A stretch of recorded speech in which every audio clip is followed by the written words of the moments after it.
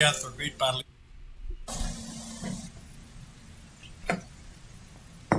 This requires that the state have proved one of the following.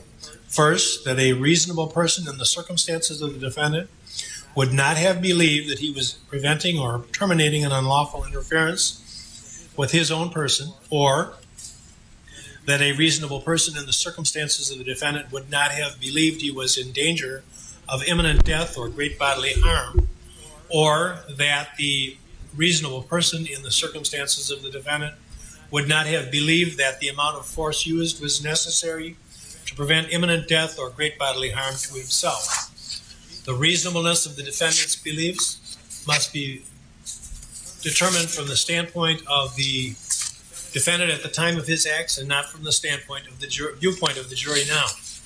The standard is what a person of ordinary intelligence and prudence would have believed in the position of the defendant under the circumstances existing at the time of the alleged offense.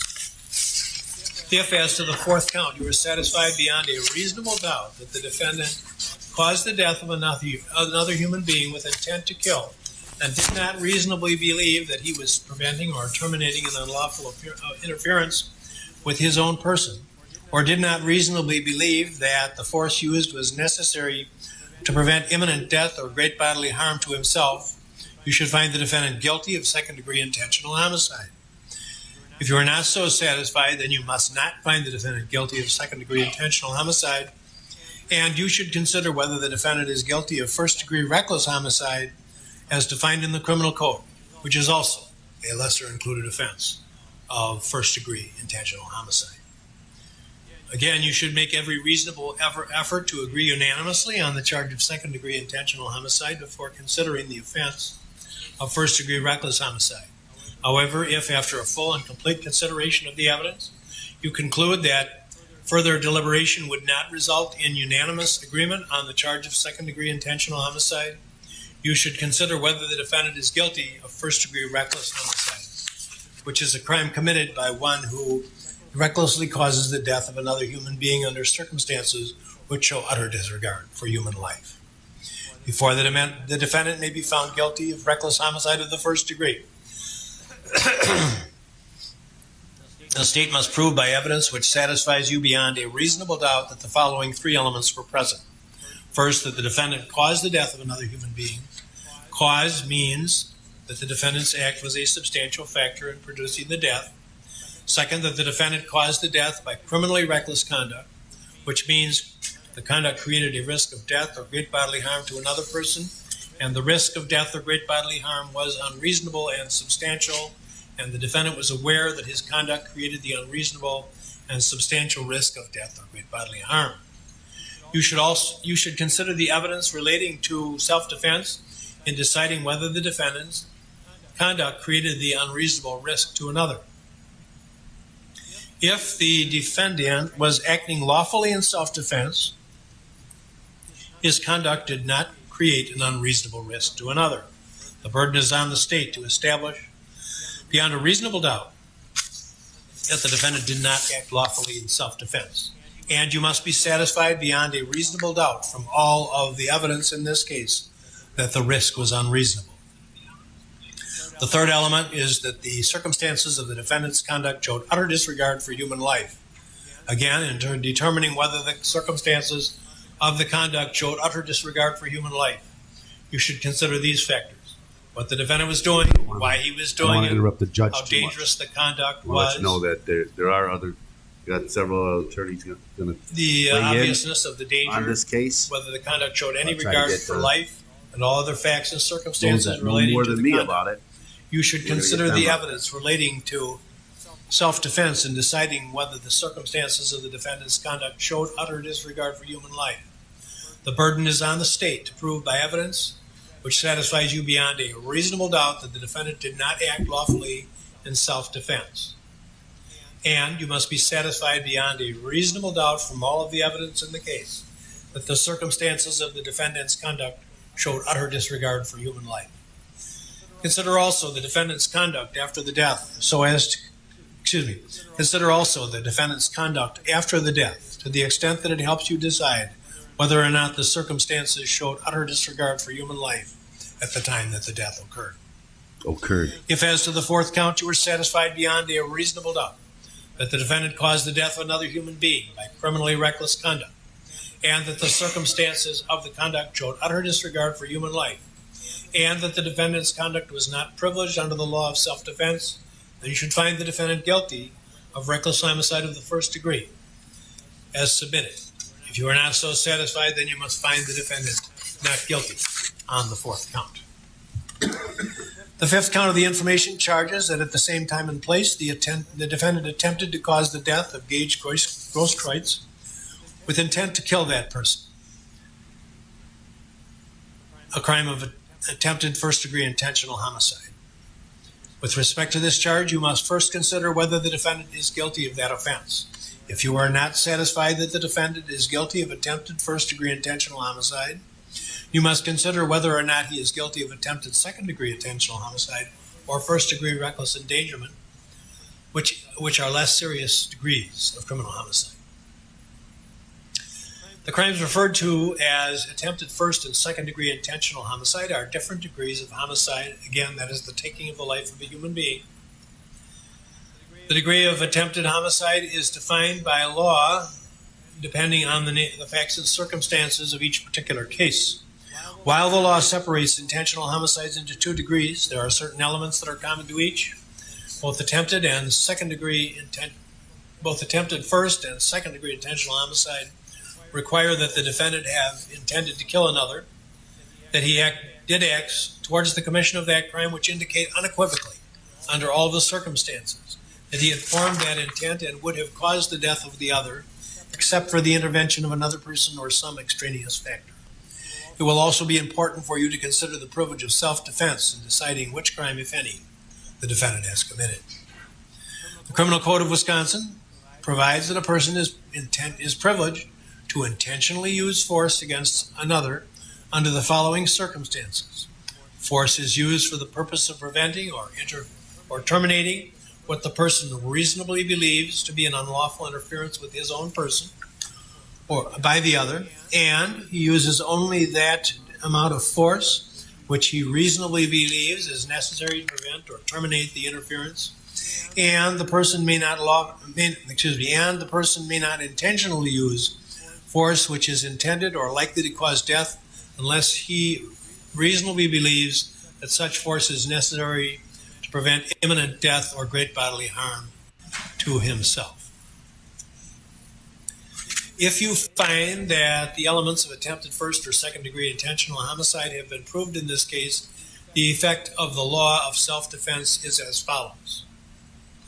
The defendant is not guilty of either attempted first or second-degree intentional homicide if he reasonably believed that he was preventing or terminating an unlawful interference with his own person, and he reasonably believed the force used was necessary to prevent death or great bodily harm to himself.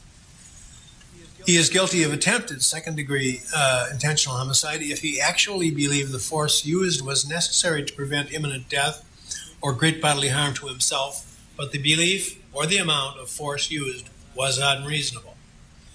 The defendant is guilty of attempted first-degree intentional homicide if the defendant did not actually believe the force used was necessary to prevent imminent death or great bodily harm to him.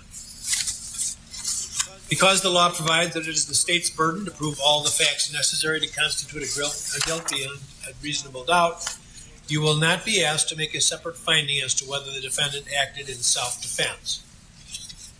Instead, you will be asked to determine whether the state has proved the necessary facts to justify a finding of guilty for attempted first or second-degree intentional homicide.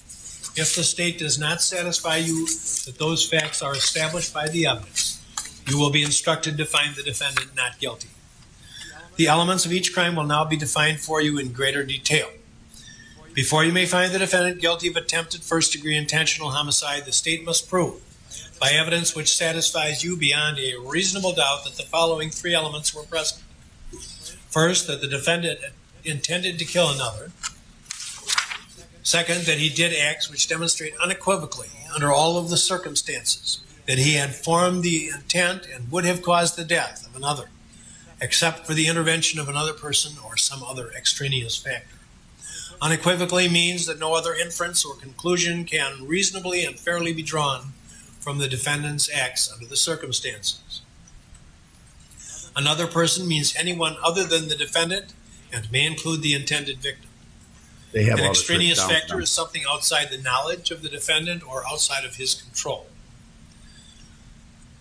Hey, The third element is that the defendant did not actually believe that the force used was necessary to prevent imminent death or great bodily harm to himself.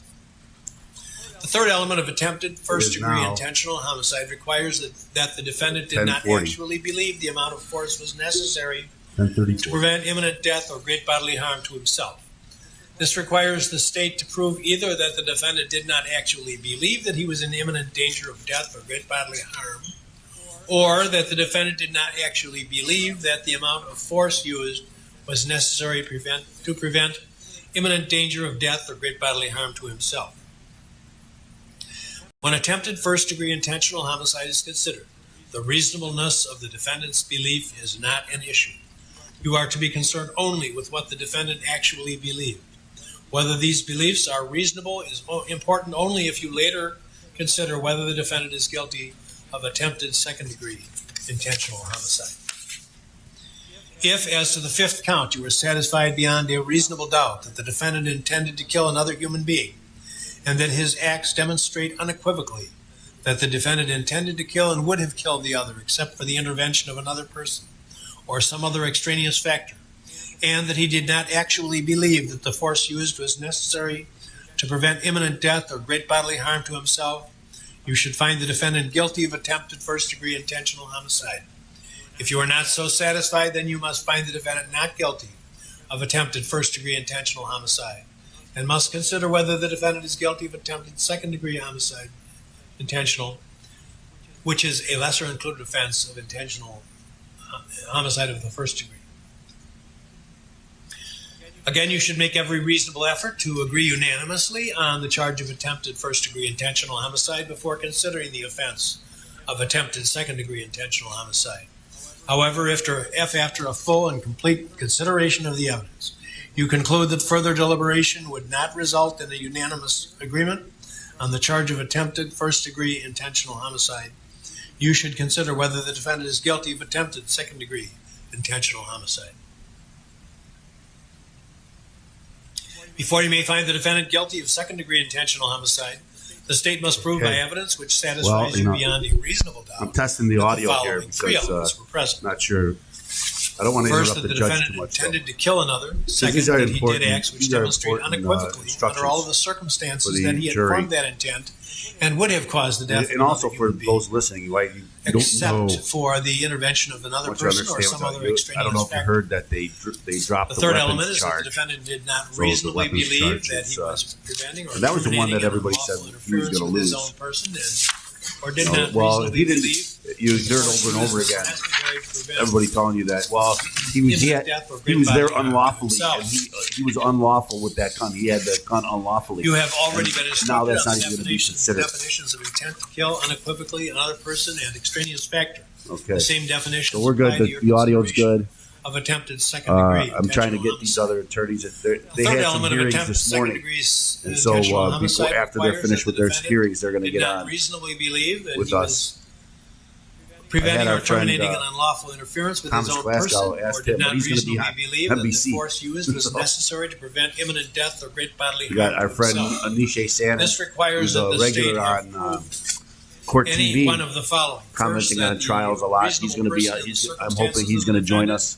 I would have not a have commitment that he believed is. that he was preventing And or terminating our friend an Milan unlawful Filipovic, interference with his own person, the criminal or defense that a attorney, reasonable person in going the to have him on here circumstances too, of the talking defendant about this. would not have believed that he was So, in danger of imminent death or great bodily We're good. or that a reasonable person in the circumstances of the defendant would not have believed that the amount of force Yeah, used I was agree. necessary to prevent Up to imminent that. death I think I'll turn it on when I start talking because I can adjust The that separately. reasonableness of the defendant's belief must be determined from the standpoint of the defendant at the time of his acts, and Yeah. not from the viewpoint of the jury now. See, I can reduce the Standard is judge. what a person of Is that- ordinary intelligence and prudence would have believed in the position of the defendant So, under the Is circumstances he, I think existing my friend Nisha's at the on. time of the alleged conduct. If as to the fifth count you are satisfied beyond a reasonable doubt that the defendant intended to kill, and that the defendant's acts demonstrated unequivocally that the defendant intended to kill and would have killed another, except for the intervention of another person or some other extraneous factor, and that the defendant did not reasonably believe that he was preventing or terminating an unlawful interference with his own person, or did not reasonably believe that the force used was necessary to prevent imminent death or great bodily harm to himself, you should find the defendant guilty of attempted second-degree intentional homicide. If you are not so satisfied beyond a reasonable doubt.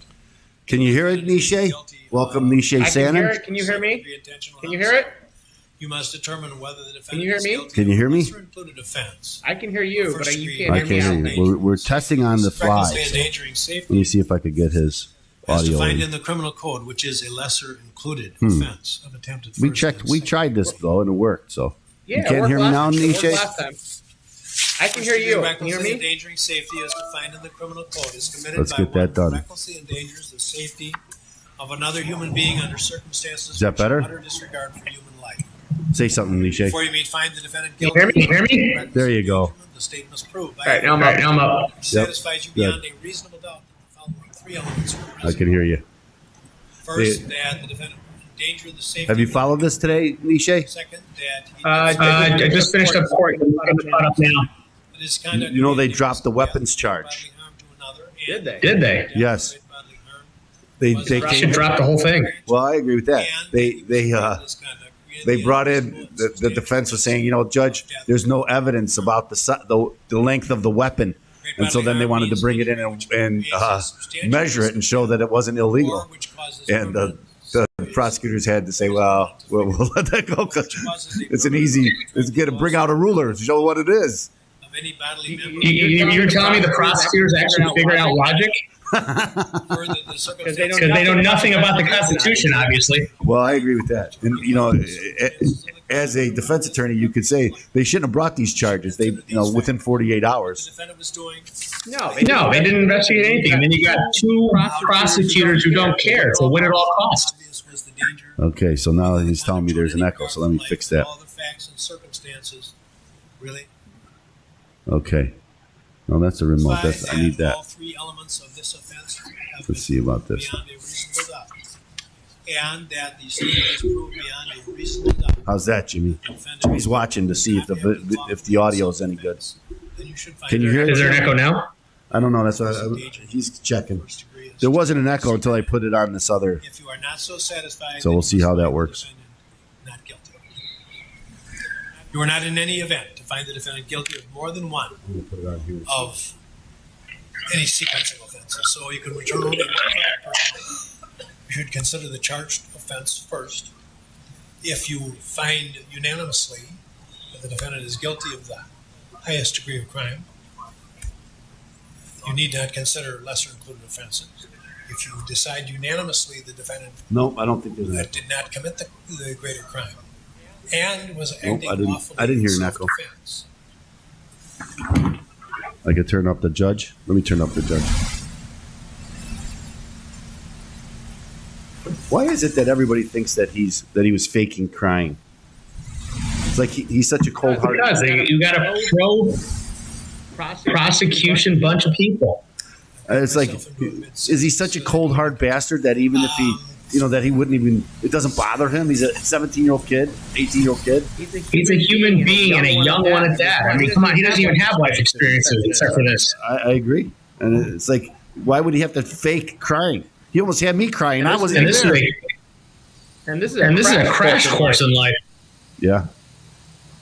I mean, how many 17 or 18-year-olds go out to face murder charges to do something that the Kenosha Police Department wouldn't? Yeah. Of course, that's the whole beef with the left is that, you know, we should just stand down and let the police take care of it. And when they decide not to take care of it, you know, who's the victims?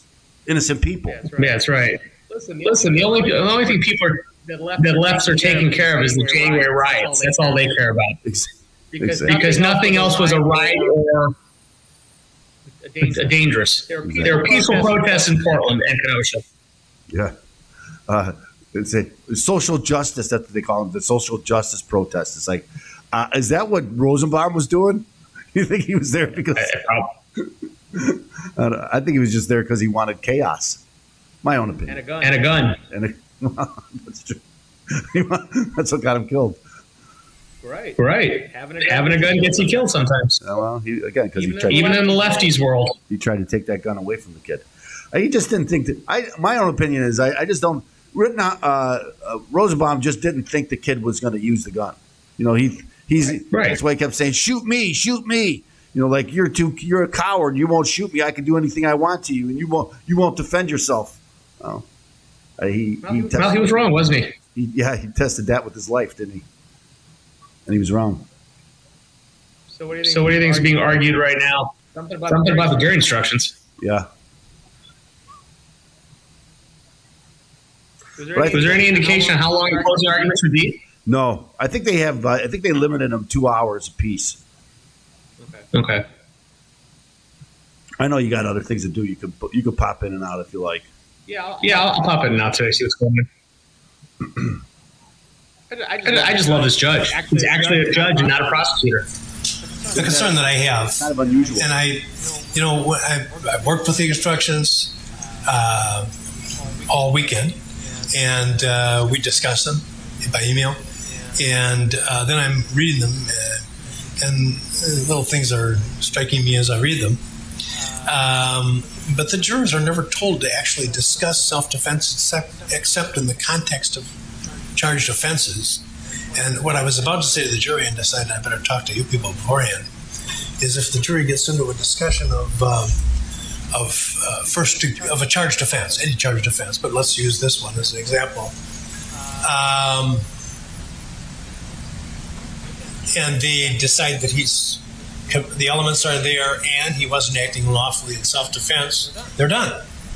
They never discuss the lessers. What? Was or was not acting lawfully in self-defense? Well, let's say if they decide the elements are there, but he was not acting lawfully in self-defense, they're done. Then they find him guilty of the charged crime. What if they discuss count 1 or count 5, I should say, and decide that the elements are there, but they all decide it was privileged under the law of self-defense? They're not. Is there anywhere that they're being told? Are they being told you're done?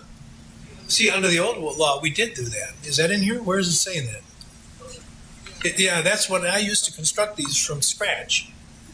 And I would tell the jury, which I was just doing now, that once you have exhausted this, you're done. As opposed to having them needlessly go through these lessers if they've already concluded that. And this is a case where this could happen. I'm not saying it should or would. I'm saying it could, that they would decide, well, the elements are there, and then they make a decision. And if all of them say, well, they all vote not guilty on the basis of valid self-defense, then they really should not be considering any lesser offense, lesser included. Am I wrong about that? So if they find perfect self-defense on the charged count, Yeah. they should be told. That's it.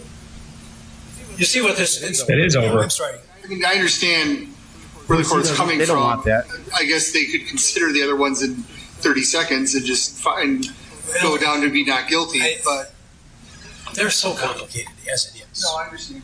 I feel Again, a prosecutor wants his extra 30 seconds to consider something that would be unlawful after they find self-defense. See what Steve, this never ends in this group of prosecutors. Yeah, is telling them that kind of. It's self-defense, but we still want to put him in prison.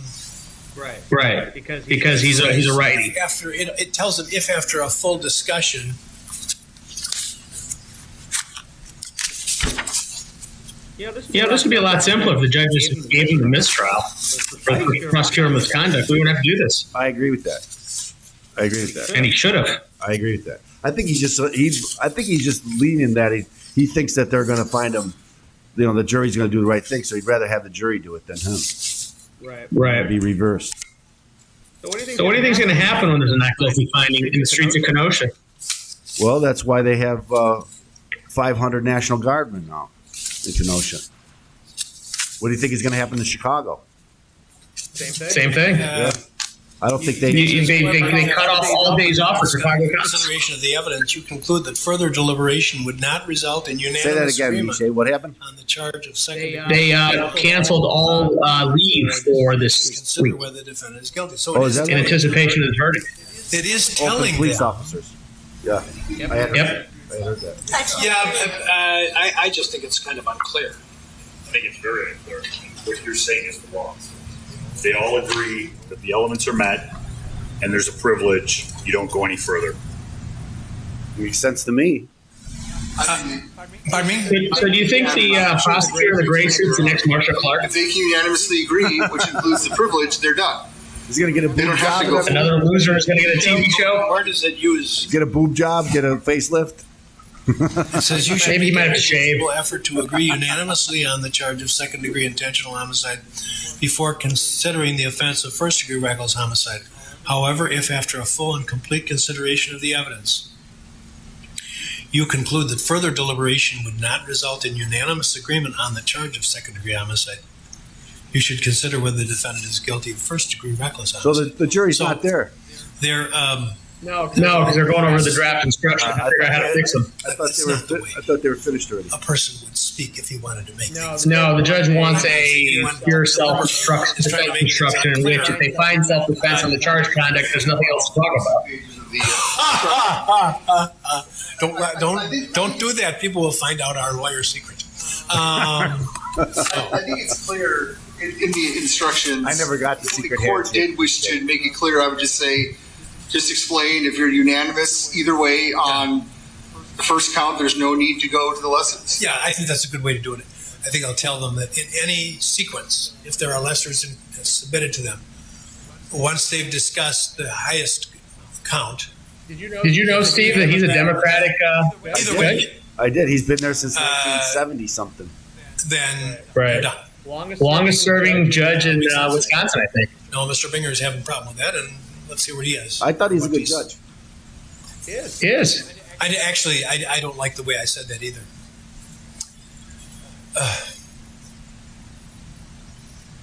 It doesn't matter. They'll make him out to be a heathen.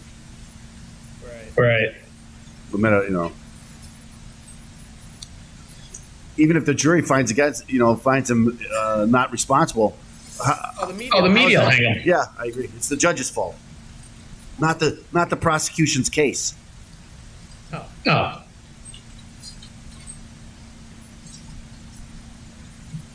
Prosecutors don't do anything wrong.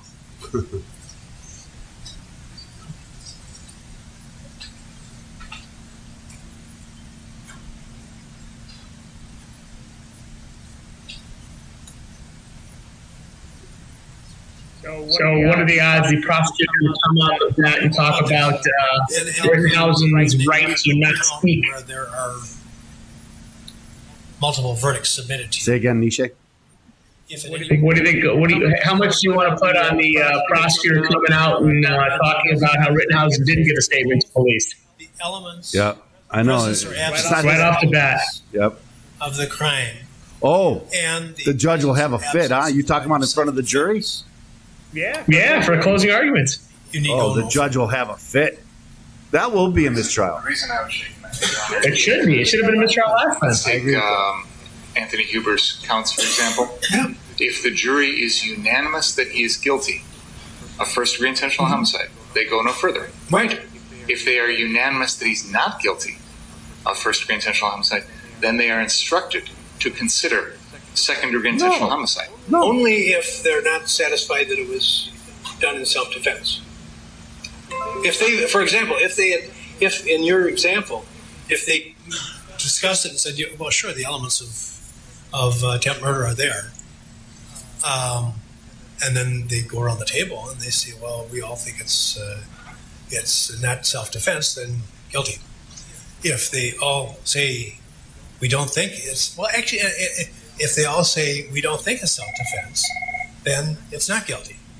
And what the jury is being told is if you can't agree unanimously, then consider these lessers. But I don't think it's so clear as it should be. It says if you are not so satisfied. I know it. Well, that's at the very end.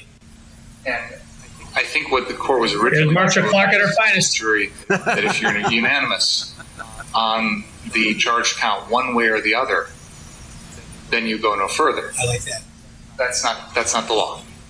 That's not If the law. you're unanimous on, So, for example, with no, if you're unanimous on the legal question, intentional, well, you're right, because it could be an elements issue.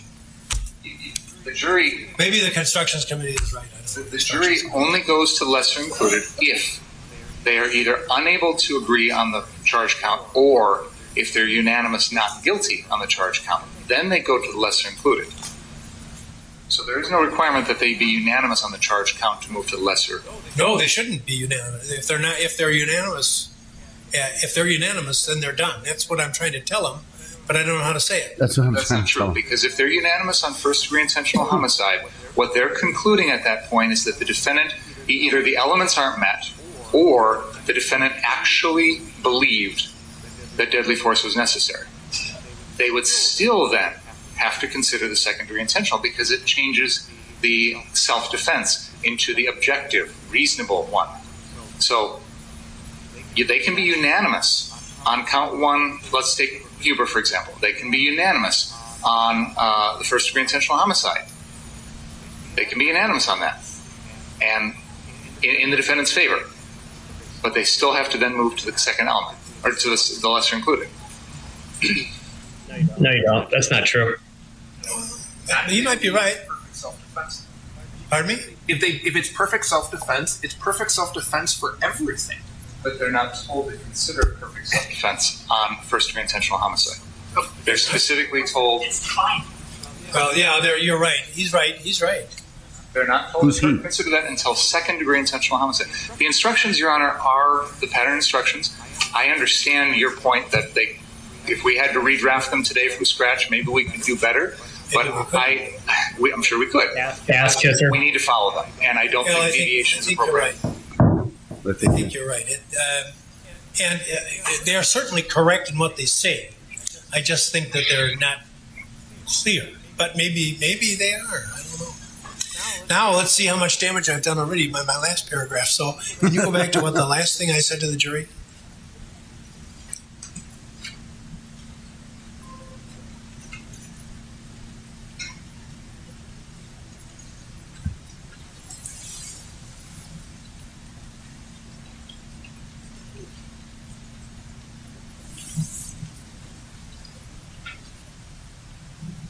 come on.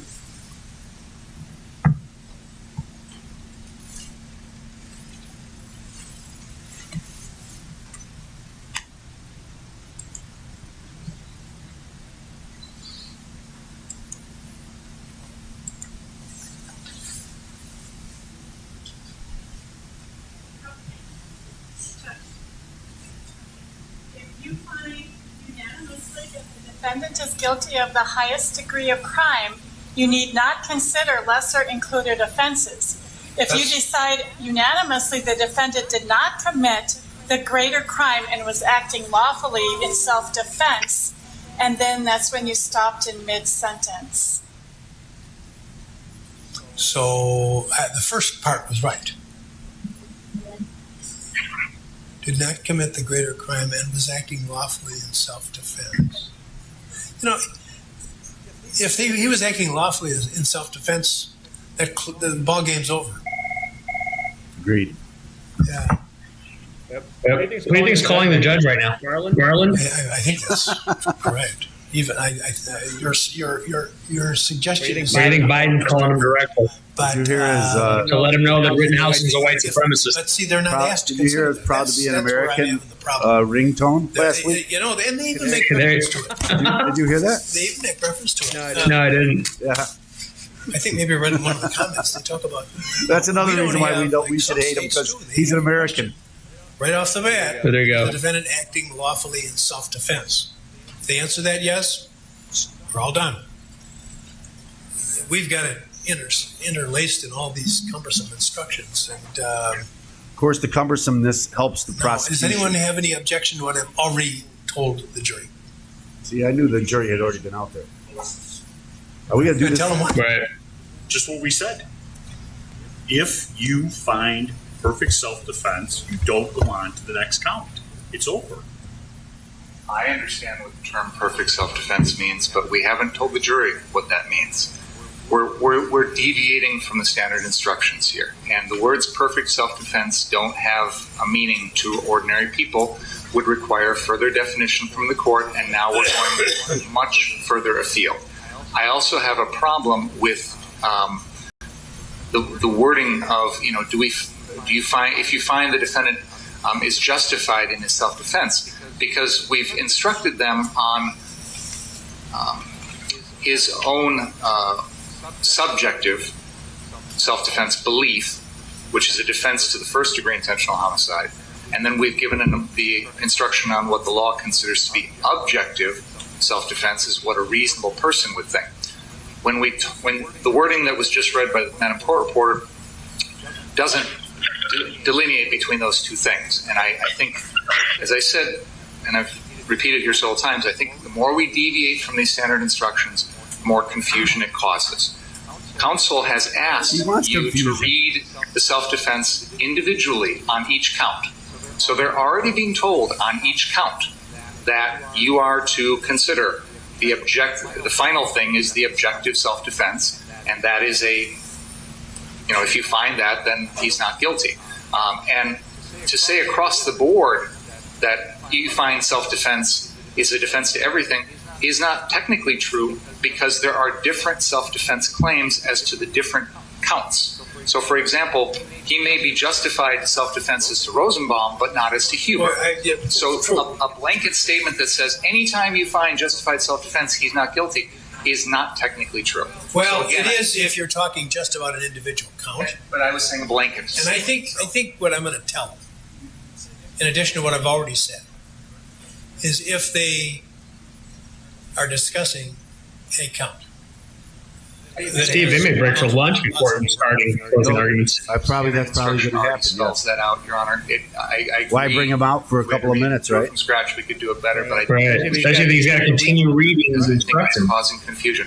What the Madam Court Reporter just read back, for example, could be construed as saying anytime. And Marsha Clark's going to probably need to refresh himself after this argument. Self-defense, he walks on all 5 counts. My new name for him. That's not what I intend to tell them at all. I know you don't intend to tell that, but what's already been said gives that implication. And again, I just worry that the more we deviate from these standard instructions, the more we get into these issues. I think we should stick with what you drafted, which has been sent to the parties. We've all agreed on them, and I am leery of If they've all agreed on them, what are they arguing about? Language that hasn't been cleared by the The parties. judge didn't like what he had in the draft instructions It was the judge? because he was concerned about telling them what to do if they do find I see.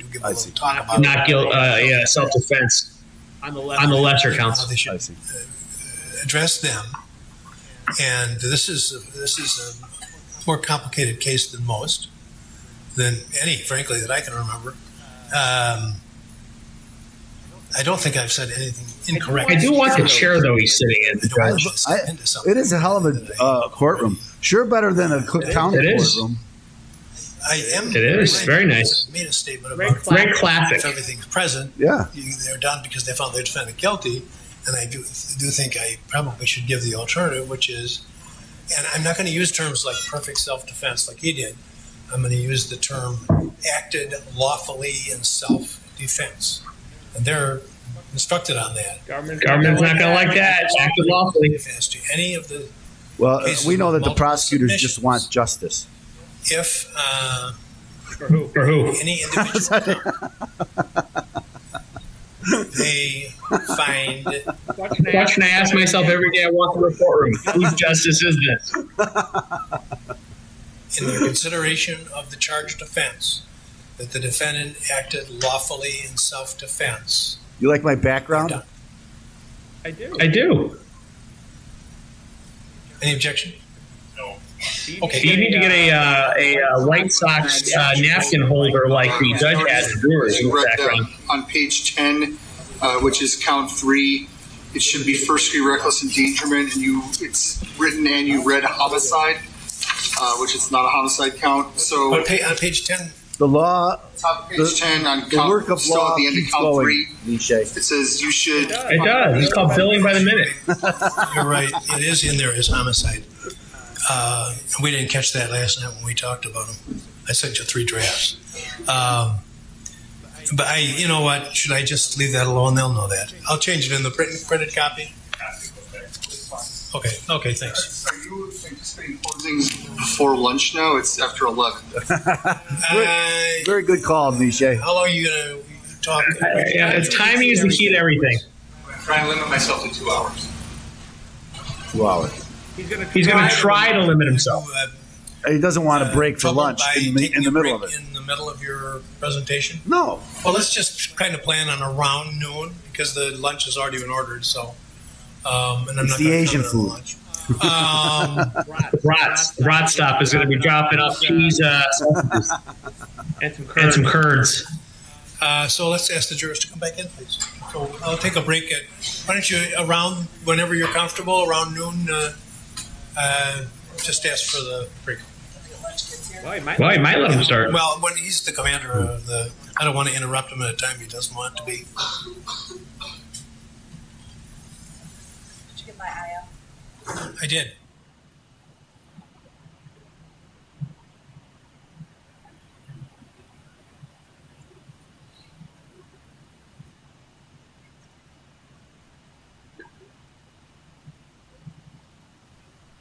So when do you predict a verdict?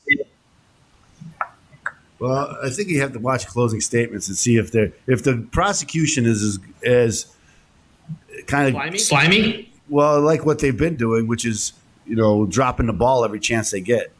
Then I think it'll be quick, right?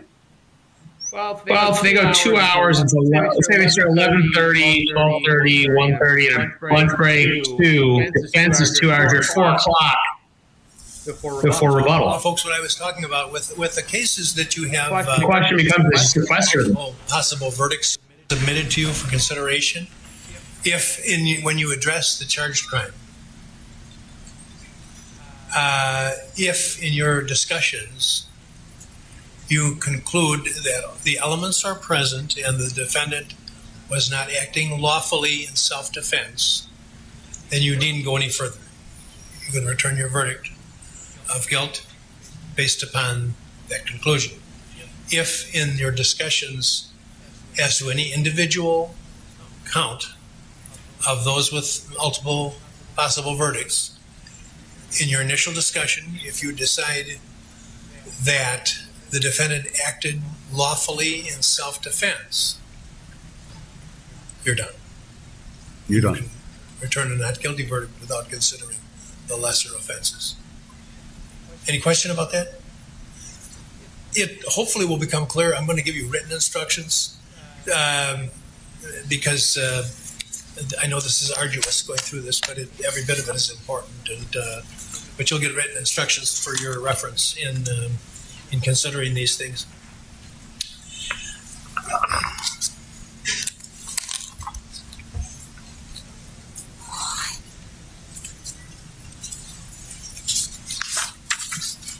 Counts 1 through 5, that's all the counts now. Each contain the guilty verdicts of any submitted offense contain a question based upon the allegation of the information that the defendant committed the crime while using a dangerous weapon. If you find the defendant guilty on any of the counts, you must answer the following question. Did the defendant commit the crime while using a dangerous weapon? Dangerous weapon means any firearm, whether loaded or unloaded. A firearm is a weapon which acts by the force of gunpowder. Before you may answer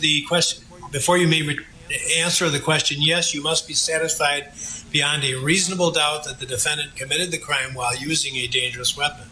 If you are not so satisfied, then the question must be answered no. In reaching your evidence, examine the evidence. In reaching your verdict, examine the evidence with the utmost care and caution. Act with judgment, reason, and prudence. The defendant is not required to prove his innocence.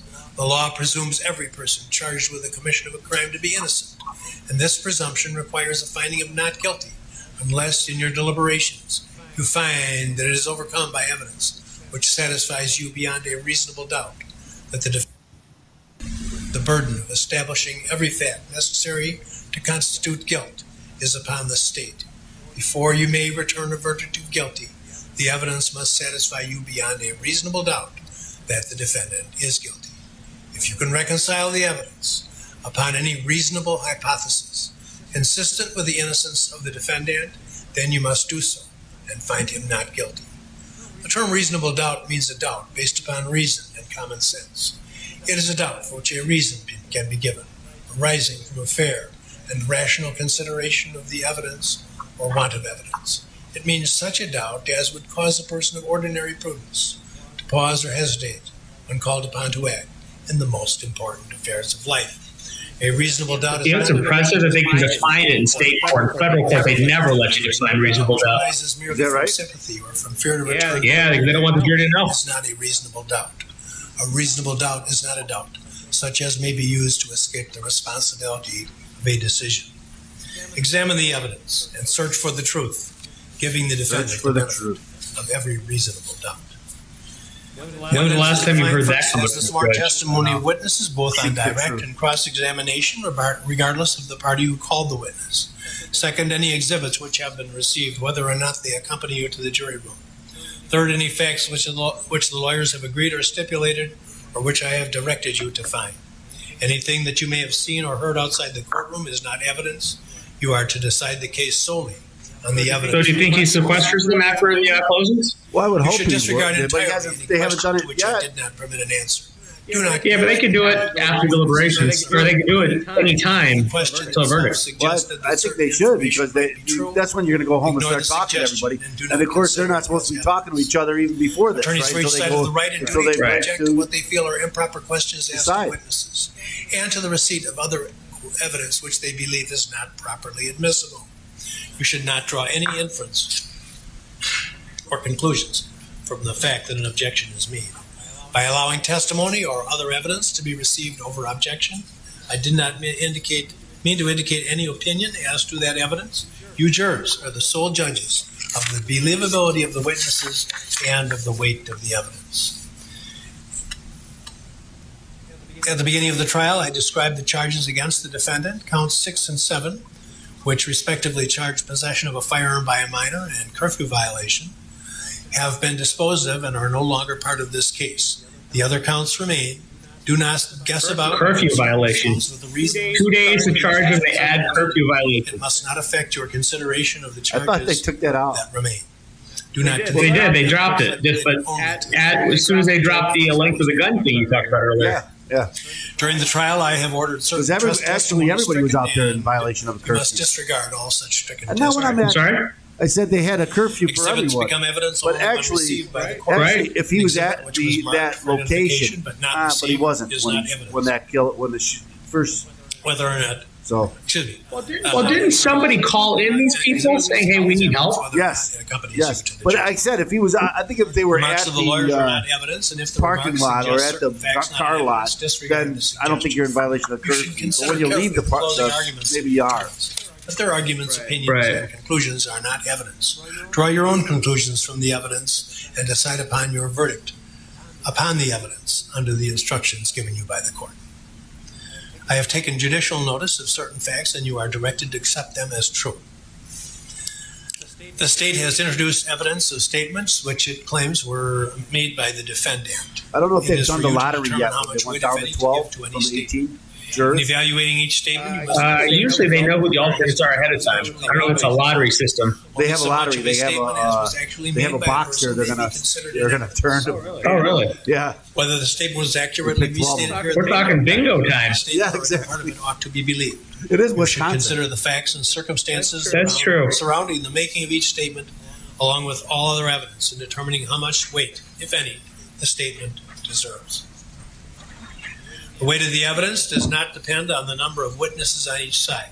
You may find that the testimony of one witness is entitled to greater weight than that of another witness, and you may give it such weight in considering your verdicts.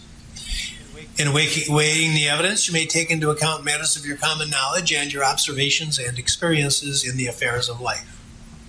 Ordinarily, witnesses may testify only about facts. However, witnesses with specialized knowledge in particular fields, I can see you, but you got a lot of haze behind you. in determining the weight that you give to these opinions, you should consider the qualifications and the credibility of the expert, the facts upon which the opinions That's the are green based, screen. and the reasons given for the opinion. Opinion evidence was Gotta have the received right to help light. you reach a conclusion. However, you are not bound by any witness's opinion.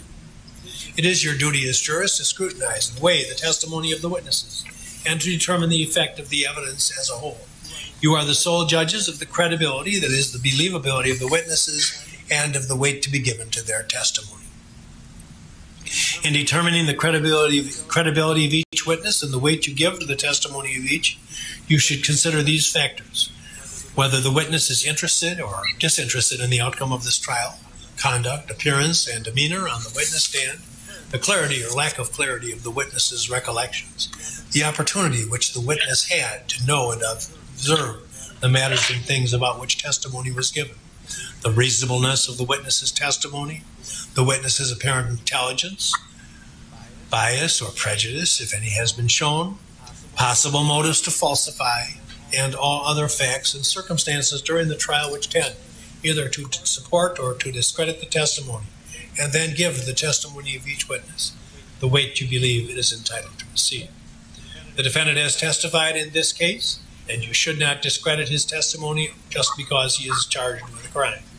Use the same factors to determine the credibility and weight of the defendant's testimony that you use to evaluate the testimony of other witnesses.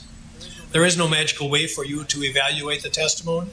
Instead, you should use your common sense and your experience. In your everyday lives, you determine for yourselves the reliability of statements made to you by others. Hey, Nisha, what's And you your should do the position same on here. putting him on the stand? Evidence has been received that two of the witnesses in this trial. I mean, I think there was the prosecutors did enough damage themselves. They may not have, but I think he hit the home run when he did. Faithfulness, it must He not did a be hell of a used job, I agree. for any other purpose. Yeah, I mean, he held himself well on the stand. He answered the questions, didn't get angry with anybody. Or not. You want to go Even keeled all the time. I mean, for an 18-year-old, very impressive. We're going to hear the closing arguments of the attorneys Very now, dangerous to put him on, but I thought he did a great job. Right. We follow the classical debate format in the court. That is that the proponent of a proposition is entitled to give the first and the last argument. So Mr. Binger will address you first on behalf of the state, then Mr. Richards for the defense, and then after his remarks, one of the attorneys for the state will be addressing you on behalf of the state in rebuttal. Remember, Steve, if the glove don't fit, stated by Mr. Richards during his you presentation. must have quit. The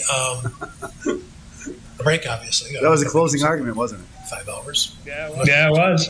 And remember, Marshall Clark was involved in that trial, too. And, so we'll break. I asked Mr. Binger while you were out of the room if he was comfortable. Mr. Binger, the constitutional expert. He was. So at a time he thinks is appropriate, around noon, we'll take our lunch break and then pick up this afternoon. And then after all of the arguments have been presented, I'll give you about 3 or 4 more minutes of instruction, and then we'll do our striking with the tumbler over there, and it'll be yours. The tumbler. When's the last time you've seen a tumbler in a courtroom? Which one do you want? The sister's point of view. I guess they answered my question. We'll take a vote right now. Let's take a vote. Supposing the case arguments are finished at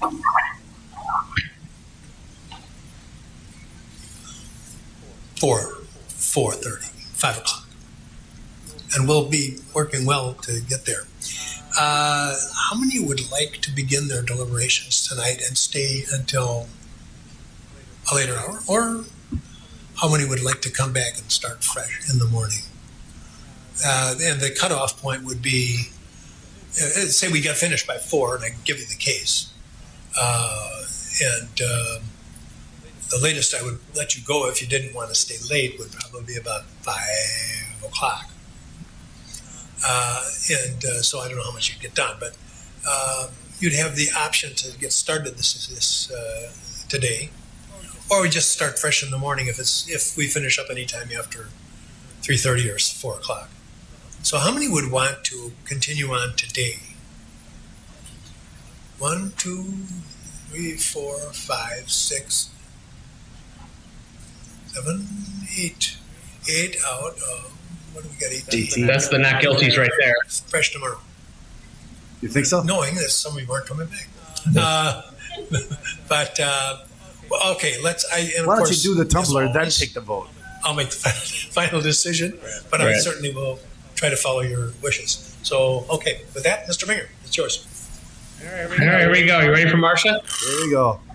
Good morning, ladies and gentlemen. I want to assure you that everything that the judge just read to you, you'll get a copy out, so you'll have a chance to look it over yourself. You don't have to memorize everything he just told you. I think it's no surprise that this is a case that there's a lot of noise and a lot of static surrounding it. So what I'd like to do at the beginning is crystallize it in a nutshell for you and keep it as simple as possible. This is a case in which a 17-year-old teenager killed 2 unarmed men and severely wounded a third person with an AR-15 that did not belong to him. This isn't a situation where he was protecting his home or his family. He killed people after traveling here from Antioch, Illinois, and staying out after a citywide curfew. Your Honor, I'm going to object. There's No curfew charge anymore. There's no curfew charge. Gun charge. Right. Although he claimed There's no charge, but and There's there, no charge. there has been some discussion about the lawfulness of the curfew, not in this case, but elsewhere.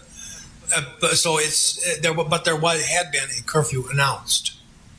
That does not mean that it was technically lawfully a legal curfew, but there had been an announced curfew. So I'll leave it at that. And it was a curfew that all the rest of us here in Kenosha were. He made it 2 minutes without Most objection. people, Without objection. most reasonable Yeah. people obeyed. Reasonable Although the people defendant obeyed it. claimed to be Reasonable protecting people a obeyed. business that Right. he wasn't familiar with, the actual killings in this case had nothing to do with that. And he also spent the entire evening lying about the fact that he was an EMT. He's a liar. None of the things Lie that about I it. just told you Is that illegal? count in this case. So when we think about the defendant, I'd like you to consider, as you think about this case, what were his true motivations were. Was this a situation where he sincerely cared about Car Source, even though he'd never heard of it, never bought anything there, never worked there, and not even its owners were out there that night protecting it? Was he genuinely interested in helping people? He ran around with an AR-15 all night and lied about being an EMT. Does that suggest to you that he genuinely is there to help? Yes. He's not there This is ridiculous. for the same purpose as the protesters. So why was he there? He's not there to say Okay, really? When you think about these things, I think there are some things that we can all agree on. In America, it's hard these days. People are polarized, and there's a lot of political issues back and forth. And the judge has made it clear this case is not about politics. There is common ground here. We have all agreed, and I asked you this 2 weeks ago today. Raise your hand if you agree life is more important than property. And all of you raised your hand. We also agree that no one Read the person last one. is more valuable than Everybody would another. agree with that. You don't get to kill someone simply because they're a drug dealer.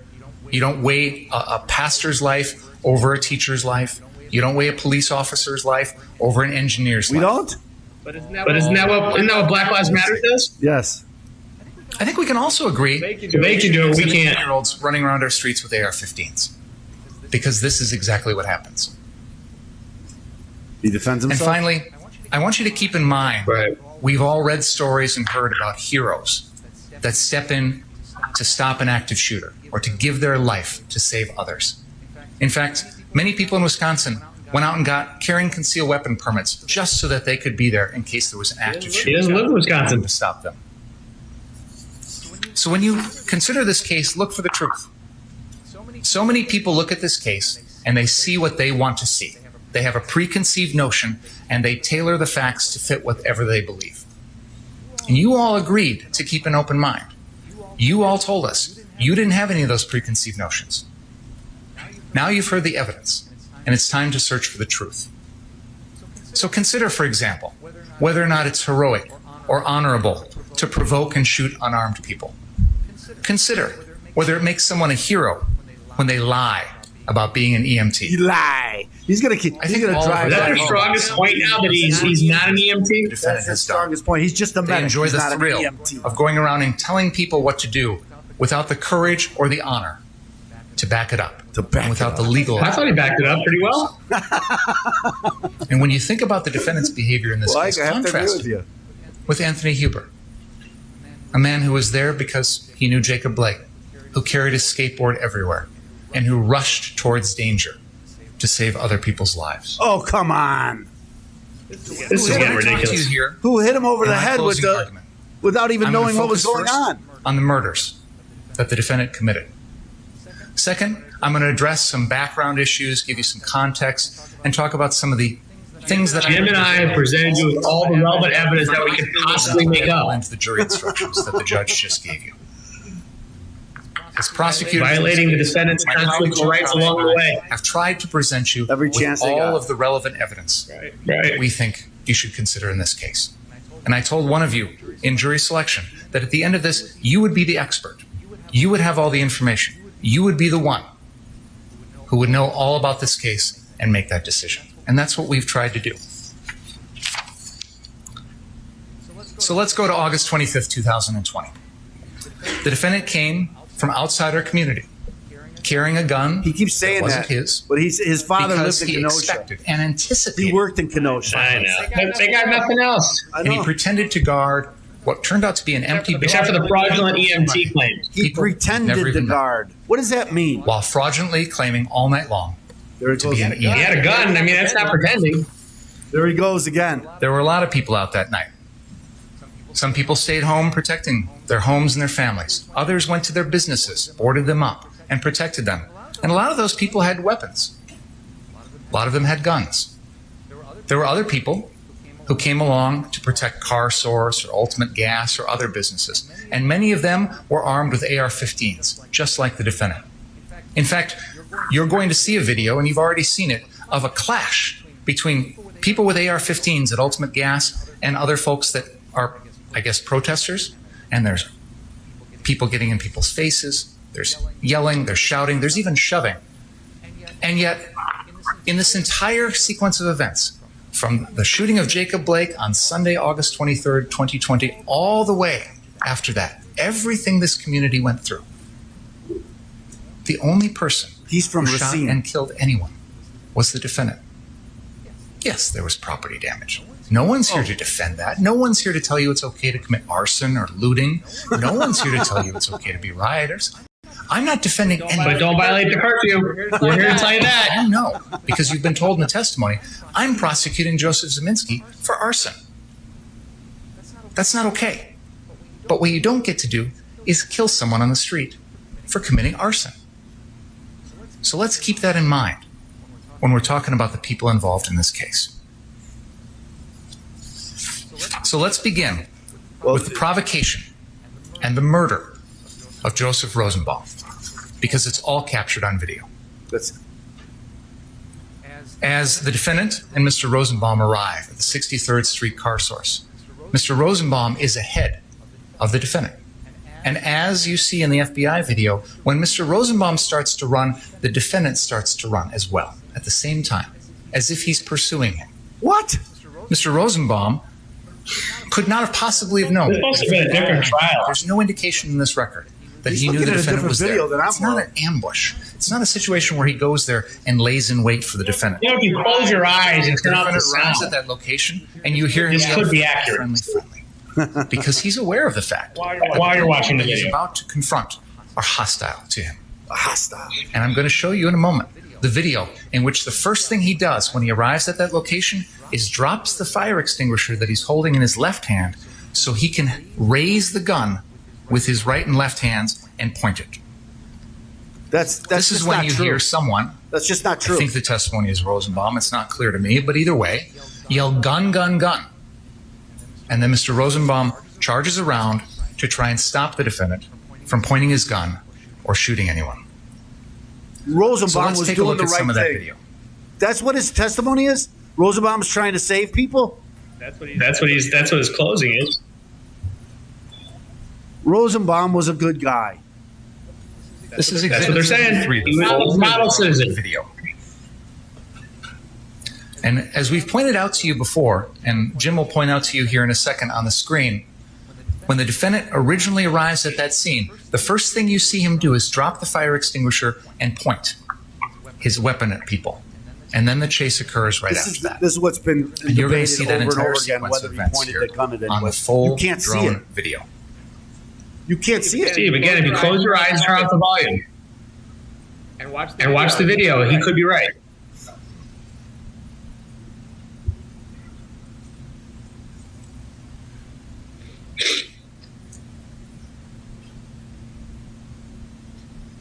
The defendant turns as he's being pursued and points the gun at Mr. Rosenbaum.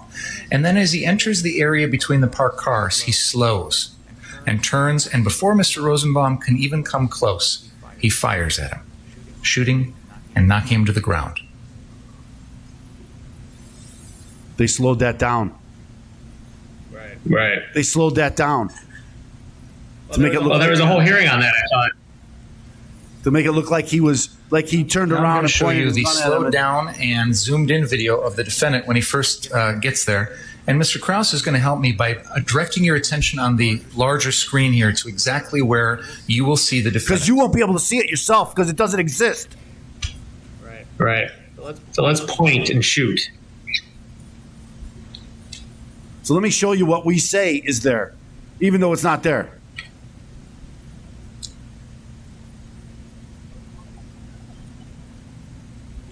I'm going to replay it a few times so you can see. I don't see nothing.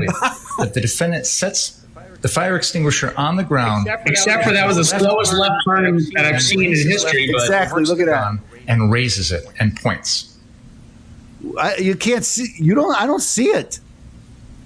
And they're not just because I don't want to you see show it. us as many times you want. I know this is. You're not helping yourself here. If this is what you got.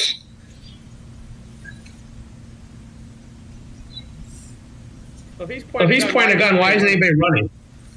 Guys, check the gun. Check the Make sure gun. it's empty. Check the gun. Make sure it's empty. I'm going to show you. Under Wisconsin law, you're not allowed to run around and point your gun at people. This is the provocation. This is what starts this incident. Nobody The defendant believes rushes that. in and immediately points the gun. Marshall Clark does. And as you'll see in a little bit, I don't think he Mr. does either. Rosenbaum doesn't BK. take kindly to people I don't think he pointing believes guns. it either. Yeah, I don't think anyone does. I think he does. That's not unusual. No one wants to have the gun pointed at them, and no one wants to watch anyone else do this to someone else. Steve, no one wants a gun pointed at them. We have the Remember gun. that. It is Especially during a violation of curfew. 28. Here he is. Here's the gun. I'm having the detectives check it to make sure that it is safe. Because it's dangerous. It is dangerous. I give it.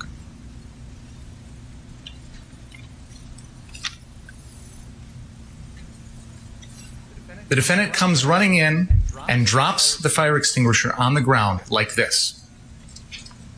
And then raises his left hand to the gun and points. This is what we see in the video.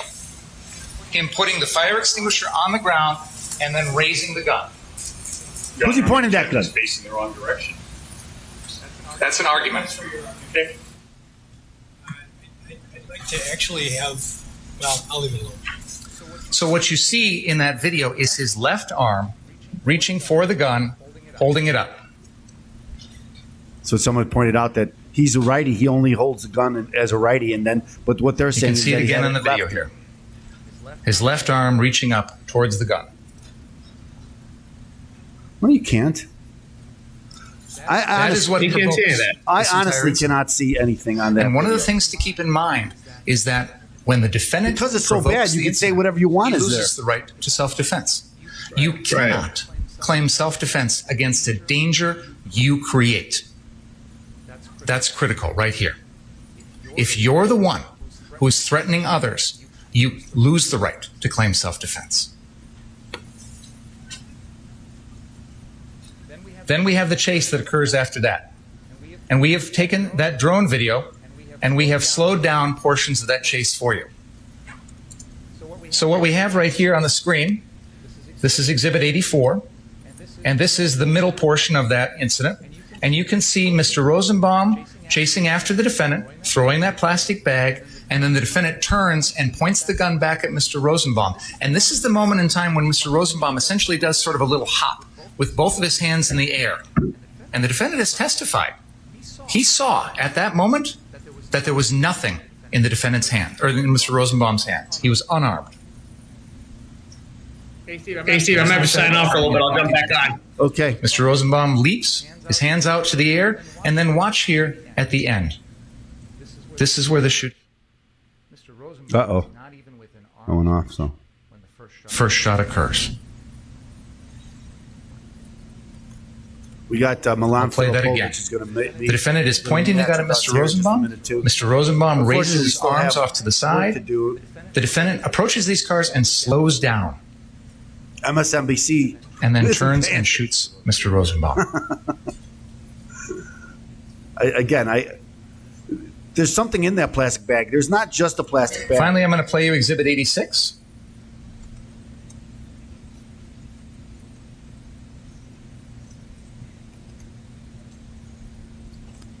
This shows you the final part of that, zoomed in and slowed down. Here's the defendant running in between those parked cars, slowing down, and you can see just how close, or rather how far away, Mr. Rosenbaum was when the defendant shot him. How close? How far away? Was he close or far away? You can see from this video that Mr. Rosenbaum is not even within arm's reach of the defendant when the first shot goes off. Do I have to wait till he takes the gun away from me? The defendant fires 4 shots in quick succession. And I'll come back to this in a moment, but you'll note during this entire sequence, it's the defendant who chooses where to go. He's the one who decides to run where he runs. And he slows down right as he gets to these parked cars. Does he got nowhere to go? That's what allows Rosenbaum to get closer. We've seen this on the aerial footage from the FBI, and I want you to see that perspective as well.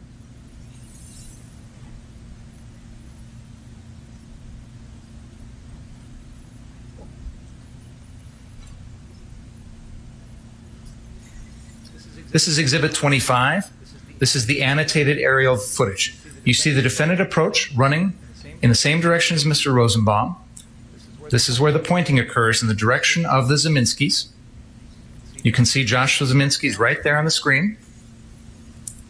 You mean the arsonist? I'm going to put the cursor over where the Zeminskis are. They're right in there. He's got a gun in his hand, and he fires a weapon.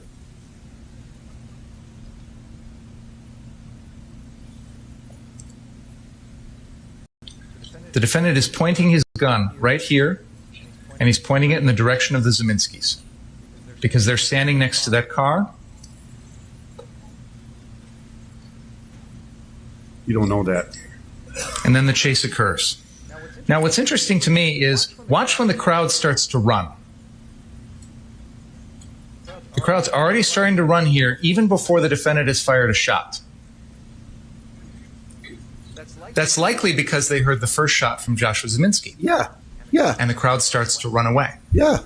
The defendant has testified that that shot from Mr. Zeminski had nothing to do with his decision to kill Joseph Rosenbaum. And I'll come back to that in a second. Finally, I'm going to show you this incident from the perspective of Drew Hernandez, because he is behind all of this, and then he comes upon Mr. Rosenbaum's body.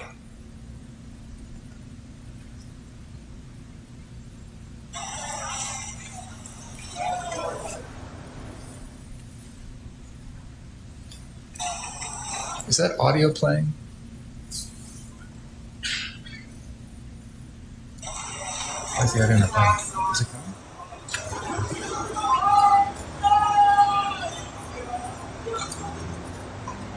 Why you're not hearing audio? Brian around? He's not. All right. Can you text Brian, please? At any rate, for this purpose,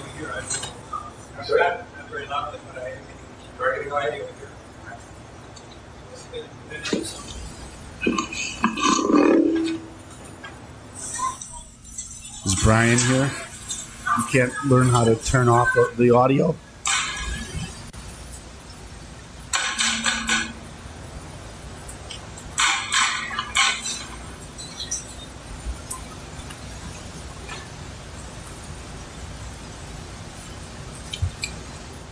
at this point, the defendant has Shot and killed Joseph Rosenbaum, and Mr. Rosenbaum is laying face down. That's where he falls. Richie McGinnis actually rolls him over after trying to stem the bleeding here. You can see in the foreground that plastic bag that Mr. Rosenbaum threw on the ground. I don't think there's any dispute. There was nothing harmful in that bag. It was a clear bag containing some clear items. Objection. Then you can make that dispute in your argument. Its argument, and you'll be allowed to respond. You don't know what's in that bag. You can see in this video the crowd is attempting to save Mr. Rosenbaum's life.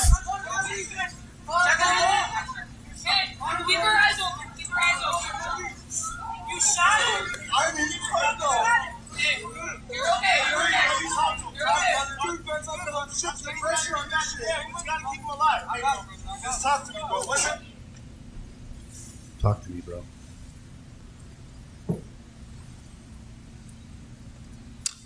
So, we have shown you the defendant murdering Joseph Rosenbaum from 3 different angles. The drone footage, Drew Hernandez, and also the FBI video. The defendant admitted that during this entire incident, he knew that Joseph Rosenbaum was unarmed.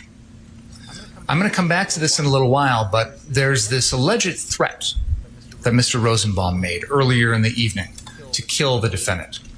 I will debunk that. That did not happen. It is the one fact in this case the defendant wants you to believe that there's no video of. And in fact, I have the video of the entire incident. I've played it for you, and I'll show it to you again. There's no threat. There's also no evidence that Mr. Rosenbaum ever wanted the defendant's gun. He never said, "I'm going to take your gun." He never said, "I want your gun." There's no indication of that. Dr. Kelly has testified that the first shot that the defendant fired at Joseph Rosenbaum hit the victim in the right pelvis, fracturing it. Mr. Rosenbaum was incapacitated at that point. He is, whatever threat he might have posed, it's over. There is no further threat. He is falling to the ground, and the defendant doesn't stop after that first shot. He tracks Mr. Rosenbaum's body all the way down, firing 3 more shots. A second shot, which goes through Mr. Rosenbaum's hand, and then a third and fourth shot, one that grazes the right scalp and one that goes right into Mr. Rosenbaum's back. And that is the kill shot. That is the one that took Mr. Rosenbaum's life. I don't know if he knows. I didn't see that testimony. There is no evidence that Mr. Rosenbaum was reaching for the defendant's gun. And after that first shot, there's no way Mr. Rosenbaum could have taken that gun even if he wanted to. He is already falling to the ground. He is helpless. He is vulnerable. And as I said, the kill shot is the one to the back. This is that wound. Dr. Kelly testified that the angle of this shot was from the left shoulder towards the center of the back, and the bullet continued on down towards the right lower back area, tearing through bodily organs and killing Mr. Rosenbaum. Here's a picture of the wound to the hand. There's been a lot of testimony about this wound. This is one in which the evidence suggests that Mr. Rosenbaum's hand was most likely turned in this position, palms outward with his thumb to the ground, when the wound, the bullet, goes through the area in between his middle finger and his ring finger and penetrates the lower knuckle of the middle finger and the index finger before exiting. Dr. Kelly testified there's soot in that area, suggesting that the hand was close to the end of the defendant's barrel of the AR-15 at the time of that shot. The defense wants you to believe it's there because Mr. Rosenbaum is deliberately reaching for the gun. Well, that doesn't make any sense. First of all, this occurs after Mr. Rosenbaum has been shot in the hip and has got a fractured in like a pelvis. second. He is falling. He is not able to walk. He's probably not even able to control much of his movements at this point. When you're reaching for that gun, this is not the way you're going to do it. This is not going to be effective. I submit to you, ladies and gentlemen, to the extent Mr. Rosenbaum's hand ever got close to the end of the defendant's gun, it was completely inadvertent, not at all intentional. That's not what I saw. Now, we've heard a lot about the Zeminskis in this case, and I just want to carve them out of this case right now because it's a red herring. It has nothing to do with any of this.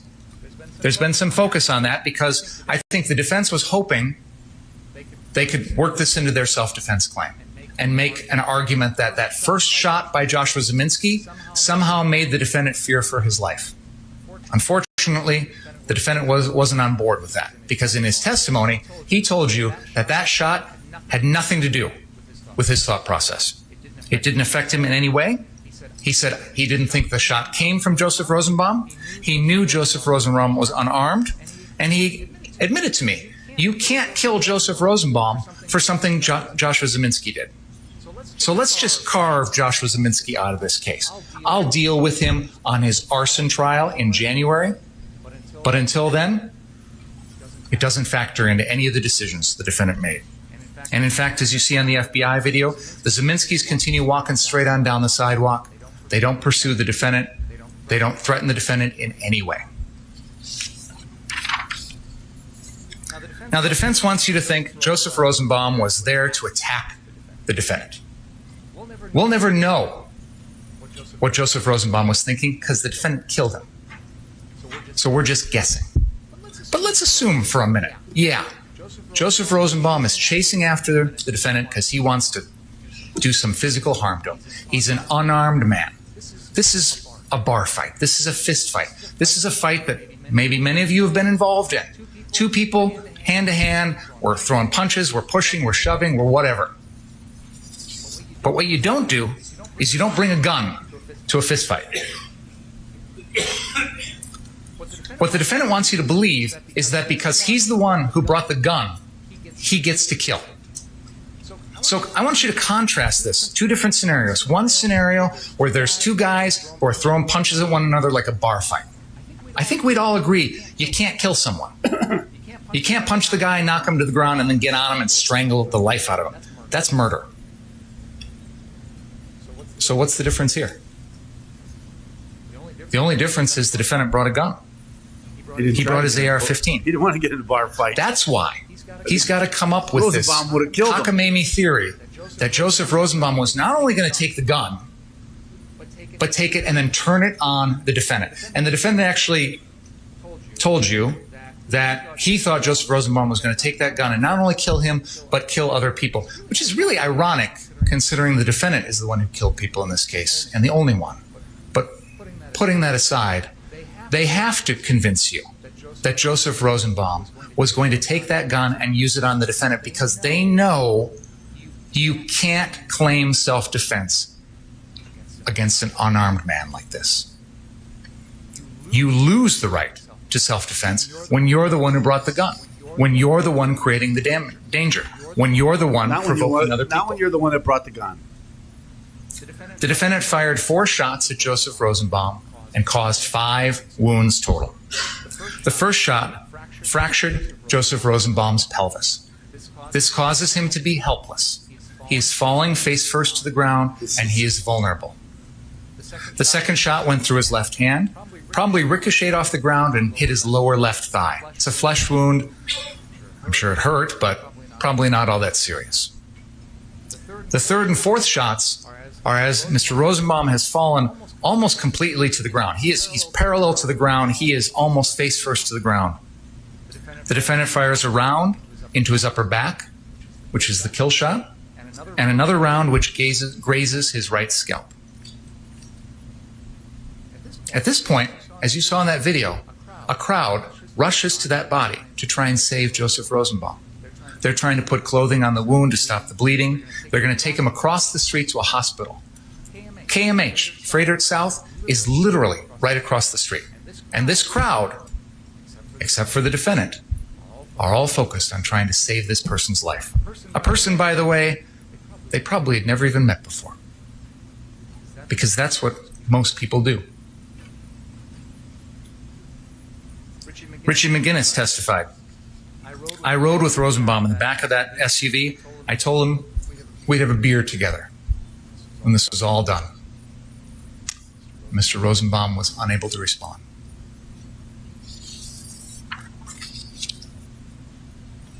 The defendant decided to pull the trigger on his AR-15 4 times. That was his decision. And he is responsible for every bullet that comes out of that gun. He doesn't get a pass by pulling the trigger fast. He could have chosen to stop after the first shot, after the second shot, after the third shot, and assess whether or not there was still a need to keep firing. But he went 4 times in 0.76 seconds. The defense has made a big point of this, how fast he fired, as if that somehow excuses him. Exactly the opposite, ladies and gentlemen. He controls how quickly he pulls the trigger. He is in control of that decision-making process. No one else made him do that. You don't assess. And this is indicative of someone Never who doesn't pull a trigger care unless you're trying to about the kill consequences, doesn't care to stop and figure out, am I good? Do I need to stop? Or I'm just going to keep on going. And as I said, he tracks the body all the way to the ground with those second, third, and fourth seconds. shots. The only way that you could possibly justify the murder of Joseph Rosenbaum is if you believe that Joseph Rosenbaum was actually reaching for the defendant's gun, and that a reasonable person in the defendant's position with that AR-15 strapped tightly to his chest would think that Joseph Rosenbaum was even capable of taking that gun away as he's falling to the ground with a fractured right pelvis. And then, not only all that, you'd also have to believe that Joseph Rosenbaum was going to turn that gun around and use it to kill the defendant. You have to believe all of those things to justify the murder of Joseph Rosenbaum. That's why the defense is trying so desperately hard to convince you that Joseph Rosenbaum threatened to kill the defendant, which never happened. That's why they're trying so desperately hard to convince you that Joseph Rosenbaum was reaching for that gun. Because if he's not reaching for that gun, and he's not going to use it to kill the defendant, it is not justified. There is no valid self-defense claim. One of the things the judge has instructed you is that when the defendant provokes the situation, he has to exhaust all reasonable means to avoid killing someone. Did he? He didn't have to shoot. He's the one who chose where to run. He chose to run in between those parked cars. Run away. He slows down as he gets there. The crowd's already running away. You know, the defense wants to make a point. There's a whole bunch of people over there who are doing stuff to cars, and the defendant had no escape route. The crowd's actually already running away at this point. They've heard the first gunshot from Joshua Zeminski, and they're already starting to scatter. But if you look on the video, there's a huge open space in that lot where the defendant could have circled back around, and he actually does circle back around after killing Rosenbaum, where he could have gotten away. He has to exhaust all reasonable means of escape before killing Mr. Rosenbaum. All reasonable means. Your Honor, I do have some more video I want to play. I'm having a little bit of technical problems that I'd like to work on, so I think this would be a good time to pause if that's okay. Okay, thank you. Say we're going to take a break. I'm going to have. I got the two attorneys going to join me here for lunch. We're going to discuss this. I'm going to go get some water. I'm going to leave it on though, and then so join us though. Leave it on. Misha Sanin, federal defense attorney, criminal defense attorney, and Milan Filipovich, a state criminal defense attorney. They're going to join us, and we're going to discuss this case. Lots going on. What happened here in the morning? I don't know how strong that closing argument was. It's hard since I've watched all of this evidence come in. Most of it, I've watched most of it. I can't say I watched every minute of it, but I tried, and so I have formed my own opinion about what happened here. I tend to think self-defense is the right call here. But again, you go with this. I understand. Whenever you're in a argument with an attorney, right? If I'm writing a brief and I do all my research and I put it all down and I read it and I think to myself, this is very strong. There's nothing they can do to counter this. I'm going to win this. All right. And then I read the other side. It's like, when we get to the point of So the other. So whenever you listen to somebody else's argument, it's compelling. reducing the number to 12. We're going to do the bingo. We have to decide what to do with the other 6. And the alternatives would be to just let them go about their regular business and tell them we might call them if we need them. Or we can keep them here where they can sit and watch daytime TV. I don't know. They have to obviously... There are limited channels they can watch. Yep. Probably makes sense to hold them. Like and of course, they will not be somebody gets sick. You don't want them. So, then you got to any pick from preferences? those 6. My preference is to keep them here. Keep them here. Yes. I agree with Okay, we'll do that then, and we'll have to find some way to entertain them. I agree with that. Keep them there. Make sure it doesn't involve Watching anything. some of the channels that are available on the television. We have it all. Okay. 12:45, Your Honor. So we got to take a break. I'm going to go get some water. I'm going to leave it on. Then let me redo this because if I can get these guys, these other attorneys on, we can discuss this case. Let me see if I can create another.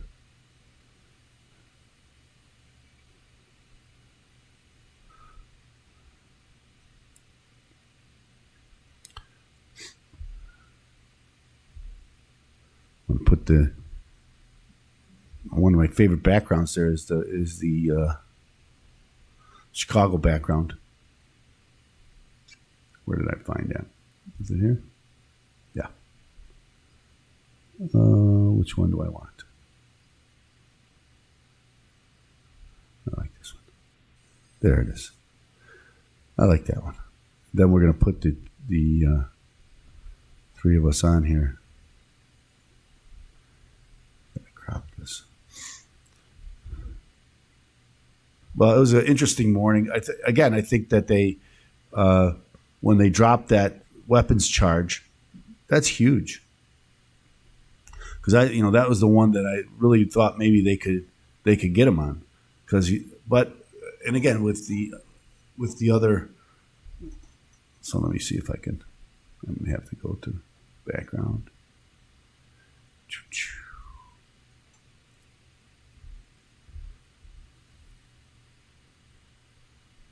I guess I'll put them on when they come on. Here I am I'll be up in the sky. Okay. There I am. Putting myself down here. Maybe I should. Down here. So I'm out the window there.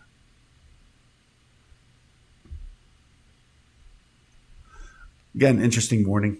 I thought it was kind of what you expect, whenever they're reading jury instructions, fairly boring, although it's very important, right? Because it depends on what instructions they have and how they understand the law, on how they're going to interpret it, and then what's the verdict for themselves. And so while it's important, it's always not the most compelling. That's why I want to have these attorneys who do this for a living. I do not do criminal defense, and so but I know as I host a lot of attorneys on interviews, and I know some great attorneys. Again, we've had Nishay Sanin on. We also had we're going to have Milan Filipovic. I've asked other attorneys to come on. Again, very hard sometimes to get the last minute to put this together, a panel together, because everybody's busy. So let's take a moment. I'm going to get us a drink of water and make a phone call because I have clients also. We'll be back.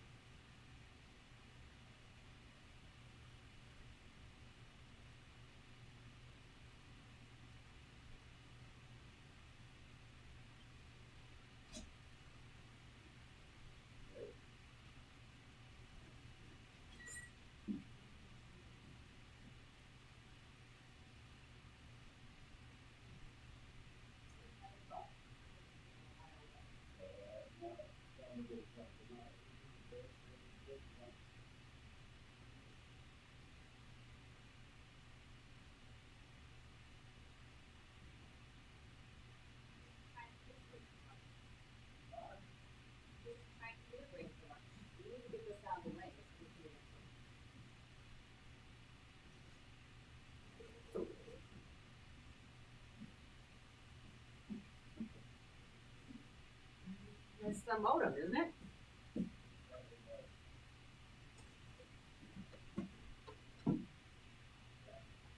Huh?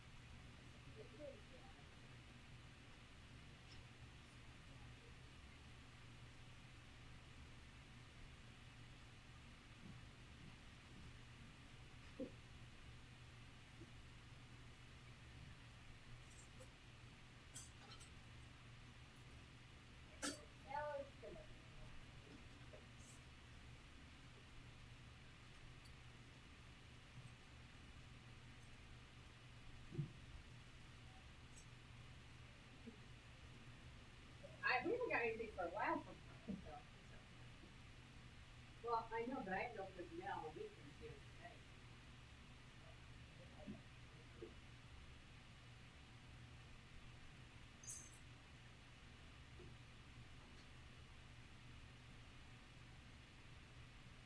We'll see. Nothing else there.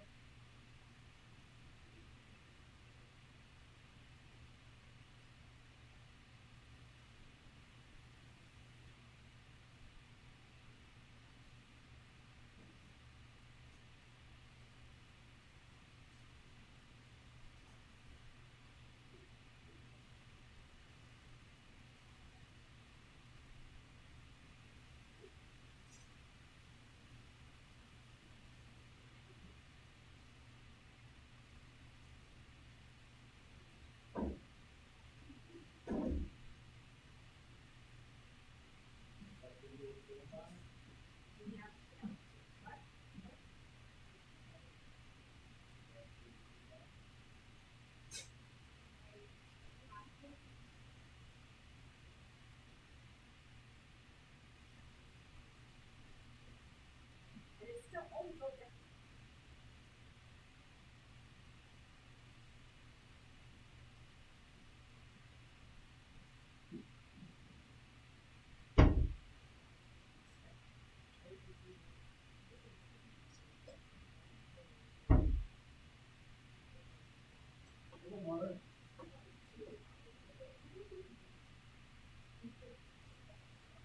I bought that handshake, I just don't know what it is.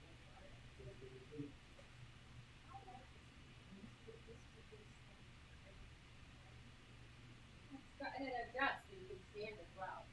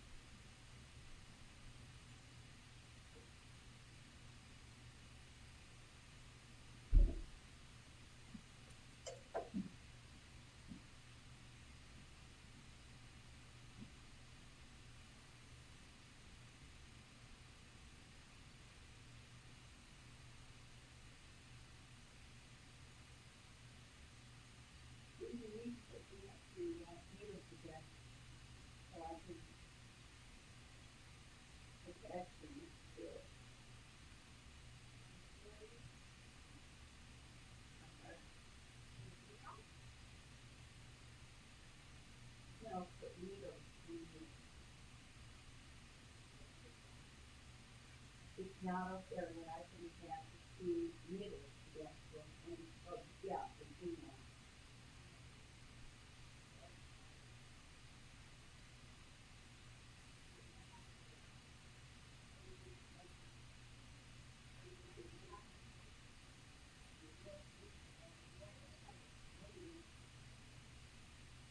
Well, I do have an increase in fees, that's the, I think we do.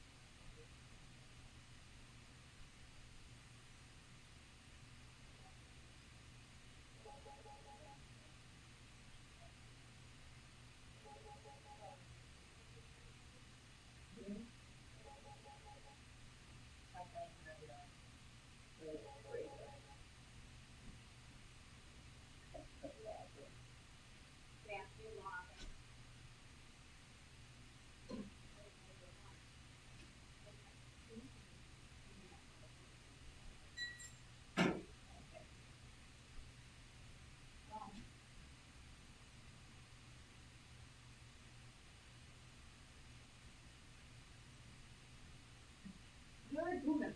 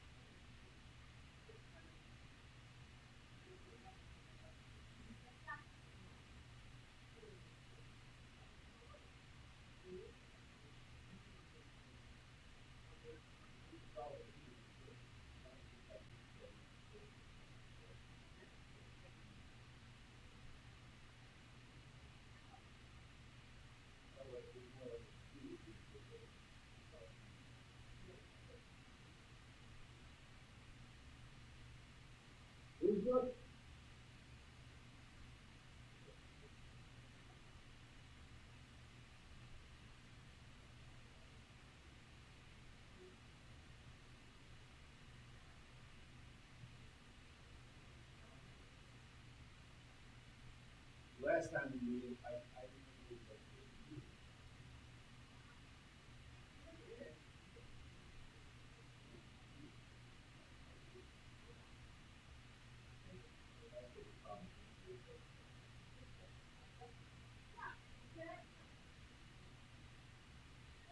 yeah, there's only flour.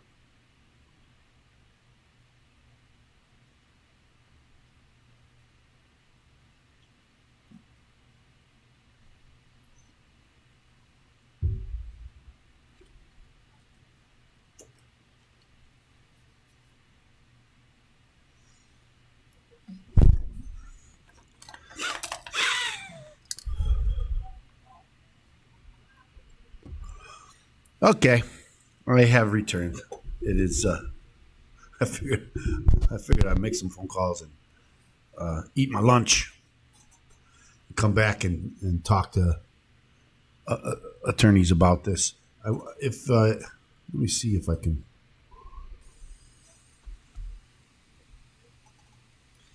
invite.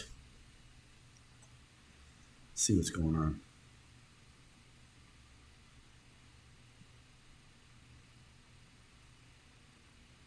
We should find out what's in the news.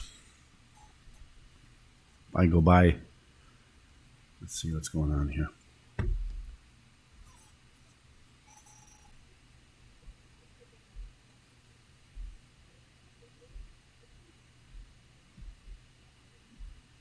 Another big news was that Steve Bannon turned himself in today.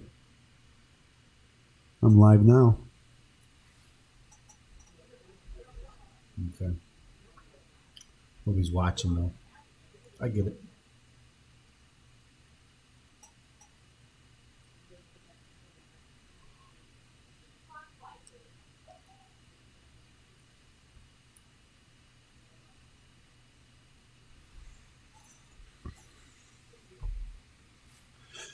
Yep. Well, the streaming is good. You have to get the publicity. How's everybody going to know that you're there? And of course, that's the most important thing. Get people to watch you. I did one last week.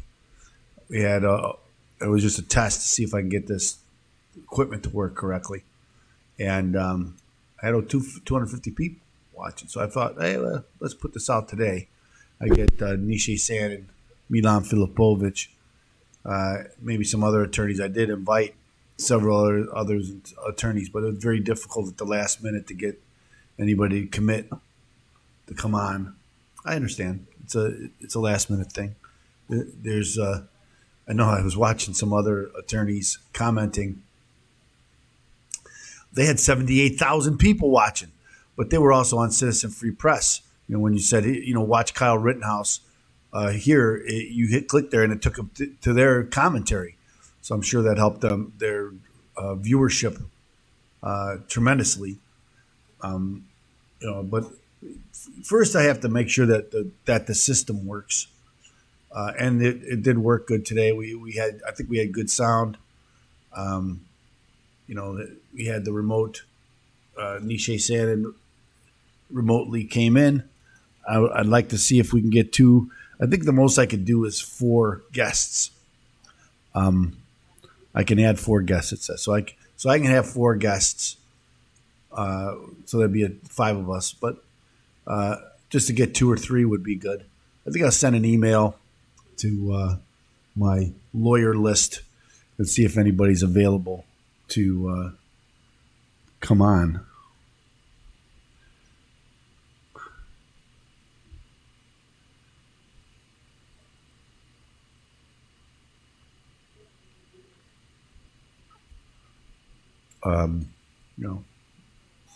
Should I wonder if I should stop the stream and then start another one? Nah, I just keep going. That's the one thing about streaming. Now, a lot of times, what happens with the stream is that it does go on, and some people try to watch it later.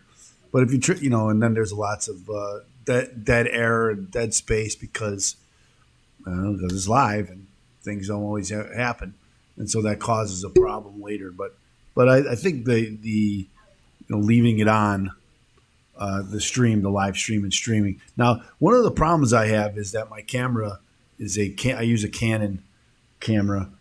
It's a good camera, but it wasn't really made for web as a webcam, and I had to adapt it into a webcam. And the problem though is that the Canon only stays on for 30 minutes at a time, and then it restarts itself all the time. So you'll see the color bars come on for about 30 seconds, maybe 15 to 30 seconds intermittently on my camera. I have other cameras that I can use. They don't have as good of clarity, and so that's why I chose to even with the bad, even though that every 30 minutes it resets. That's why I use it. You're going to shut my. What's that? Yeah, I'll call. I did. I had to reset my computer, so that's what I did. I know. I'm being told that I have to call some clients back, and I'll do that before the start. But I wanted to come back. I don't know what you think about this. These closing arguments. I'd like to hear from people about what they think. I did get a couple of comments, but mostly about the audio because I was asking, "Hey, what about this audio? Can you hear me?" And it seems like that the audio is good. I'm on YouTube and I'm on Facebook right now. I didn't get a lot of people. I was hoping to get 100, but it is what it is. So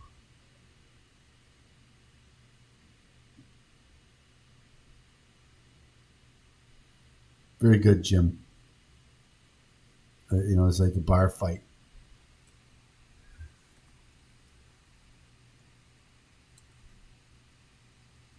Don't pick a bar fight. Don't pick a bar fight with a man with a rifle. This doesn't make sense. So he's not there to fight with you, right? He's trying to protect himself. I think if it was between Rosenbaum and Rittenhouse, I think Rosenbaum's going to clobber him. And he said, well, you wouldn't kill him. Well, it says, or great bodily injury. You think that Rosenbaum had intent of great bodily injury?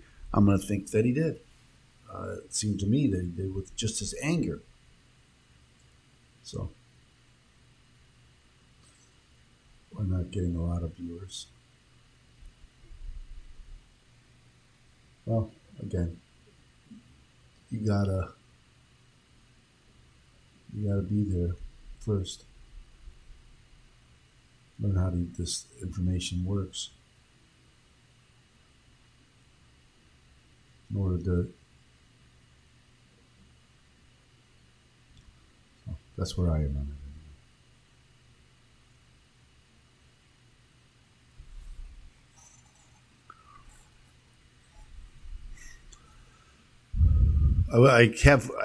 I could probably do some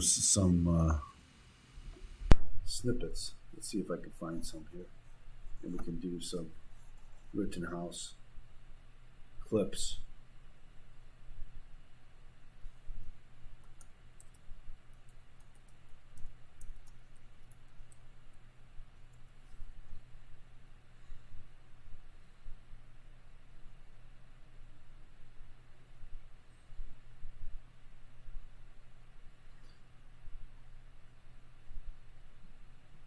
Rittenhouse gun charge dismissed. Greg Jarrett says Rittenhouse prosecutors may have overcharged. You think? So let's go to YouTube. See what's up there.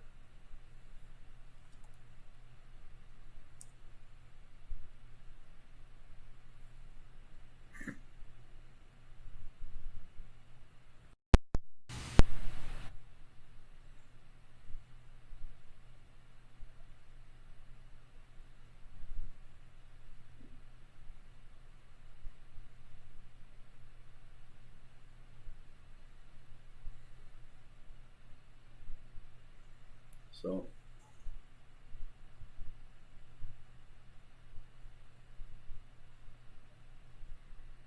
let's see what they.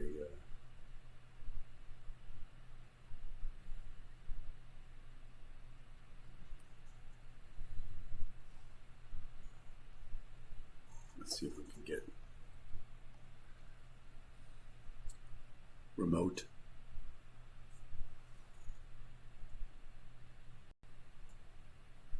The CNN today talking about Steve Bannon.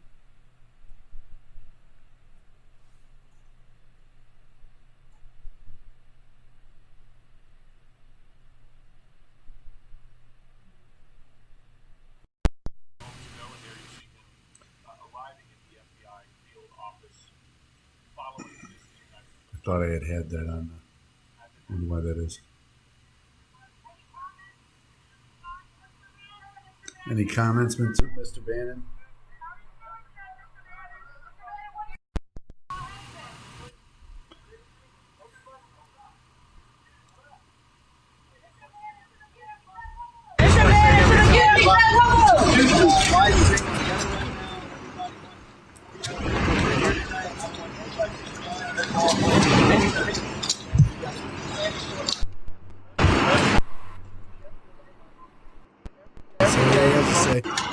They're not showing us what he has to say. He had a message for the war room.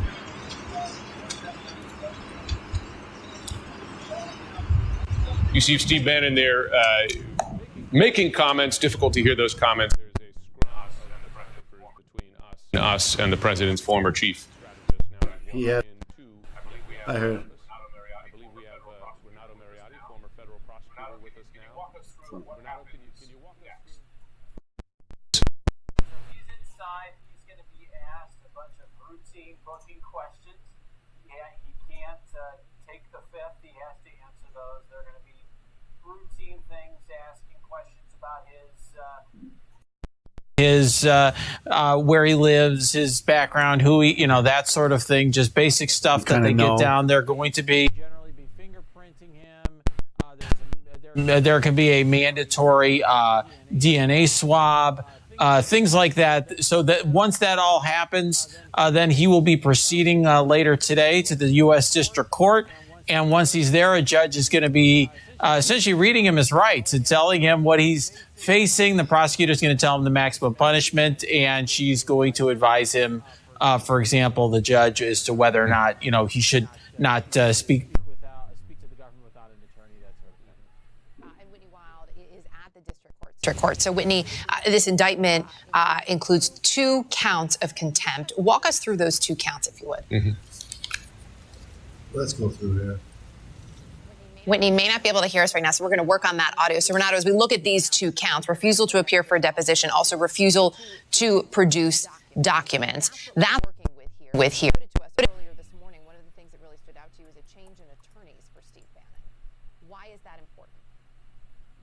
Well, Steve Bannon, one of, I think, the best defenses for him is going to be what's called an advice of counsel defense.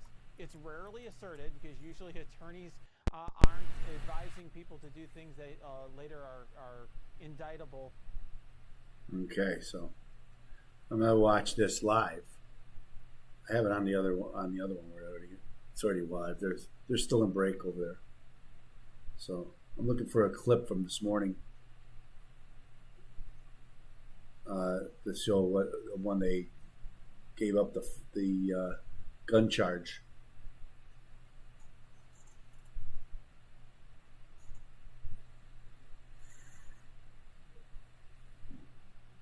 So I'm trying to find out. I don't see any clips though. So the old thing that the kid he's faking his crying. It was a bad acting job. I think you don't have to act that you're devastated by having to kill 2 people, even if you're a cold-hearted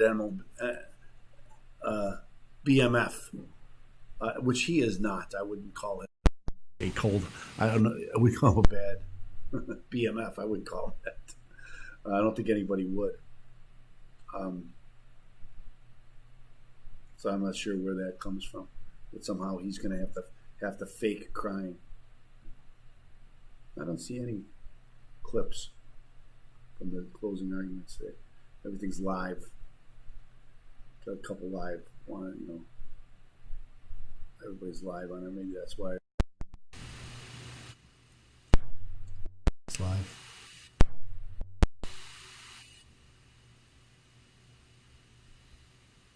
I'm trying to see if I can find some clips here so we can watch them.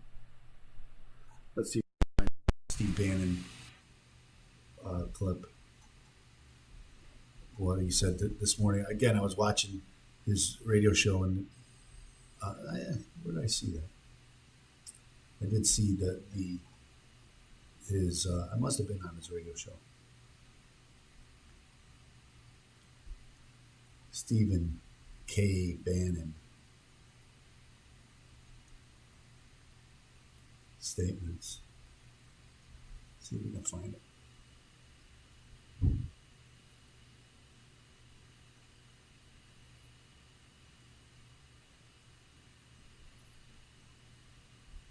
Should be something on his own on the Real Clear Network.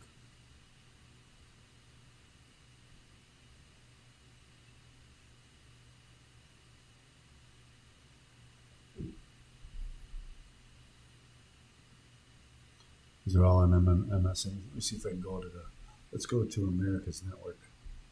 America Voice Network. Yeah. Steve Bannon quote there. You'd think.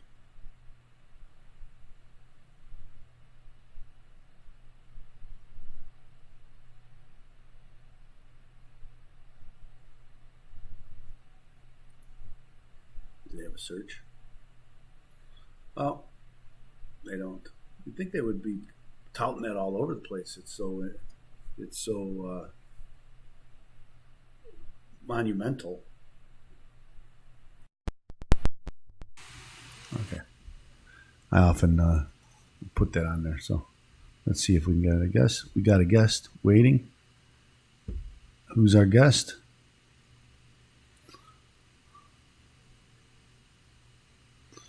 It's blank. Can't see.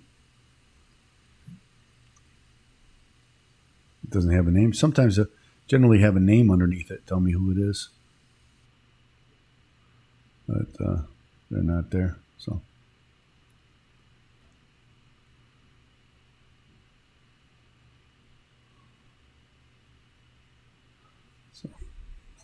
are you there?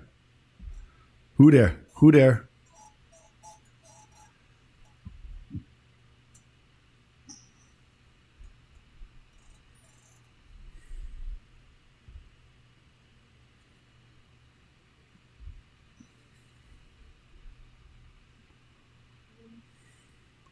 Guess not there.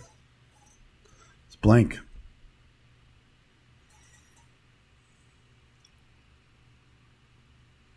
Hello. We're still standing by for the trial. He's gone. Guess gone. Go back to what I was doing. I think someone's trying to get in, at least.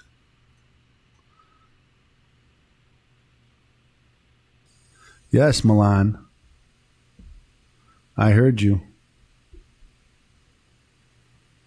Let me try again. I saw you, but you didn't.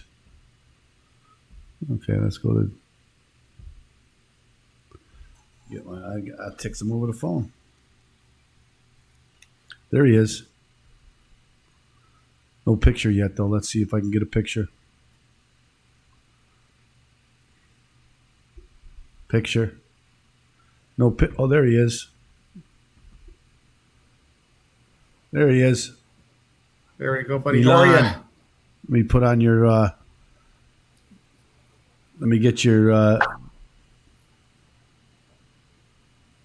audio working here. So give me just a second.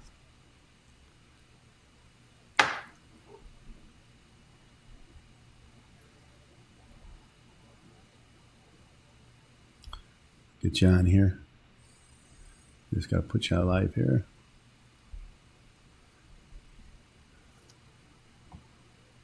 Milan. How about that, Milan? Can you hear me? Yeah, I hear you. I hear you fine.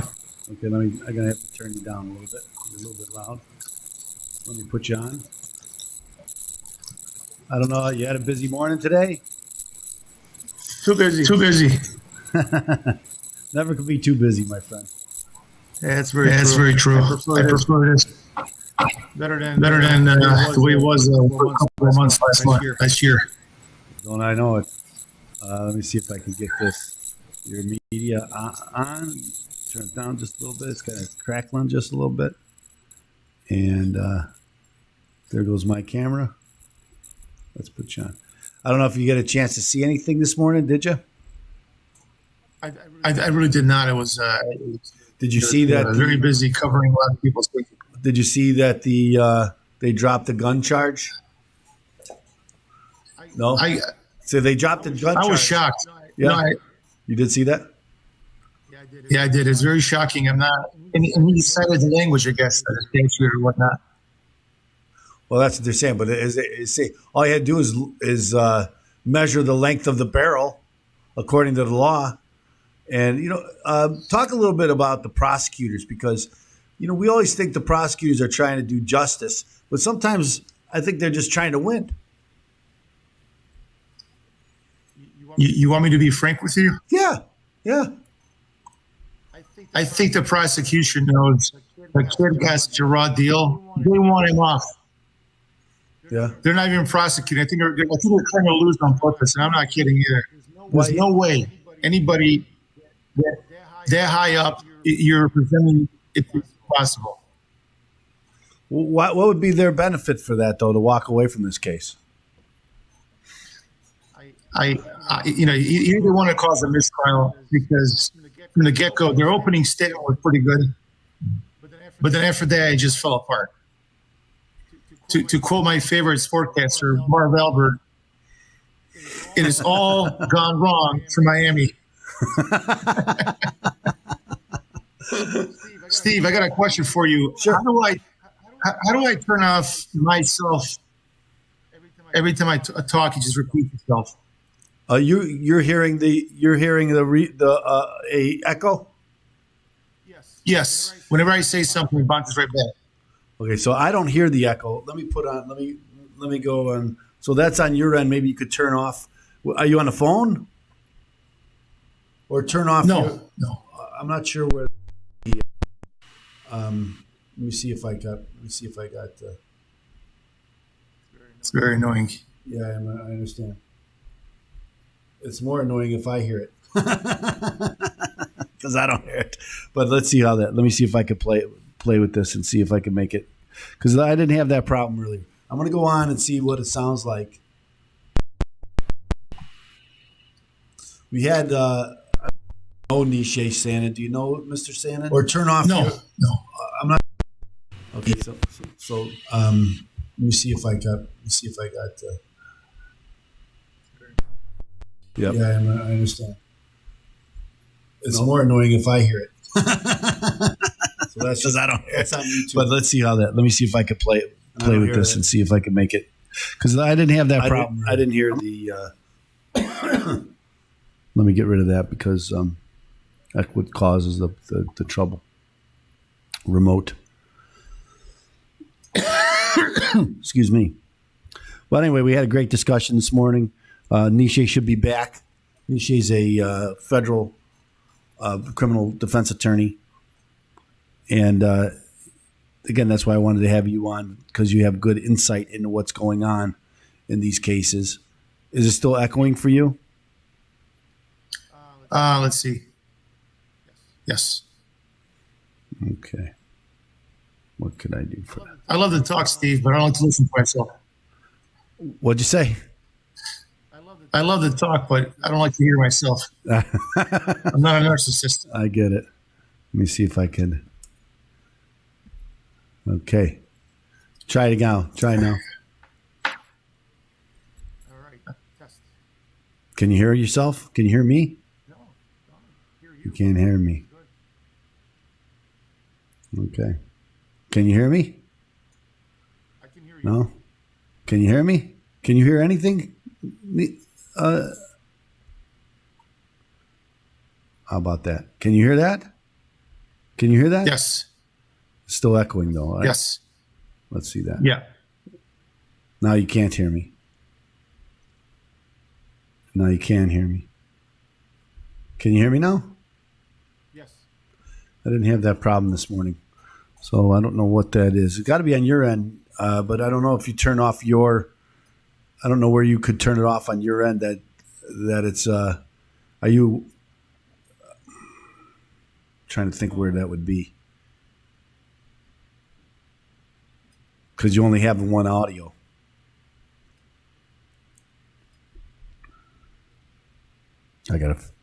That's why I did test this last week, make sure that this wouldn't happen, but obviously it is happening. So I don't know if can you even hear me? Can you even hear? I see the judge's back. I see the judge's back. I can hear you. Okay. Let's see what goes on here.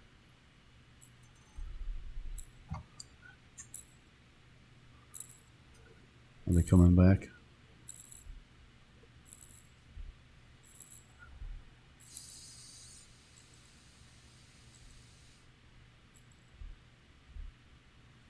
Are they done with closing arguments? Or No. They stopped in the middle of the prosecution's closing argument. So he's probably halfway through. He says he's got about 2 hours. Maybe he's like 45 minutes in. He wants to start showing some videos. So he thought, this is a good place for us to stop, Your Honor. So that's what they did. As if we haven't seen enough videos. Yeah, and the videos that they show, you can't see anything. And they use this as evidence. It's like, look, he's pointing a gun. It's like, no, let's show it 10 times. I still can't see it. Can't see what he's talking about. He never pointed a gun at Steve. Well, I agree with that. He never pointed a gun at anybody. They keep saying he did. And that is the polarizing nature of our society right now speaks for itself. It's a self-defense case all day long. And that's, you can cut it whatever you want, whichever way. Doesn't matter. Yeah. Well, again, I've watched a lot of it. I was mentioning this, for myself, is that, when you do something as the attorney and you're done, you're like, hey, man, I knocked that out of the park. They can't overcome it. And then you heard the other side. It's like, oh, they overcame it. And then, of course, you get the reply usually. Now, that's what's happening here. The prosecution goes first, and then the defense, and then the prosecution gets the reply. So let me see what's going on here with it. Why can't we hear it?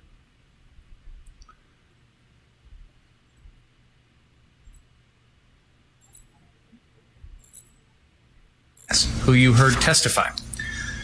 He testified that he was in the line of fire behind Joseph Rosenbaum as the defendant fires 4 rounds with his AR-15, which is loaded with full metal jacket ammunition. And I'll talk a little bit more about that type of ammunition in a little bit. But you've heard testimony that it's the type of ammunition that is capable of going through body armor. It is capable of going through a squad car. It is designed to go through the target and continue flying on for up to 550 yards. Richard McGinnis testified that when those shots went off, he thought he had been hit. He thought his life was in danger. One of the rules that I think most people who are familiar with firearms knows is always check your background, meaning know what's around your target and know what's behind your target. This is true when you're hunting, it's true when you're target shooting, and obviously it's true when you've got an AR-15 in downtown Kenosha in the middle of protests with houses and people nearby. But there's no indication the defendant cared one bit. No, he's trying to save his life. Cared one bit about where those bullets were going to go. And as I said, he's really hammering home. Richard McGinnis in danger. He's really hammering home that he lied. That he said he lied about. How could you say Richard McGinnis, after this incident, you've seen on the videos. That's absurd. Try and help. See what he says. Joseph Rosenbaum, and has his own video shows when he first gets there. They keep calling him a liar because he lied about being an face down ATM. on the ground. ETM? EMC. And I'm going to play this exhibit 15 for you. There it is.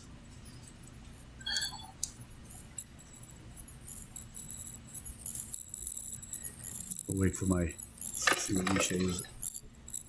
okay? Just don't move, man. Don't move. All right, I'm gonna look you over real quick.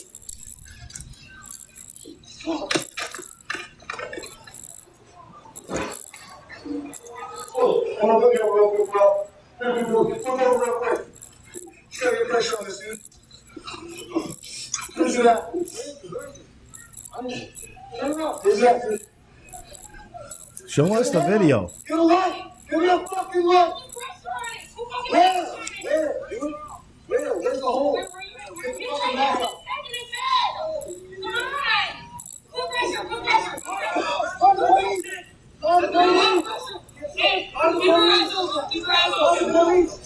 You shot him! I didn't go!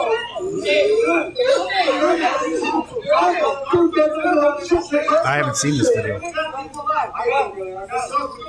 I guess I'm not going to see it now.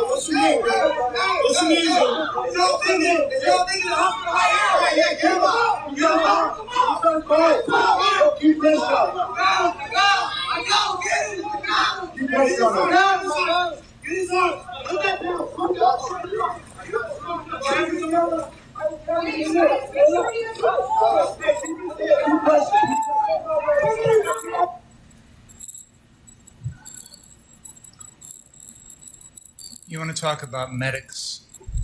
You want to talk about people who care? You want to talk about people say who he are doesn't there care? trying to help? You just heard them and you just saw them. Yeah, what he also conveniently forgets to say is that they were this Joseph Rosenbaum followed them around all day long, threw racial epithets against him, dared him to shoot him. You know what he said, right? Shoot me. Callously disregarded The N-word repeatedly. the body of the man that he Chases him down. That's clearly on tape, too. And as he's running off, he's lying Carelessly disregards, please. about what just happened. He's lying to the crowd. This is exhibit number 12. Here we go.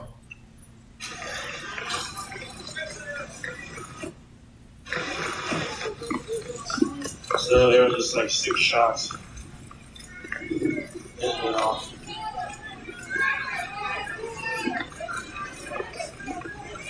Rosenbaum. Rittenhouse.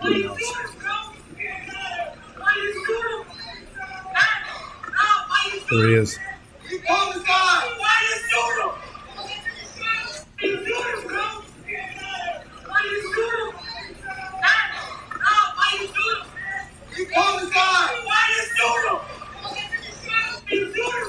What did he say? The defendant says he pulled a gun.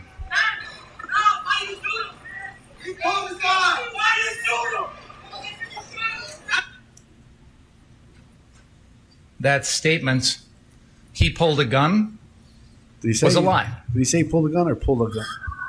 It's not true. The defendant knew it wasn't true. He's lying to the crowd as he's running away. Joseph Rosenbaum didn't have a gun. The defendant knew he didn't have a gun. How would you know, Mr. Prosecutor, that he had a gun? I agree. Going and trying to help the person. At that moment, Steve, obviously after the game is over, we all know, but at the moment that he's getting yelled at, Gage Grosskreutz, there's a mob of people chasing him. Facebook And Live you hear the video, gunshots, by the he way. tells a similar lie. And he's telling us that he knew that he didn't have a gun? As How do you they're know running, that, Mr. Prosecutor? Mr. Were you there? Grosskreutz asked the defendant, did you just shoot someone? And the defendant says something about the police and then says, I did not shoot anyone. And this is similar to the lie that he told Jason Lukowski at exactly that same time. As he passes Mr. Lukowski, Somebody else says he that says, I he did did not shoot him." shoot anyone. And that was established through Mr. Lukowski's testimony. And again, I think another it's guy worth testified that he emphasizing said, at this I point did shoot that someone. Jason I just Lukowski shot had somebody. just met the defendant maybe an hour. This is about 11:50 at night. Mr. Lukowski You know got there about where this guy 10:45. cornered Kyle is where he kept repeating, you did use deadly force at some point. He acknowledged that. Yep. That's probably one of the most damaging things that Kyle did. Other than that, but how do you answer that question anyhow? It's a deadly rifle. Yep. This is Gage Grosskreutz running towards danger, running to try and help. Because Gage is a great guy. With a gun. He ran towards him with a weapon. Exactly. Towards him, not away from him. He's the guy that This is exhibit number 3. He's the guy that admitted, well, he didn't shoot you until you pointed the gun at him, right? Correct, he says. Where do you go from there? That's clear. And the other guy, never mind, hits with a skateboard on the head. Yep. You shot somebody? No self-defense. Who shot? Who shot? Hey, what are you doing? You shot somebody? Who shot? Who shot? Listen to the second thing he says. You shot somebody? Who shot? Who shot? He doesn't even know somebody was shot, and he's still chasing the kid. And then he's the one that pulls the gun You on shot him. somebody? Who shot? I want the police. I want the police. It's hard to tell what his exact words are. I hear the word "not" pretty clearly in there. As in, I did not shoot anyone. I did not do anything. Jason Lukowski, he lies to. The crowd, he lies to. Gage Grosskreutz, he lies to. So at this point, this is the best he's got, though, He's Milan. dealing with what they perceive to be an active shooter. He's got to Someone work with who his has just shot facts. someone. I guess who is that's still there's in not much possession of a there. gun, who is fleeing the scene. Steve, a nothing burger. Yeah. How are we supposed to know where he's going next? What, You know, all night that night, he said he's going to the police. the crowd has been How are we hearing supposed to the know? sound of He said, I want to gunshots. go to the police. They've been hearing fireworks. And then he went to the police. firecrackers. But now, someone actually has been shot. The crowd sees the defendant running with a gun. He's lying to them. They didn't know that He still anybody was has the shot. gun. He's shot someone. This is provocation to them. No, it isn't. This is someone who has committed a criminal act and is putting people in danger. It is entirely reasonable for that crowd to believe at that moment that he is a threat to kill again. The defendant could have made it unequivocally clear what he was doing. He could have stayed at Mr. Rosenbaum's body, helped protect him, helped preserve his life, call 911. As he's running, he could have announced to the crowd exactly what he was doing, told them. He could have fired warning shots to try and keep him away. He could have dropped the gun. He could have raised his hands and surrendered. To who? He could have signaled to this crowd that he did not pose a threat anymore. But everything he does is indicative of someone who is still a threat. Now, the defendant is going to tell you he wasn't. But from the crowd's perspective, how are they supposed Like to that know? Grosskreutz or that Gage. He does didn't nothing even know to who demonstrate shot. to the He didn't know crowd anybody that was he shot isn't a until he threat asked the guy. to kill again. And it turns out he does. It turns out within a few seconds, he does kill again. I submit to you, ladies and gentlemen, They have to be that in kind this of. situation, the crowd It has to be the consistent right with what the try and the stop jury an active sees. Right? They see this kid. have a They don't right see to a protect cold-blooded themselves. killer. The defendant is not the only one in the world who has the right to self-defense. What about all the allegations that he was faking crime and all that stuff? 18 years old. All of a sudden, he's criticism of the best actor in the They world. use You know, almost age the of least 18. minimal, least intrusive means possible. They could have used deadly force against him. They could have shot at him. But instead, somebody comes up behind him and knocks his hat off. Anthony Huber comes up with a skateboard and the defendant blocks Got hit in the head with the down on his own. No one knocked him down. This man that the defense wants to call jump kick man, he's got no weapons, no gun, no knife, no nothing, comes in and tries to kick the defendant in the face. Anthony Huber comes back and tries to grab the gun, actually does grab the defendant's gun and tries to pull it away because he's trying to disarm an active shooter. And Gage Grosskreutz comes running in, stops with his hands up in the air until he sees and hears the defendant adjusting his weapon as if preparing to fire again. And then what does Gage Grosskreutz do? No, there's no He evidence. reaches There's no proof for the of that. gun to try and disarm the defendant. Gage Grosskreutz had his own gun in his own hand. He could have aimed it and fired at the defendant, but he did not. But he did aim, You Mr. heard Preston. Gage Is that Grosskreutz correct? testify about Yes. that. About how that is a decision that he was not prepared to make at that point in time.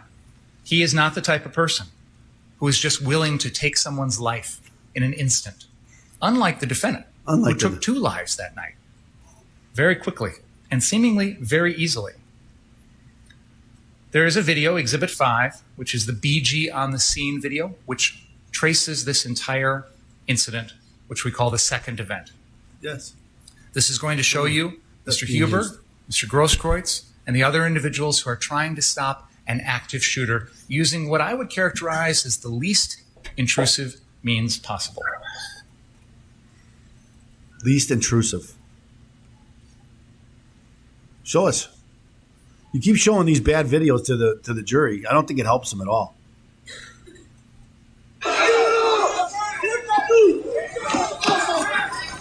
Someone knocks his hat off. Anthony Huber comes in with a skateboard.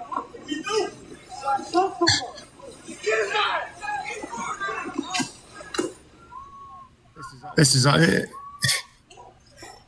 don't know. It seemed like there was a group of people beating him up. Are you kidding me? I mean, it's today's day. I watched that particular part, One person attempts and I'm flabbergasted. There's about 5 people who are directly attacking him. There's about 15, 20 other people in the periphery that are going to be there attacking him. And only cares about himself. Only cares about. This is so counter to the evidence. You know, it's so counter to the evidence that he's up there with the taking the graffiti off, volunteering to help this guy who asked him to help at his car lot. So how can he be the guy that just cares about himself? If the crowd couldn't do that, imagine if they weren't allowed to. Well, I mean, if you're listening to CNN religiously, after those are the facts. Killing Anthony Huber, after severely wounding Gage Grosskreutz, the defendant walks away like the hero, like he's some sort of hero in a Western. Oh, like he's some sort of hero in a Western. Without a care in the world for anything he's just done. It's interesting. This occurs about a block away from the police line, right down the road. If the defendant's so concerned about his safety, the police are right there. And in fact, they pull up to this scene almost instantly. And they told the kid, and they sprayed him with a medic bag on. He proclaims himself a medic. He doesn't know at this point if Anthony Huber's dead or alive or capable of being saved. And yet the defendant offers no assistance, makes no attempt to try and help anyone else. How's it going to help anybody when there's a crowd of people mobbing him to take his life? We have taken gunshots fired all night long, and we have broken it down into individual frames. And I want to take you through frame by frame. This is where it the becomes incident with Gage Grosskreutz, because a lot has been made about Mr. Grosskreitz's motions and what he does and where he goes, what he admitted, like that. So I think it's helpful for us to take a look at this. So this is Exhibit 80, beginning with frame 356. At this point, you can see that Anthony Huber is staggering off after being shot in the chest. The wound has entered his lower left rib cage and has wound up almost exiting near his right shoulder. It has ripped through his ribs, his heart, his aorta, and he may not technically be dead, but he's going to be dead within a few seconds. He is stumbling away. The defendant has the weapon pointed towards Gage Grosskreutz here, who is cowering, hovering, hiding, covering his head, trying to stay out of the way. And I'm going to go frame by frame here slowly as we see the movement. Now we see the gun is moving down towards Gage Grosskreutz. It is pointed directly at him from a distance of just a couple of feet. Gage Grosskreutz has his right leg planted as if he's pushing backwards, trying to get away. The gun is still pointed at him. The defendant here is going to adjust the gun. His own testimony turn it kills over him on as if this. he's making some sort of adjustment on it. Gage Grosskreutz testified that this was a movement that he interpreted as the defendant preparing that gun as if it was going to fire again, as if clearing a jammed round so that he could shoot it at Mr. Grosskreutz. That's never been proven. At this point, It is so outrageous right now what I'm hearing. I think probably thinking to himself, Steve, notice if I can that get away, I will. trying to say that apparently Until he Gage is now realizes retreating that the defendant is in getting this ready split to second fire moment, again. for about a second, that he was walking away from him. Yep. In that split second, 1 second. Yes, and that's it. And he's supposed. That's why they want it. That's why they have to do it frame by frame, so it looks like it's more dastardly than it really is. Because if you show it in real time, you can't decipher that. And so that whenever they start doing stuff in slow motion or frame by frame, you know that there's a problem, in my opinion, because it doesn't show what you think it shows. In none of these frames is Mr. Grosskreuz's right hand with his Glock pistol pointed at the defendant.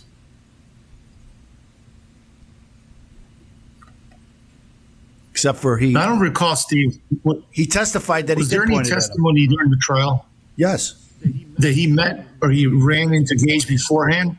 No, I don't know if he had. So then, you can see Mr. Grosskreutz is actually backing up with his we right wouldn't leg. know if he had a handgun then, right? Go back a couple of frames here. He did From have the a very handgun. end. He did This have a is handgun. frame They found it 444. at the scene. He You can see admitted his that he had a handgun. right foot And you could is see it.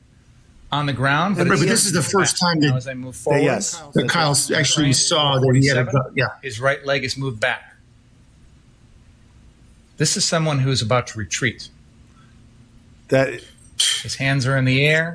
He's backing away from the defendant. That's not his testimony, Until though. he's His own testified, testimony was that he He pointed the gun sees at the him. defendant start to manipulate that gun in such a way that it makes Mr. Grosskreutz feel like he's about to be shot. And only then does he take action. What action does Mr. Grosskreutz take? Points the gun at Does him. he hold that gun with both hands, the Glock that he's got, and point it at the defendant? No, never. Does he even take the gun with one hand and point it? No, never. Instead, you can see him start to lunge in with his left arm forward. The gun is not in this hand. The gun is in his right hand. He's lunging forward, reaching for the defendant. I thought you said he was retreating. Probably reaching for the Didn't gun. he tell us he was retreating? Probably trying to block the gun. How could he be You can see retreating now and he's going to take a coming step after him? with his right leg Lewis, across sit there. the defendant's body. Not directly towards the defendant, but across the defendant's body. As he's reaching in, almost swiping away at that gun with his left arm. He has bladed his body in such a way as to try and present as minimal of a target as possible, which is probably what saves his life. His right leg is about to hit the ground here. The gun, the AR-15, is pointed directly at him from just 2, maybe 3 feet away. He's trying to shield himself with his left arm. He could And have. as we approach frame 500 here, He could have retreated. the gun goes off. At no point in this process is Mr. Grosskreutz pointing his gun at the defendant. Frame 499, the gun is just fired. Here's what's mind-boggling. Frame 500. How are you going to tell the jury 501, that the bullet has hit Mr. he wasn't Grosskreitz's acting right threateningly bicep when he severed. clearly testified that he was pointing the gun at him? I'm going to So continue forward Yeah, after this. You're saying because something you can see opposite trying from to what he withdraw. said. that his right arm, this is an interesting frame. I right agree here. with his own 501. testimony. You can see that gun. I agree. I'll go back even more. How can you see argue that the guy Mr. Grosskreitz's that got arm shot with is the right lying hand about with trying the- to shoot with him? the gun. His right hand is pointed off to the side. What pulls that gun down closer to the defendant is the fact that Mr. Grosskreutz just had his right bicep severed. It's not a voluntary action. It's an involuntary, the muscle is severed. Now watch, frame 502, watch his right hand. 503, 504, 505, 506, 507, 508. At this point, yeah, absolutely. That right arm is probably dangling down towards the defendant. It's not going to be able to pull that trigger without a working bicep muscle, and it's not a voluntary thing. It's done because the defendant just blew his arm off. But he didn't shoot him again. But yeah, this is the time after the shooting when, yes, the gun happens to be pointed at the defendant. And I got to stop here for a moment and highlight the hypocrisy of the defense. Because according to the defense, if someone has a gun, they're a threat. If someone points a gun, they're a threat. There's only one exception to that. The defendant. By their logic, he gets to run around with a gun all night. But, oh, we're not supposed to take him as a threat. He gets to point the gun at everyone. But we're not supposed to take him. Who did he point the gun at, Steve? I don't know. When he says that, that is just not the apply to the defendant. Everyone, he pointed the gun at everyone. There's no exception in the law for. Oh, excuse me. Yeah. There's no a little drone video when she tried a doctor. Oh, look, that 1 second there. Did you not point something? If you point that we can't really see, that makes you. That doesn't really show anything. Except for Kyle Rittenhouse, I can do it all night long. He didn't point gun at anybody all night long. Apply to him. This is unbelievable. And everyone else has a right to defend themselves also, not just the defendant. What was Gage Gross Point, or whatever his name is? What was he defending himself from? He didn't even know who was shot. So he wasn't out there trying to stop him because he didn't even know he was shot. Who was shot? He didn't know.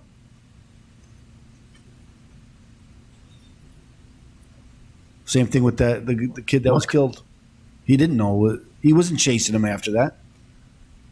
Welcome to mob action, my friend. Yeah. We have shown you photos and videos of Gage Grosskreuz's injuries. They didn't spend a lot of time on the second guy. Because he hit him over the head with that. Exhibit 60 is a video taken right after Mr. Grosskreutz was wounded by the defendant. Try to get a little sympathy here.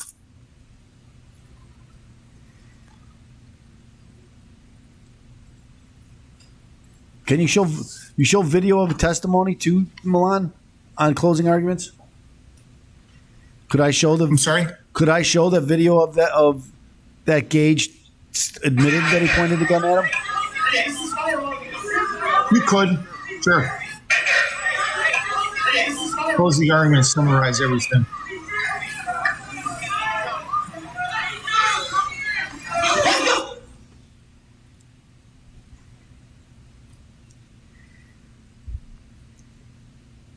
Yes. It's hard to look at. Yes. But this is what we're dealing with. When you fire an AR-15 at someone from close range, this is what Who's chasing you? Yeah. Pointed a gun at you. I guarantee you, ladies and gentlemen, the defendant had no clue what his gun was capable of. He didn't even bother to pay any attention to it, didn't concern himself with what he would be doing to other people. But this is what happened. Let's not flinch away from this. It's important that we understand what that gun was capable of that night. It killed 2 people, and it did this to Mr. Grosskreuz's arm. Yeah, it's devastating. Hard to look at.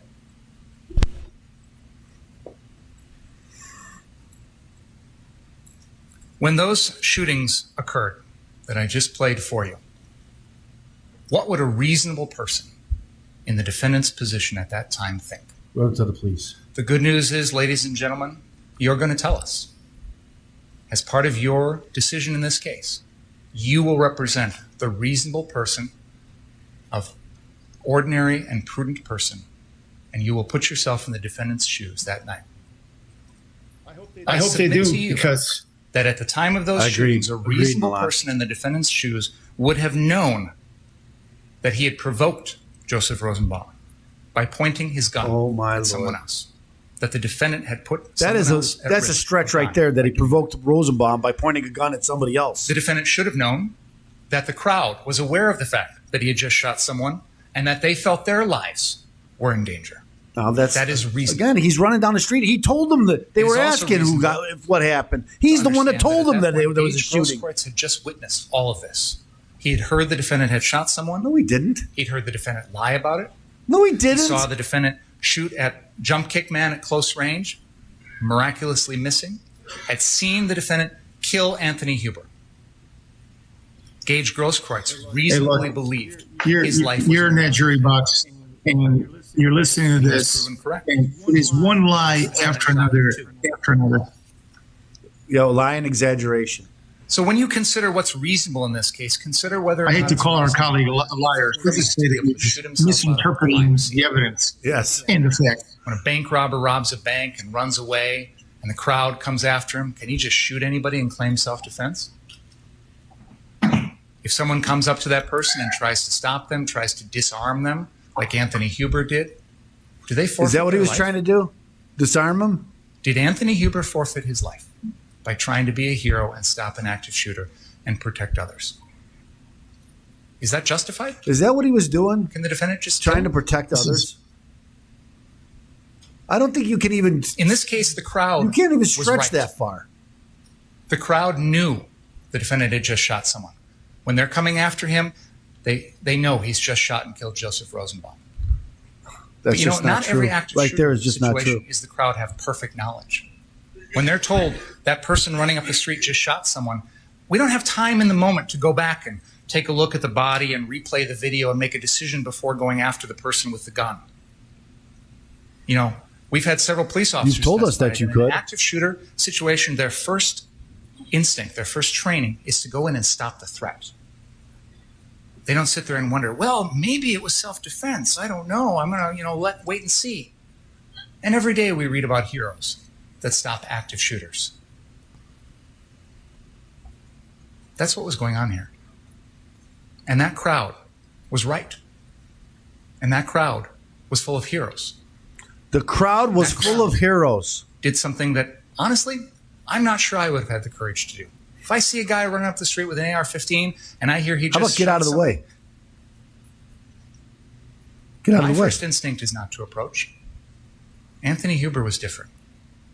Jump Kick Man was different. See, he was a great man. Was different. Jump Kick Man was different. That doesn't make them a threat to the defendant's life. It doesn't make their Jump lives Kick Man worthless. was different. They don't Was a give up hero. their right Why didn't you to find out who defend Jump Kick Man is? I'm sure you could They have. have just as much right as the defendant.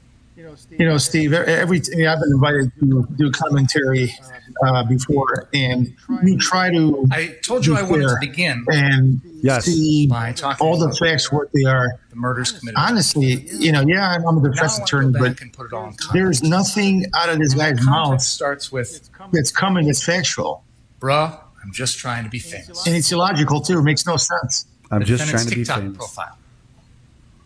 4 doors, more whores. Picture of So him what? up in Lady He's Smith, an 17-year-old probably early kid. May, proudly holding his new AR-15. What? Up until August 25th, 2020, this is the only time he'd ever fired that gun. Maybe put 100 rounds through it or so at that property. They try to portray him as a nut job, purchased that gun on that right-winger same with a trip. gun, was obsessed with The defendant shooting admitted and everything. He knew as a matter of But law. there hasn't he been a did not single buy that fact gun because presented He was only 17. to corroborate that. I agree. Yet he wants to tell you that he thought legally he could possess it, He could. which didn't make a lot of sense to me. He could We believe. don't have a lot of defendants come in and say, well, I That's why you just. possess cocaine. That's why they dismissed I knew I that couldn't case. buy it, but I That thought I could count. possess it. No, it's not the way it works. Dominic Black conducted what we call a straw purchase for the defendant. He purchased that gun for someone who was not legally allowed to purchase it for themselves. I'm And as a prosecuting result, he's facing Dominic charges. Black for that, as you know. Is he? I don't know. Just like I'm prosecuting. Yeah, he is. He's facing charges. Because what Dominic Black did was wrong. And we don't tolerate that. The agreement was Dominic Black was going to keep that gun until the defendant turned 18. It was Dominic Black's gun. It was legally his. And the defendant knew that it was going to be held onto until he turned 18, that he was not going to have it until that birthday. I want to focus a little bit on this AR-15 because I think it's important when you consider the recklessness of the defendant's conduct, how much he knew, cared, or didn't know about this deadly weapon. He'd only fired it that one time, maybe 100 rounds through it. He loaded the gun with full metal jacket ammunition, which I'll talk about a little bit more. He wanted it because he said it looked cool. Didn't seem to know or care much about the type of ammunition or the type of gun. You had a couple of witnesses tell us in this trial, and it just Didn't he testify that the gun was a gun reloaded? is a gun is a gun. So that's what he said. When he picked it up, it was reloaded. Yeah, it was already loaded. He did not load A the bullet gun. is a bullet. So in fact, he didn't load the gun. No, it And was already anybody who loaded with says 30 that rounds when he is got it. ignorant and reckless, because there are some important distinctions here. So he didn't choose the Full metal ammunition. jacket ammunition is He didn't choose capable it. of piercing body But he just said he loaded and it. squad cars. And you heard Officer Krieger testify that when they heard someone was running around with a rifle, he went and got his plate armor out of the back because their regular body armor wasn't going to stop those rounds. Ryan Balch talked about how full metal jacket ammunition is designed, and this is a former Army infantryman, is designed to go through a target like a deer or a person and continue on. He says it can hit a target 550 yards away. That's 5.5 football fields. And he explained that he had a handgun that night, which he put hollow point ammunition on. And that's what he was planning on using for self-defense. Because hollow point ammunition acts differently.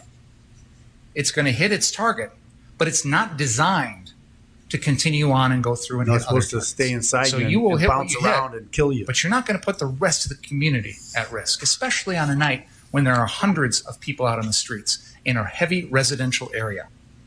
We can see on that map the car source, there are houses, there are churches, there are daycares, there are schools nearby, and you're firing full metal jacket ammunition around. At 11:50 at night. So there's no schools or I submit to you, ladies and gentlemen, that AR-15 had no lawful or legitimate purpose that night. It is always sexy The Second or Amendment exotic allows with a people school to in carry there. guns. Yeah. That is true. There's school and daycare. There are people who can't It's carry 11:50 at night. There's Convicted no felons, school. for There's no daycare. Nobody's at. Okay, but there's a I'm school not saying close people though, don't have the Steve. right to carry a gun. What I'm saying is that AR-15 did not accomplish any of the goals that these folks said it was going to. So, for example, Ryan Balch says Self-protection. the handgun is what he was going to use for self-defense. Several witnesses agreed you can't point this gun or shoot this gun at people to protect property. So if you're going to protect the car source building, how is this gun going to help with that? They just overlooked the The fact defendant that has the admitted place was just the burned gun to the was ground. useless when he was going to the treat whole people city was burned as a medic the night before. because it got in the way. He had to take it off and hand it to someone. So you can't use it as a medic. You can't use it to protect the building. So what's it there for? Well, You know, Steve, I'm it looks pretty 43. imposing, This is the and it has first time I've some seen somebody but tell Jason Lekowski, the Dominic world Black, and what's Ryan a Balch proper all said they never self-defense actually gun. intended to use their guns. So why is it there? Why is it there? The defendant was wearing a sling that night. He purchased that sling at Jelinski's that afternoon. The purpose of the sling was so the gun couldn't be taken away, wouldn't fall off, he wouldn't lose possession of it. It was designed to help him retain possession of that gun. And he loaded it with 30 rounds, the full magazine. Of course, he didn't capable load of it. killing Wrong. 30 people He or didn't more. load it. Why do you need 30 rounds of full metal jacket armor to protect a building? This AR-15 is completely incompatible with the role of a medic. Richie McGinnis testified he's been to demonstrations in Seattle, Portland, Washington, D.C., New York, Minneapolis. He's never seen anyone walking around claiming to be a medic with an AR-15. And certainly when you see someone like that, it doesn't exactly send a warm, fuzzy message. Oh, come to me. I'm here to help. And the defendant acknowledged he had to take off his AR-15 to treat people. No, But he did treat serious, people, credible right? medic So he was treating wears people. an AR-15 slung around their body. That's because the defendant was a fraud. Oh, now he's a fraud too. He lied. He lied. He wasn't an He lied to the press. He was a medic. He's being interviewed by Richie McGinnis, who he hears is a member of the media, and he says, I'm a certified EMT. You're lying. You're lying. You're absolutely lying. Jason Lekowski and Dominic Black said the defendant had to borrow his medical supplies from us. This Boy, is if an that's not proof emergency he's a situation. bad man, that he had to borrow. Everybody's Counsel, how anticipating is this relevant? prepared. I know it's exposing your argument, but how is this relevant whether or not he's a true And medic if or the not? defendant's going to go there, Oh, because he's a fraud, he's a liar. he's like a His quack. real intent was to go shoot as many practicing people as he without a can. license. This That's is what crazy. lives at Yeah, risk. because if that was his intent, he could have killed a And one lot of the more things people. I had Gage Grosskreutz testify Still had a lot about more is ammunition. that tattoo. He had a on lot his more right arm, ammunition which in said, that gun "First, than he- do than he no used." harm. What did he? One of I the think he precepts, fired one of 8, the right? fundamental Total? tenets 4, of the 5, practice of medicine. 6, First, do 7, no 7 or 8. harm. Yes, I think 7. So how do we evaluate the defendant's performance as a medic that night? Well, on one hand, for Rosenbaum, he wrapped up an ankle. He missed that and one guy. Maybe helped somebody who got shot the other guy in the chest and then shot this Gage. On the other hand, he killed 2 people. No. Off Gage Grosskart's Listen arm. to this part. This is my put favorite. 2 more lives in jeopardy. So, when we balance your role as a medic that night, I don't give you any credit. He showed no remorse for his victims, never tried to help anybody that he hurt, and even on the witness stand, when he testified on Wednesday, he broke down crying about himself, not about anybody that he hurt. About himself. No remorse, no concern for anyone else. For him to call himself a medic is an insult. It's just not true to anyone. Like, and Steve, are you taking notes? Hours training. He's a fraud. He's a narcissist. Apparently, he's a sociopath now too, because he's got no feelings. Exactly. The defendant made a series of reckless decisions that night, going armed with an AR-15 at 17 years old when he knew he shouldn't have done so, because that gun is normally locked in a safe that he doesn't have access to, and it's not even legally his. He's out after a citywide curfew. He's intentionally and knowingly entering into a dangerous situation, and he expects it because he brings along his AR-15 and some body armor. He expects it. Don't tell me you didn't know. Don't tell me you didn't know. No, that's why I'm there. He brings along because these people are burning down the place down. Which means his only option is to kill. He's there to kill. It's the only option. Nothing else he can think of. Just kill him. I didn't come down here. I don't think most reasonable people did. In part because we all knew it was going to be violent and dangerous. Most reasonable people, to the extent they came out, they were gone by then. Because you don't willingly put yourself in this situation unless you want it. It's like the rioters had unless you're looking for it. They have no responsibility for what they did. It was like you're going to a game. We're going to a baseball game. Now, to put this in perspective, at this time here in our community, there were people who were scared. There were people who were worried about themselves, their homes, their families, their business. That's understandable. But this is different. Oh. There are also people out there who were exercising their First Amendment right to assemble and to have free speech because of whatever they believed in. And they have that right too. Burn the place to the ground. But that's not what we're talking about. The curfew, the riots, the arson, the looting that we'd seen on those prior nights, roadblocks set up around downtown, closed exits on the interstates, all of this was sending the message to reasonable people, go away. Don't come down here. Who was left? That's why Portland was burning for 3 months. Yep. Most reasonable people had gone home before the curfew or never even came at all.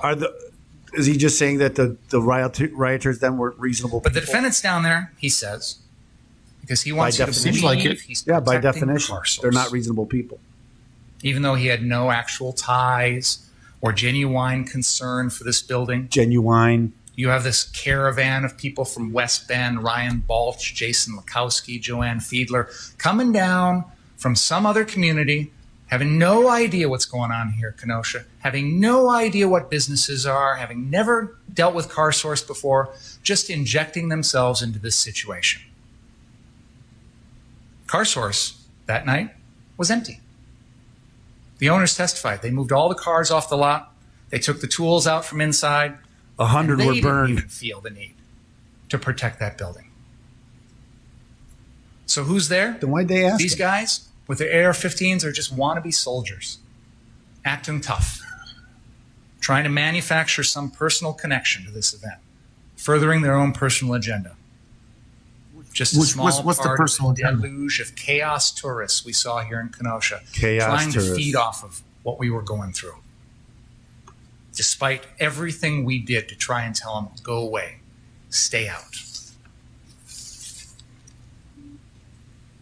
Did those owners, Sam and Sal, ask anyone to protect their business? I called them to the stand because I wanted you to hear from them. I had their statement, but I wanted you to hear from them. And I'm sure you formed your own impressions about them. I'm not here to tell you that I believe what they said on the witness stand. I don't think it really matters much, except I wanted you to have a flavor of who these people were and what was going on at that building. I didn't see that testimony. What was interesting to me is that text message from the defendant to Sam asking for the address of CarSource, even though the defendant says he's already been there. It didn't make any sense to me.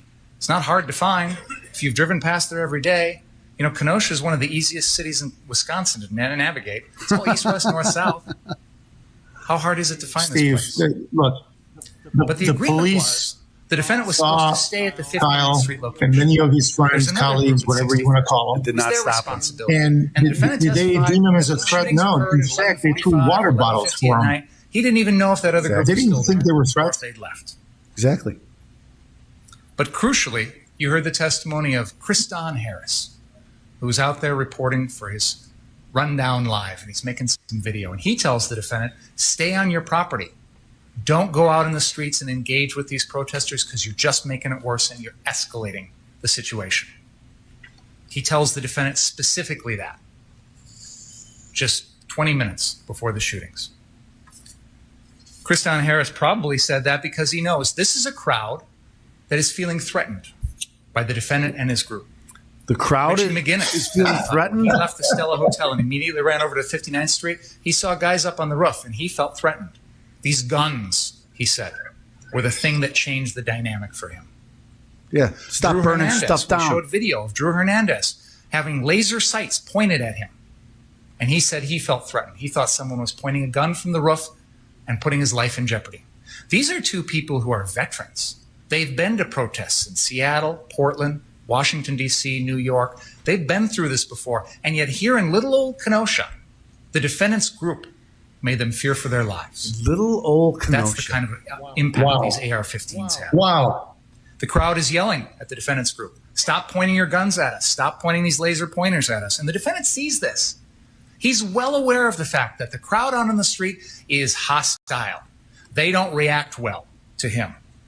And he knows that by Steve, was there any 11:35 at testimony night, or this video crowd is that all clearly the way down shows the South guns are 60. pointing? That's where I don't recall. I mean, I didn't watch the whole There trial, but There isn't one. There isn't any. there's not one, right? There's not so this one. is all his Exactly. Conjecture. fantasy. Yeah, conjecture. It's like when the judge said, well, show me a good picture.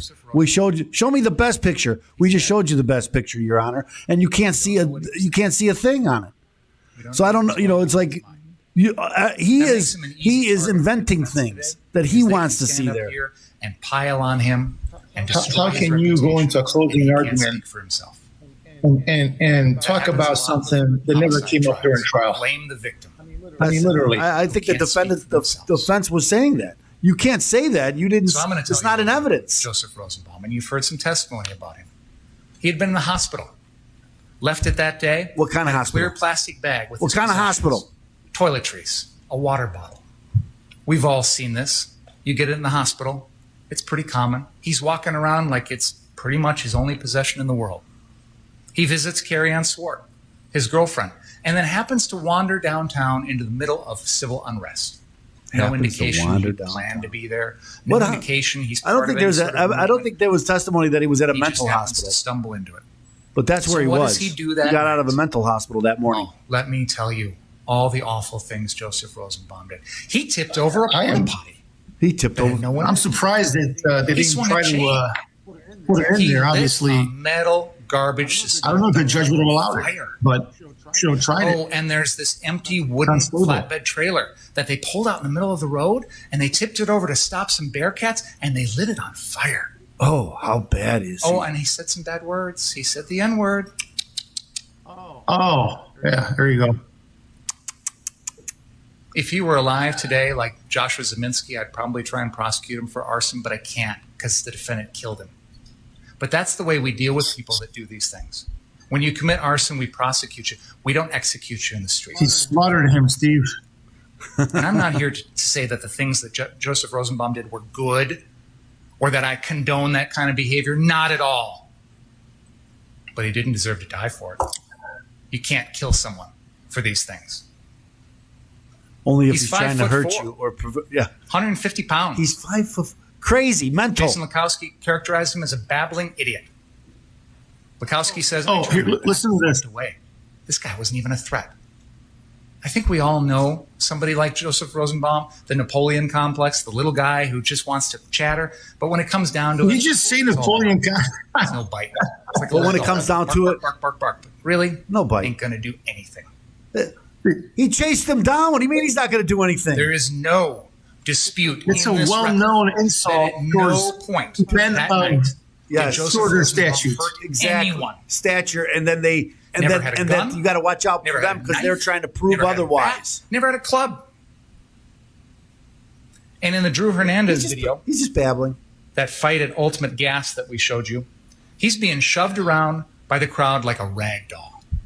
And yeah, he's mouthing off. He's talking a lot, but he doesn't actually threaten anybody, doesn't actually hurt anybody. Unbelievable. They're pushing him around like he's a tiny little person, which, frankly, he was. I think this guy's 5'4" the prosecutor. And in the background of this video, you will hear somebody say, point your gun at me or something like that. That's Joseph Rosenbaum. He's upset because somebody pointed a gun and that triggers him, which is understandable. I think most of us would be triggered by that sort of thing. And that's what's upsetting to him. But he gets right in the face of people who have AR-15s, never reaches for their guns, never rears back to punch anyone, never even lays hands on anybody. He was totally sane. You're going to watch this confrontation here at Ultimate Gas, and I want you to keep in mind that there's a group of people on one side with AR-15s and a group of people on the other side. And none of the people with the AR-15s feel their life is in danger. None of them shoot their guns. They can handle themselves. They can handle them. The defendant can't. Is he winning?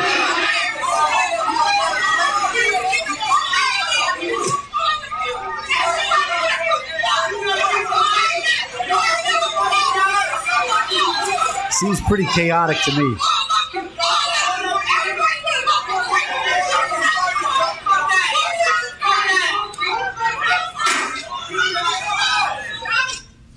That sound you heard Seems was like someone a throwing very some safe sort of scene to me. plastic thing at one of the stanchions underneath the It gas wasn't a gun. It station. wasn't a And gunshot. It makes a sound that almost sounds like a gunshot. So add that into the mix. You've got people with guns, loud voices, clear hostility, and the sound of something that, frankly, to me sounds like a gunshot, and yet everybody keeps their cool. Nobody hurts anybody. Nobody fires a gun. And watch how they push Joseph Rosenbaum around like a rag doll. Like a rag doll.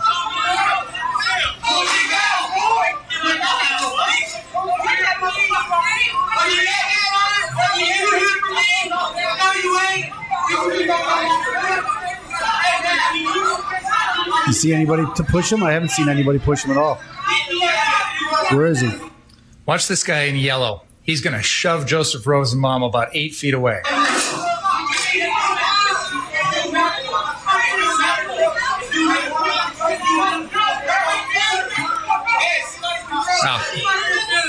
I guess it was a different guy that did that, but they're shoving him around like a rag doll. Nobody feels threatened by Joseph Rosenbaum. No, he wouldn't hurt anybody. Anybody's gun. He's a mouthy little guy. He's a little dog that barks. A little dog that barks. And you know what he's going to do now? He's going to tell him, hey, I need to go grab my bag. I don't have my bag. So they let him on through.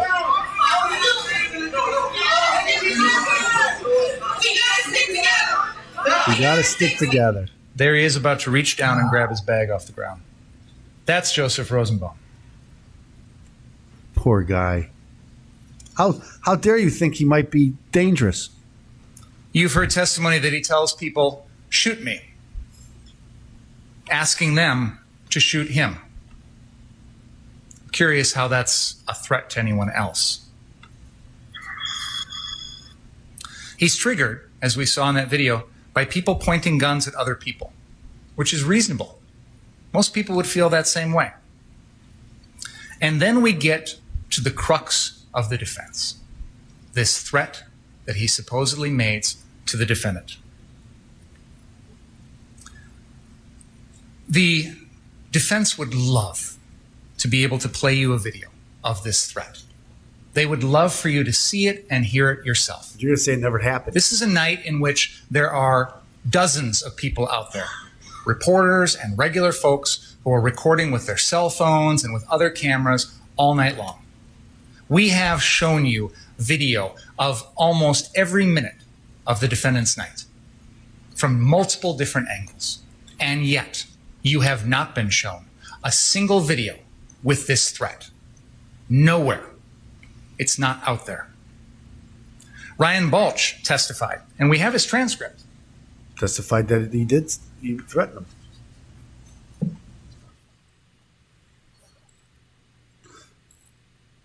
You don't have a video, but you got testimony. We have his testimony, and what he says is there was an incident in which Dustin Collette had put out a dumpster fire and said something to the effect of, "Fuck around and find out." And Balch steps in, and he has an exchange with the protesters, and he turns around, and Rosenbaum is right there in front of my face yelling and screaming. And I tell him to back up. And he goes, "You know what? If I catch any of you guys, blah, blah, blah." So that's the timing, according to Ryan Balch, right after that dumpster fire. Kriston Harris from the Rundown Live was there, physically, standing right next to Ryan Balch. Not only was he there during the dumpster fire, but he stays with Ryan Balch and or the defendant for the next 6 or 7 minutes, recording everything. And I've played this video for you. It is Exhibit 18. And I played for you a period of time from 1 hour and 22 minutes to 1 hour and 28 minutes. And I asked Kriston Harris, I call him to the stand, and I said, I'm going to ask you 2 questions. Number 1, do you independently remember seeing Joseph Rosenbaum, hearing this threat? And he said, no. And then I said, okay, well, maybe you missed it because, you know, there's a lot going on. So will you rewatch your video for me and tell me, is it in there? And he said, no. This video captures that entire period of time with Ryan Balch and the defendant right there, and there's no threat. There's no Rosenbaum. It didn't happen. So he lied. You tell him that the defense desperately wants this because they've got to give you a reason why it's okay to kill Joseph Rosenbaum. And this threat is critical to their case. But it's not there. In exhibit number 3, and I'll play it for you here as I'm talking. Joseph Rosenbaum isn't even visible. Now, I submit to you that even if, I'm sorry, this is exhibit 18, even if there was a threat made, it's still not enough because Joseph Rosenbaum's unarmed and you can't kill him. But the defense has pinned a lot of their case on a threat that didn't happen and they can't prove. It's not on video. It's not there. So I'm going to pull up exhibit 18. The Rundown Live video, and I'm going to go to that. They're not pinning the entire case. I mean, this is one of the charges. Yep. So, I agree with that. And it would have been nice if we had it on tape. That it would, you still would have charged them. Look at the gas price. $2.09. Last year. You see that again? Oh, last year, $2.09. It's just like the year, man. So here's the dumpster fire. It would be just a fucking set. I could use a doobie right now. Joseph Rosenbaum is not in this video. Here's Dustin Collette about to put the fire out. I'm going. Got more fuck around and find out. Hey. Come on, reel in. Don't cause wrong when there's none here. Yeah, that's true. Just stay on your property.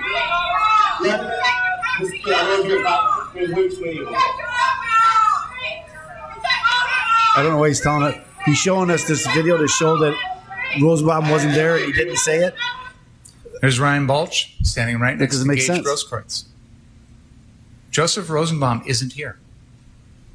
And the defendant and his Steve, group are being another told issue an important message. that prosecutors As long always as you run stay on into your property, is that these situations don't go are out there and fluid. cause trouble. Yeah. So a threat can arise out of nowhere.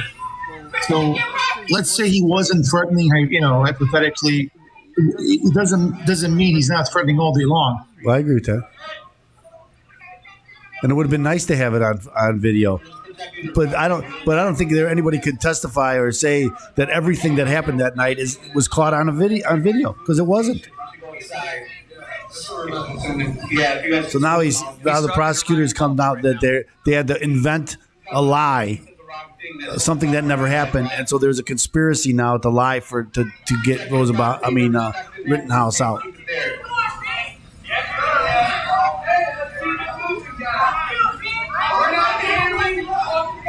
This is where Ryan Balch goes and talks to a protester. He's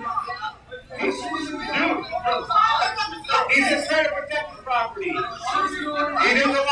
He said he has no problem with you guys. He just doesn't want to burn down the shit. I can't blame him.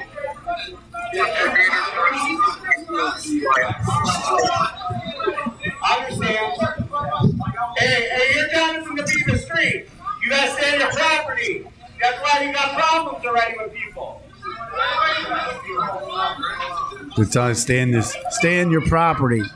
Who are they to tell people? Don't involve in your property. Don't look for trouble or anything. A medic? I know you are, but they got their own medics, and somebody's supposed to probably take care of them. I know you're just trying to make peace. Was that Rittenhouse he's talking about? They look at you guys, I assume. It's as much as you guys are afraid of them before they march down here. I know, but when the conversations are happening.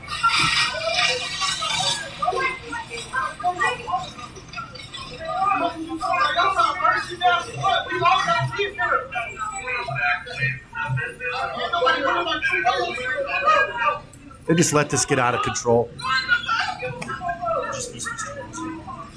Thanks, guys. I have no clue where he's going with this video, Steve. I don't either. To show that it didn't happen.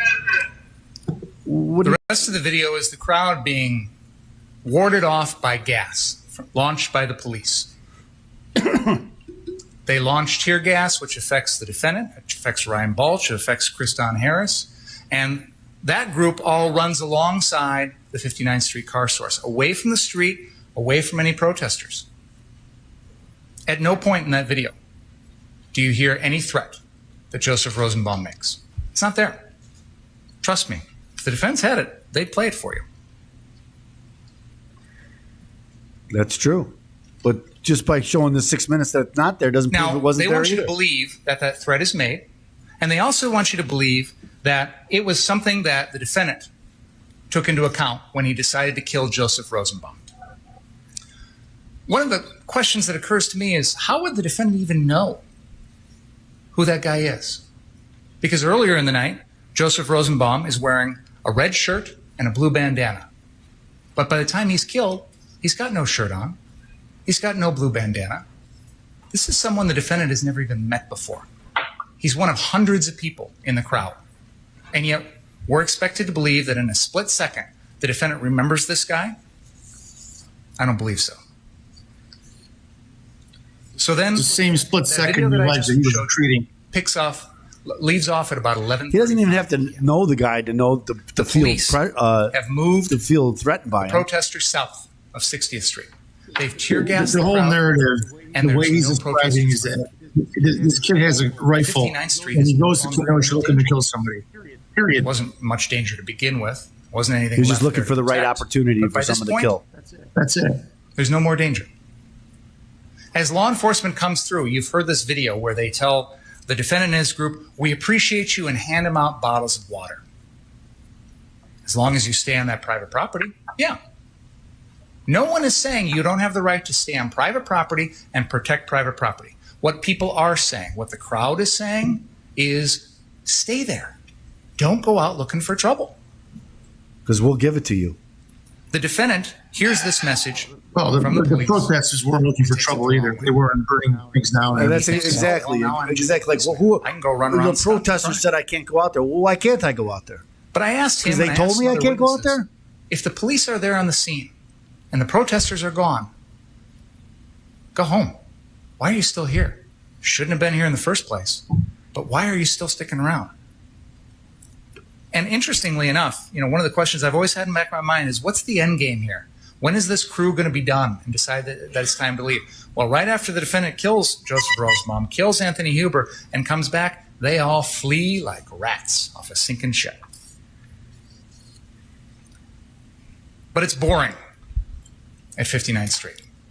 There's no protesters. There's no action. So the defendant decides about 11:35 p.m. to cross the police line and go looking for trouble. He knows at this point he's entering a hostile crowd. He's seen this crowd. He knows what they're like. That's why he has to yell friendly to them, because he knows they're not going to see him and think he's friendly. And he knows he's got to have Ryan Balch with him, some sort of buddy to protect him. And he's immediately confronted by that man with the yellow pants who says, "You just pointed your gun at me." And the defendant says, "Yeah, I did." He admits that. He says it sarcastically. Now, what's interesting to me is they want you to believe this never happened. They want you to believe this guy in the yellow pants made it up or is lying. But he's just standing there by the side of the road, minding his own business, when the defendant happens to walk up to him. Minding his own business. Do you think business. he just sat during there and a thought, riot? "Oh, I'm going to make up a lie about this guy on the spur of the moment"? Yeah. Or did it really happen? And is it consistent with everything else you've seen about the defendant? Does he sound like the sort of guy who would point a gun at someone for standing on a car? Does he strike you as the kind of guy that would threaten deadly force to protect property? Because that's what happened. The man in the yellow pants says it happened. The defendant agrees. And then he comes into the trial and says, "Oh, I was being sarcastic," like he's a little 17-year-old and he wants to get out of it. Shortly after that, the defendant loses track of his protector, Ryan Balch. So now he's in a position where he knows that he's surrounded by people that consider him a threat. He knows that he's not supposed to go anywhere without Ryan Balch. He knows he's supposed to go back to 59th Street. And he does. He tries. He walks up to the police line. He says, "I work there. That's my business," which isn't true, but whatever. And they won't let him through. Now, Ryan Balch makes it He lied again. He lied. Shortly thereafter. He's a liar. The defendant gives up. He could go one block in either direction and make it back easily if he wants to. But he stops and decides, "You know what? I'm going to stay here and maybe see what's going to happen." So then he talks to these people with fire extinguishers. And he's going to go down to 63rd Street. And he asks one of them to come along. And they say no. Now, at this point, he doesn't have Ryan Balch. He knows he's supposed to go back. He knows he's supposed to have a buddy. And yet he decides to go it alone. He decides to run down to 63rd Street or walk down to 63rd Street. Doesn't even know if that other group is still there. I don't know if you saw this testimony when he said to him, "Why were you running?" He can't wait. There was a fire. I wanted to put it out. Go down and confront people.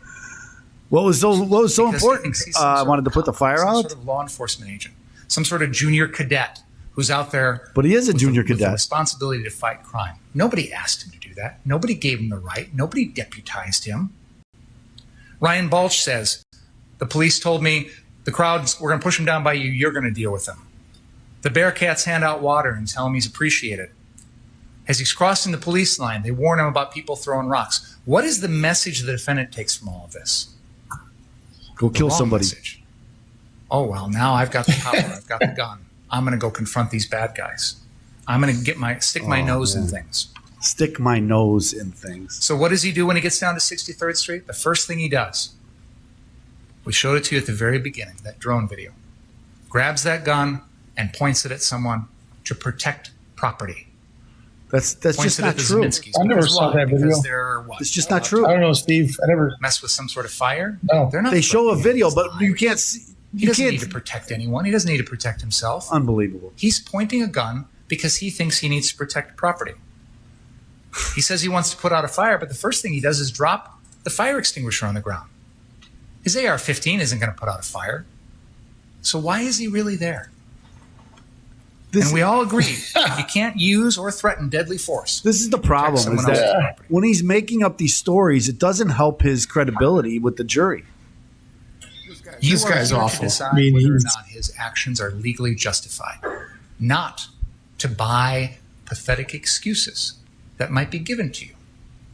As a teacher, when a student says to you, the dog ate my homework, that's an excuse. It doesn't get you out of the homework assignment.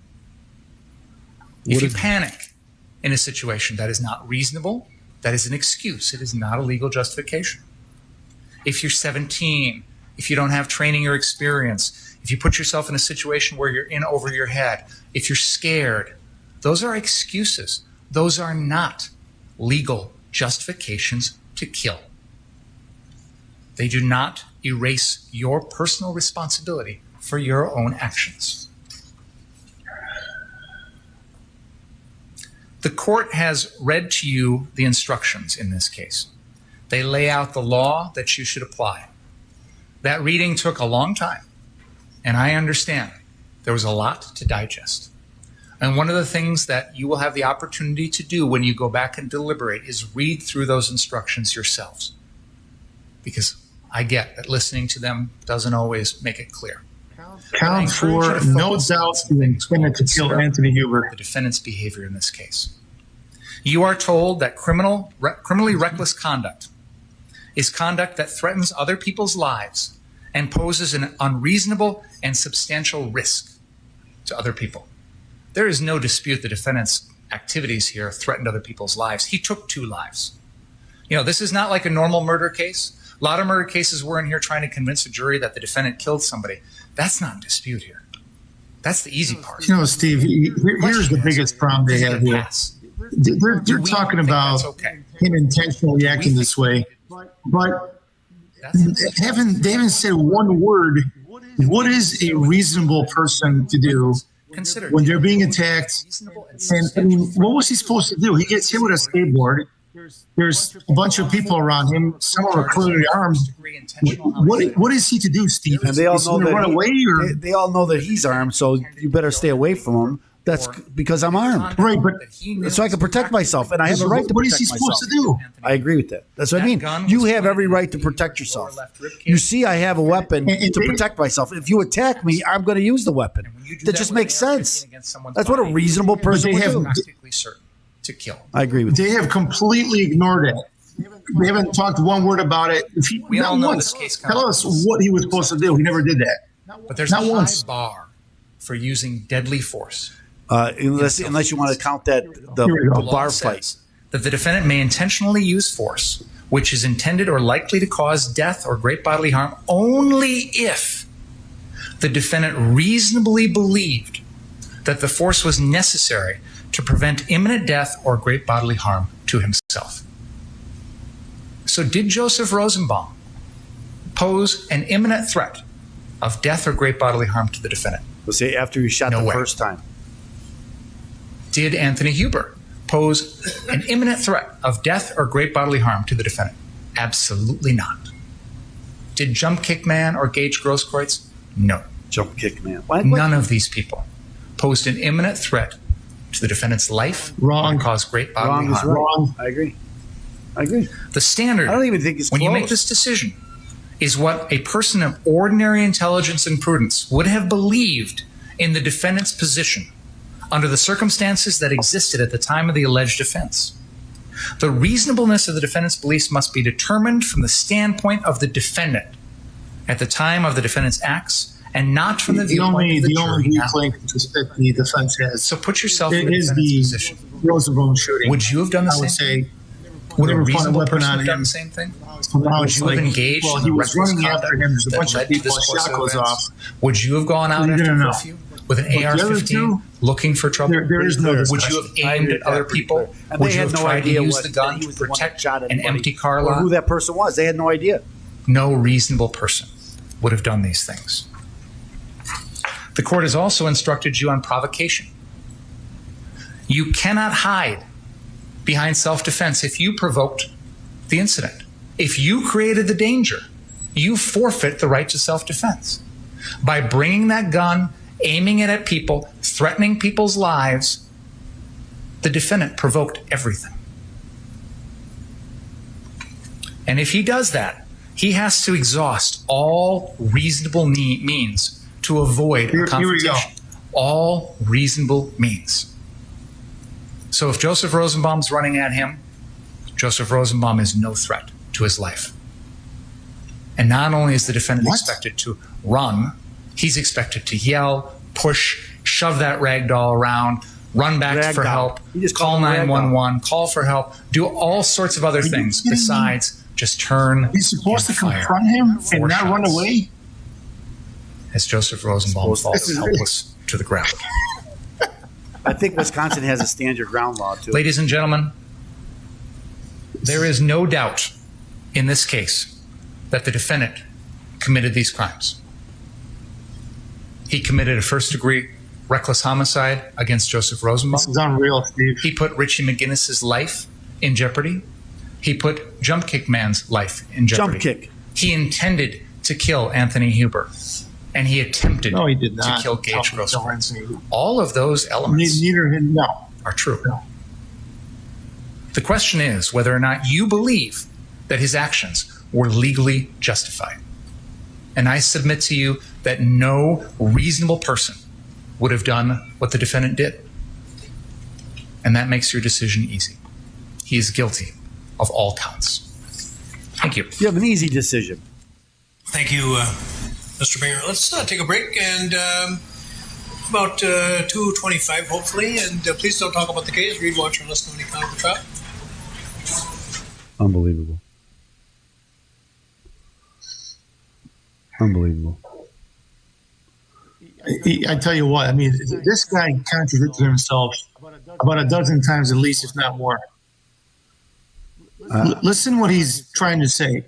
If the other guy is apparently some kind of a threat, you know, we're both attorneys.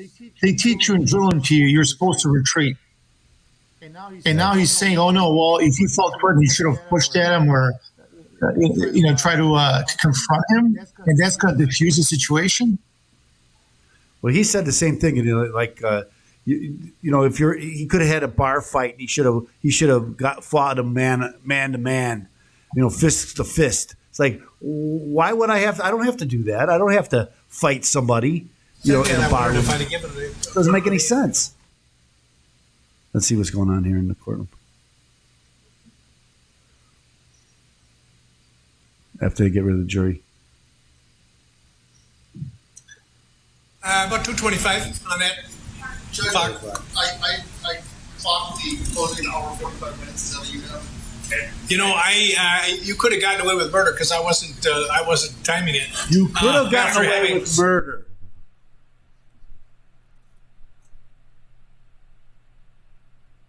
What?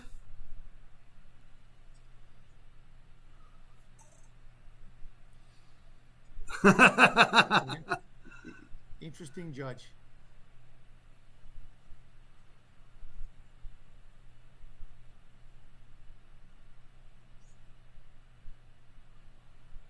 I want 2 hours and 8 minutes.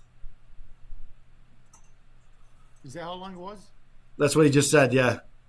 And they said, no, it didn't take us more than that. So can you argue that? No. That's why he said call the networks.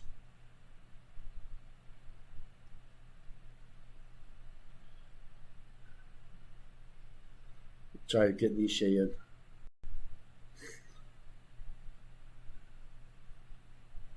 I appreciate you taking Milan, but it's an interesting case. I know that. Of course. See if I can get Nisha in. Again, both of you guys have great perspectives on what's going on here.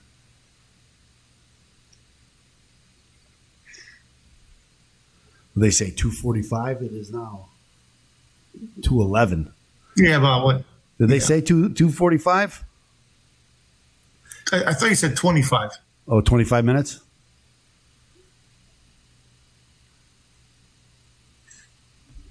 Okay. Well, let me go fill up my water. And take a bathroom break, and then I'll come right back. Let me put this over here. Thanks again, Milan. I got my call out there. Of course.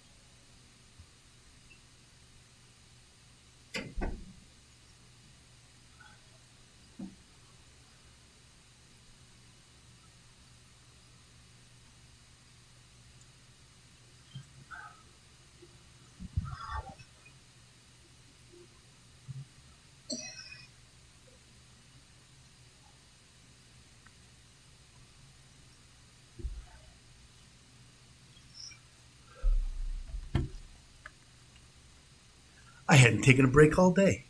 Oh, yeah, I did, because I had lunch.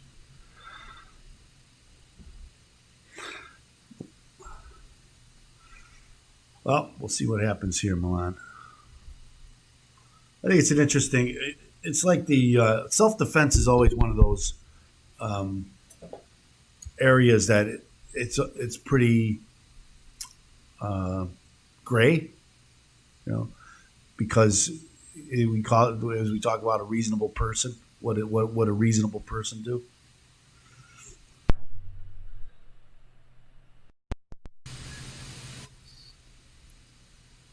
Do I have this down?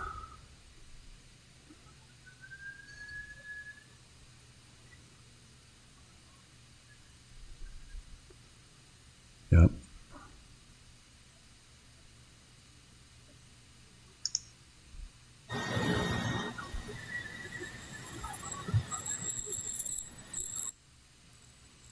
I'm in there. Just checking it. Is it still echoing for you, Milan? Yeah, it's okay. I got used to it. No big deal. I don't know how we can stop that, because I know there's always going to be a delay when you get it back to you.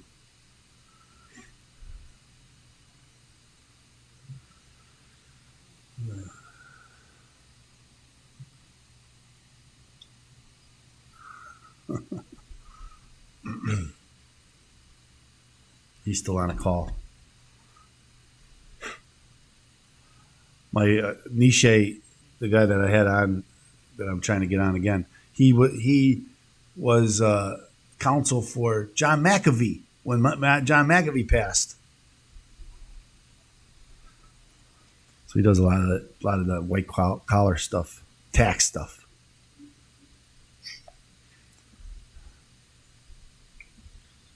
You're neck of the woods, huh? Yeah, exactly. How's everything else, buddy? Good. I'm up here in Bannockburn now, and having my office up here has made all the difference in the world. Not having to travel as much as I was. I can imagine. It's made all the difference in the world. I was traveling 3 hours a day. I'd say it gets old. I never felt that way. I always liked going downtown, going to the office. I thought it was going to be a big change, and that it would. But it's been a big change, but not a negative thing. I thought I was going to really miss it down there, and I really have not. So it's been good. This is in my office here. I have a green screen room. That's why that's where I am now. I do a podcast most every day. Obviously not this long, but I do a podcast most every day. I just thought this would be an interesting time. One of the things, in order to do this, you have to do it and figure out how the system works and how all the tools work. I've seen others commenting on these cases, and I'm watching the case anyway, and I know many people are, and I know many attorneys are, and so I thought maybe it makes sense for us to at least watch it together. It's like, although I had a guy yesterday tell me, I do this for a living. I don't really like to watch stuff on my free time, because that's the busman's holiday, right? I don't want to have a busman's holiday. I don't do it for fun, because that's what I do for my job. So it's like me doing tax stuff for fun. Except the fact that this is an very unusual case, and I think that there are repercussions should he be convicted. I agree. The Second Amendment. They're going to be a poster child for exactly why people should not be allowed to. It's not just a regular trial, and of course, there's a dozen other related issues, and it's a monumental case. No question. It's become very polarizing. It's like if you don't like Trump, then you gotta want this kid to go to prison. I don't know why he's tied to Trump, because he's really not. He's never come out and said he was a Republican or a Trumpeteer. It doesn't matter, Steve. We don't matter. Look at Steve Bannon. How do you indict the guy for the first time in the history of our country. So does executive privilege mean nothing any longer? Or are they going to modify that? Certain staff members? I agree. What's going to be when the president, the litmus there? They say, well, he wasn't on staff. When the president of the United States can't get advice from anywhere he wants, anybody he wants to get advice from, without them worrying about being subpoenaed by his political enemies, how are you going to function? How does a presidency function? And the answer is it doesn't. I don't know if you saw Steve Bannon this morning, but I did see him when he was walking into the. I happen to listen to the show generally, and at 9:00 this morning, he was walking into the FBI, and he mentioned he did make a statement before he went in, and I have to give him a lot of credit.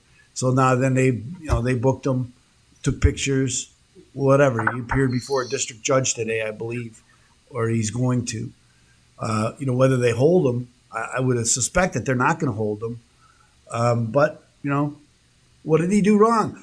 He won't share his advice to the president of the United States with a hostile Congress. In my mind, this whole January 6th commission is just another. It's just another impeachment trial, right? Just another show impeachment trial that means nothing, and it's all political. And the whole purpose is to get so Trump can't run again. The more they do this, in my opinion, the more he's going to run, and the more support he's going to have. If they would just leave the guy alone and go away, he would fade into the background. But they're not letting him fade into the background. Now I have isn't that something, Steve? Yeah, I've had some people say, I mean, look here. Go ahead. Sorry to interrupt you. No. If you field a winning team, nobody cares about Trump. Nobody cares about the GOP. If Biden and his, I guess, vice president, whatever purpose he serves, if they were firing on all cylinders, and nobody expected it to happen overnight, that's fine. The president needs sometimes to get adjusted, whatnot, even though he's been in politics forever, and vice president for 8 years. But the product on the field is not good. I agree. And look, and that's why they picked him and they picked Harris. So had you picked a winning team, Trump would not be as relevant. I agree with that. And if he had the backing of the American people, it wouldn't matter what Trump said, right? But when you don't have the backing of the American people and you have no political capital to think about the things that they were trying to do, and they're still trying to do, pack the court, spend $5 trillion, in both of these, Build Back Better. Not to mention the bump in the regular budget or the emergency rescue plan that he had earlier in the year. That was another $1 trillion. So they're spending money like you just can't do this. Again, you can't do it without the backing of the American people. That's for sure. And he doesn't have the backing. Just a fact. He ran as a alleged unifier, and he has done absolutely nothing to diffuse the situation. Appointing Merrick Garland was your roadmap as to where things were going to go. And look what he's doing. I mean, I agree. It's astonishing that they would choose to indict the guy, which has never happened in the history of our country.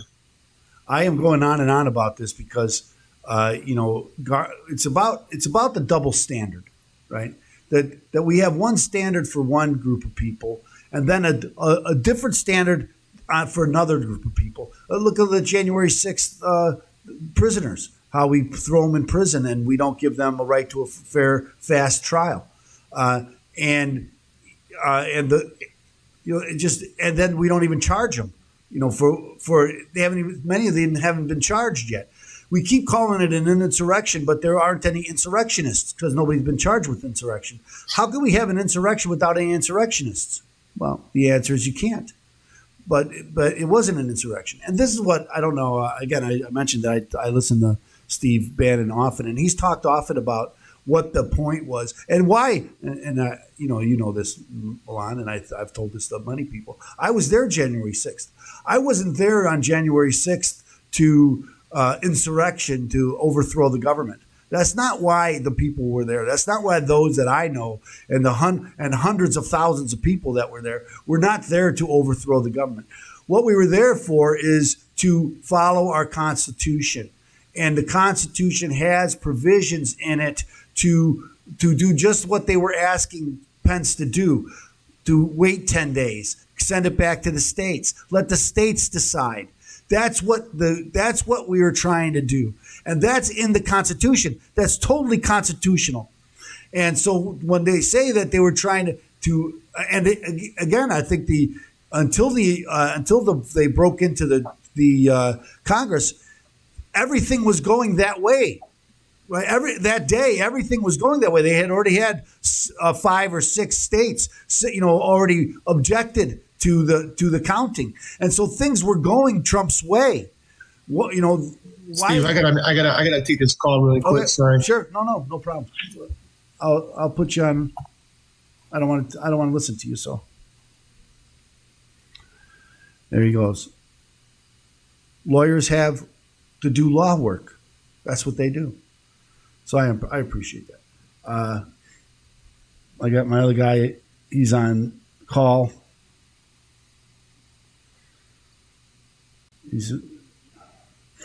That was at 2:17, so maybe we can get him off. Oh well.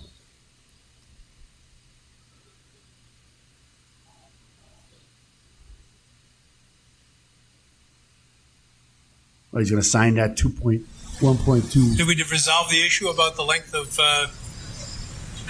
Mr. Binger's presentation? Judge, I don't think we agree. I did just ask Mr. Attorney Richards for the timestamps. I think we agree for the most part on the second portion of the argument. It would have been from around an hour and 13 minutes. Detective Howard and I both timed the first part, and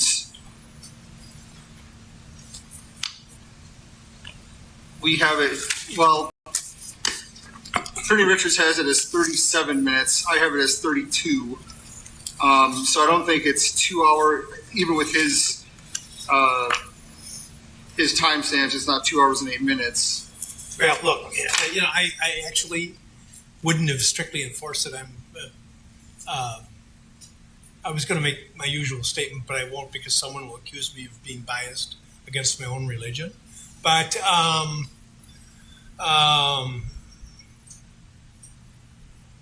I usually have been quite permissive about this. I set very strict rules, and then I'm somewhat indulgent.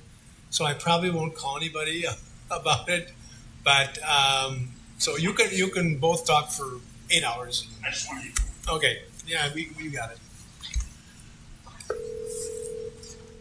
Bring him down. But that makes sense. You shouldn't hold him to some strict time frame.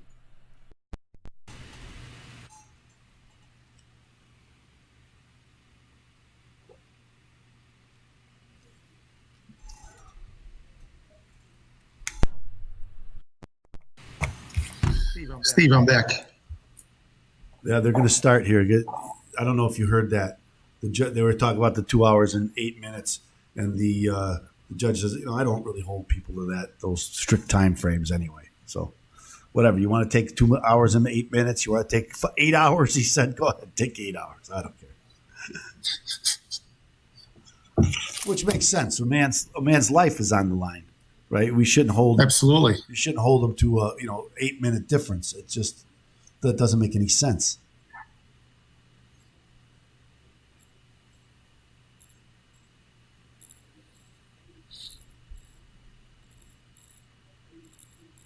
Someone says there's no sound in the courtroom.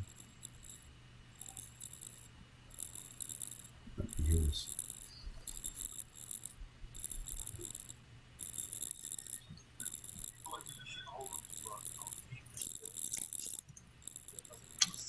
So is the defense going to do their thing now, or is the state still going to make a comment?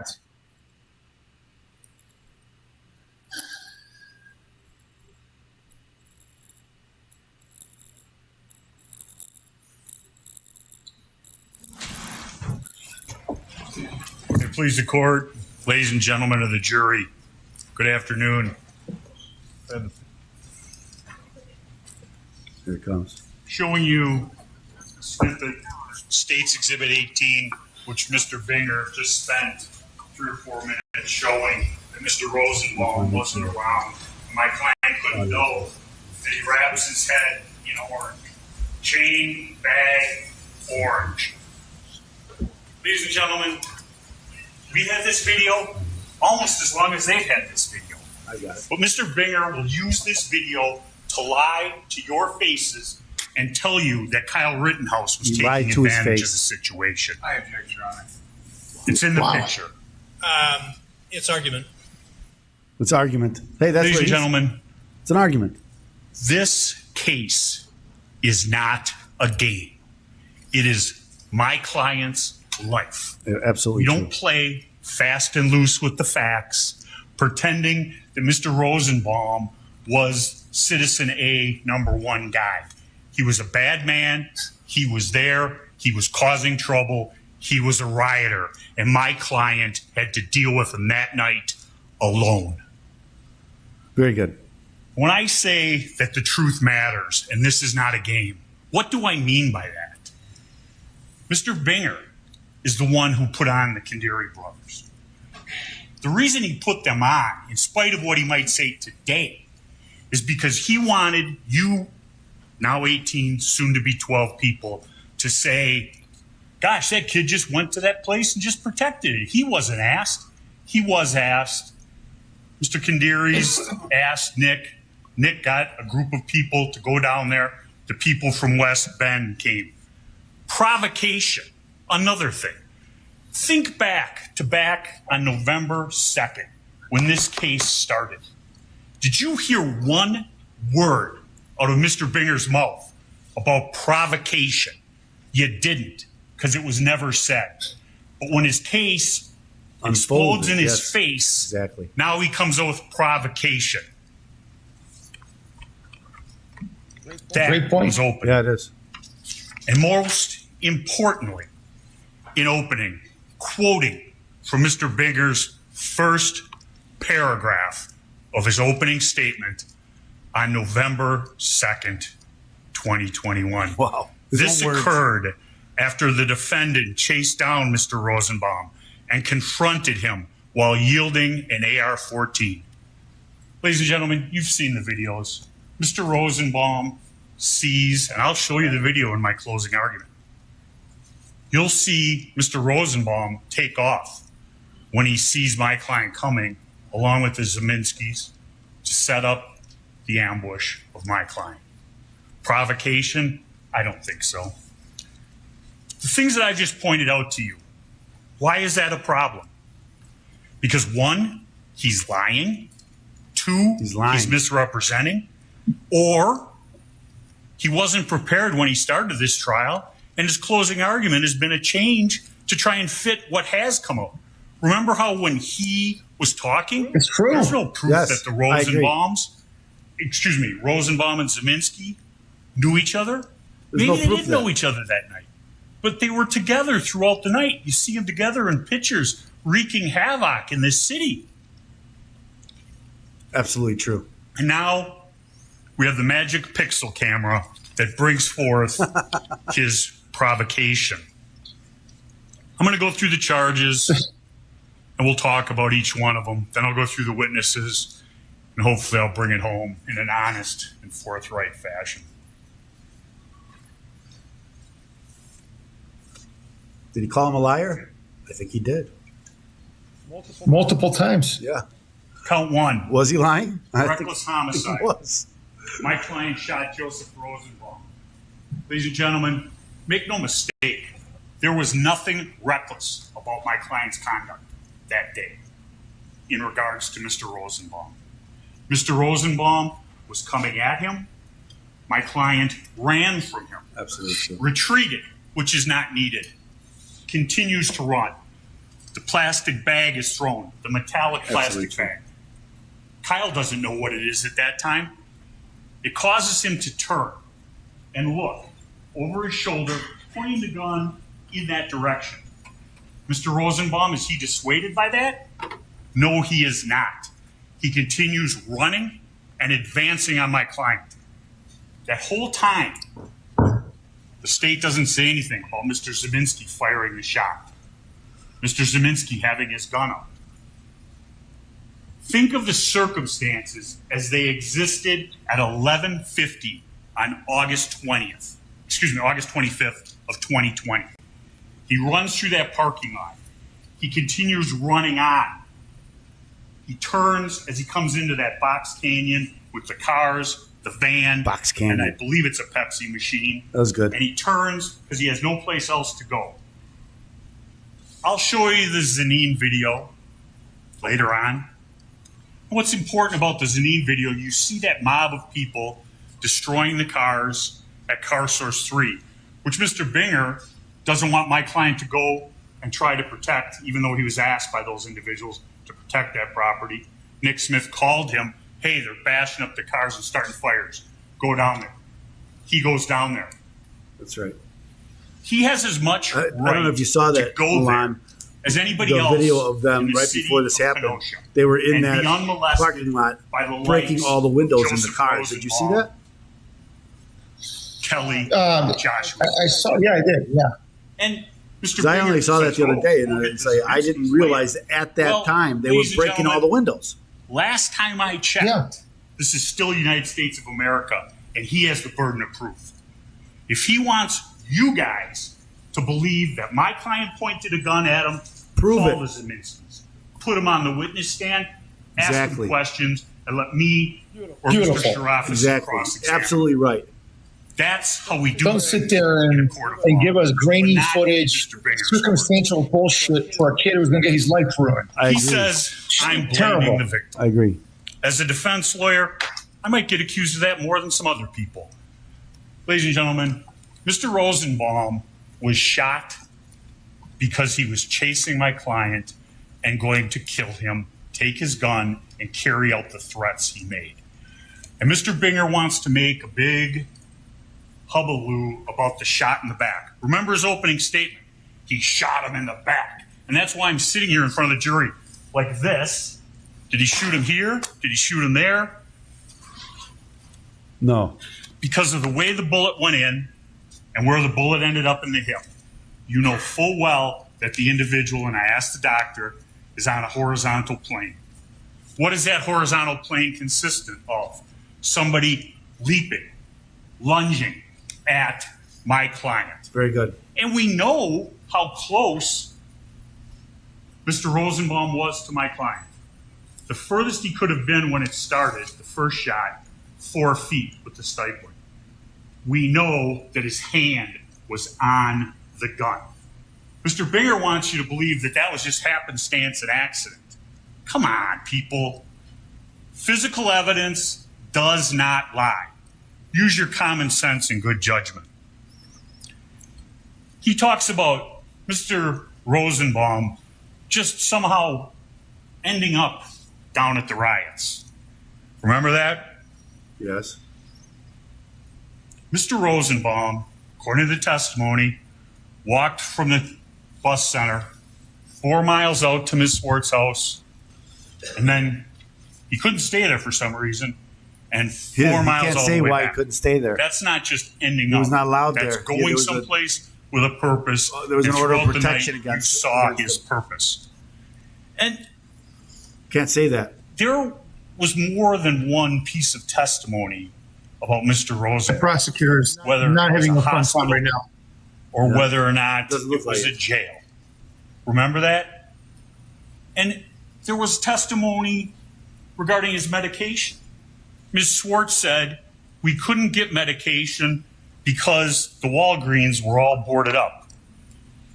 She said, the hospital said, they gave him his medication. So whatever facility gave him his medication,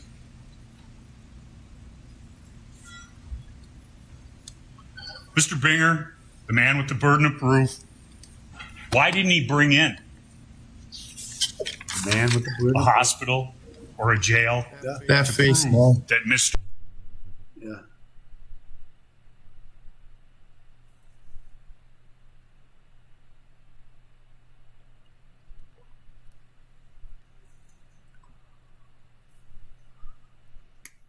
We lose volume. acting What's that? normal? Oh, here we go. I couldn't hear him for a second. I thought, well, Next.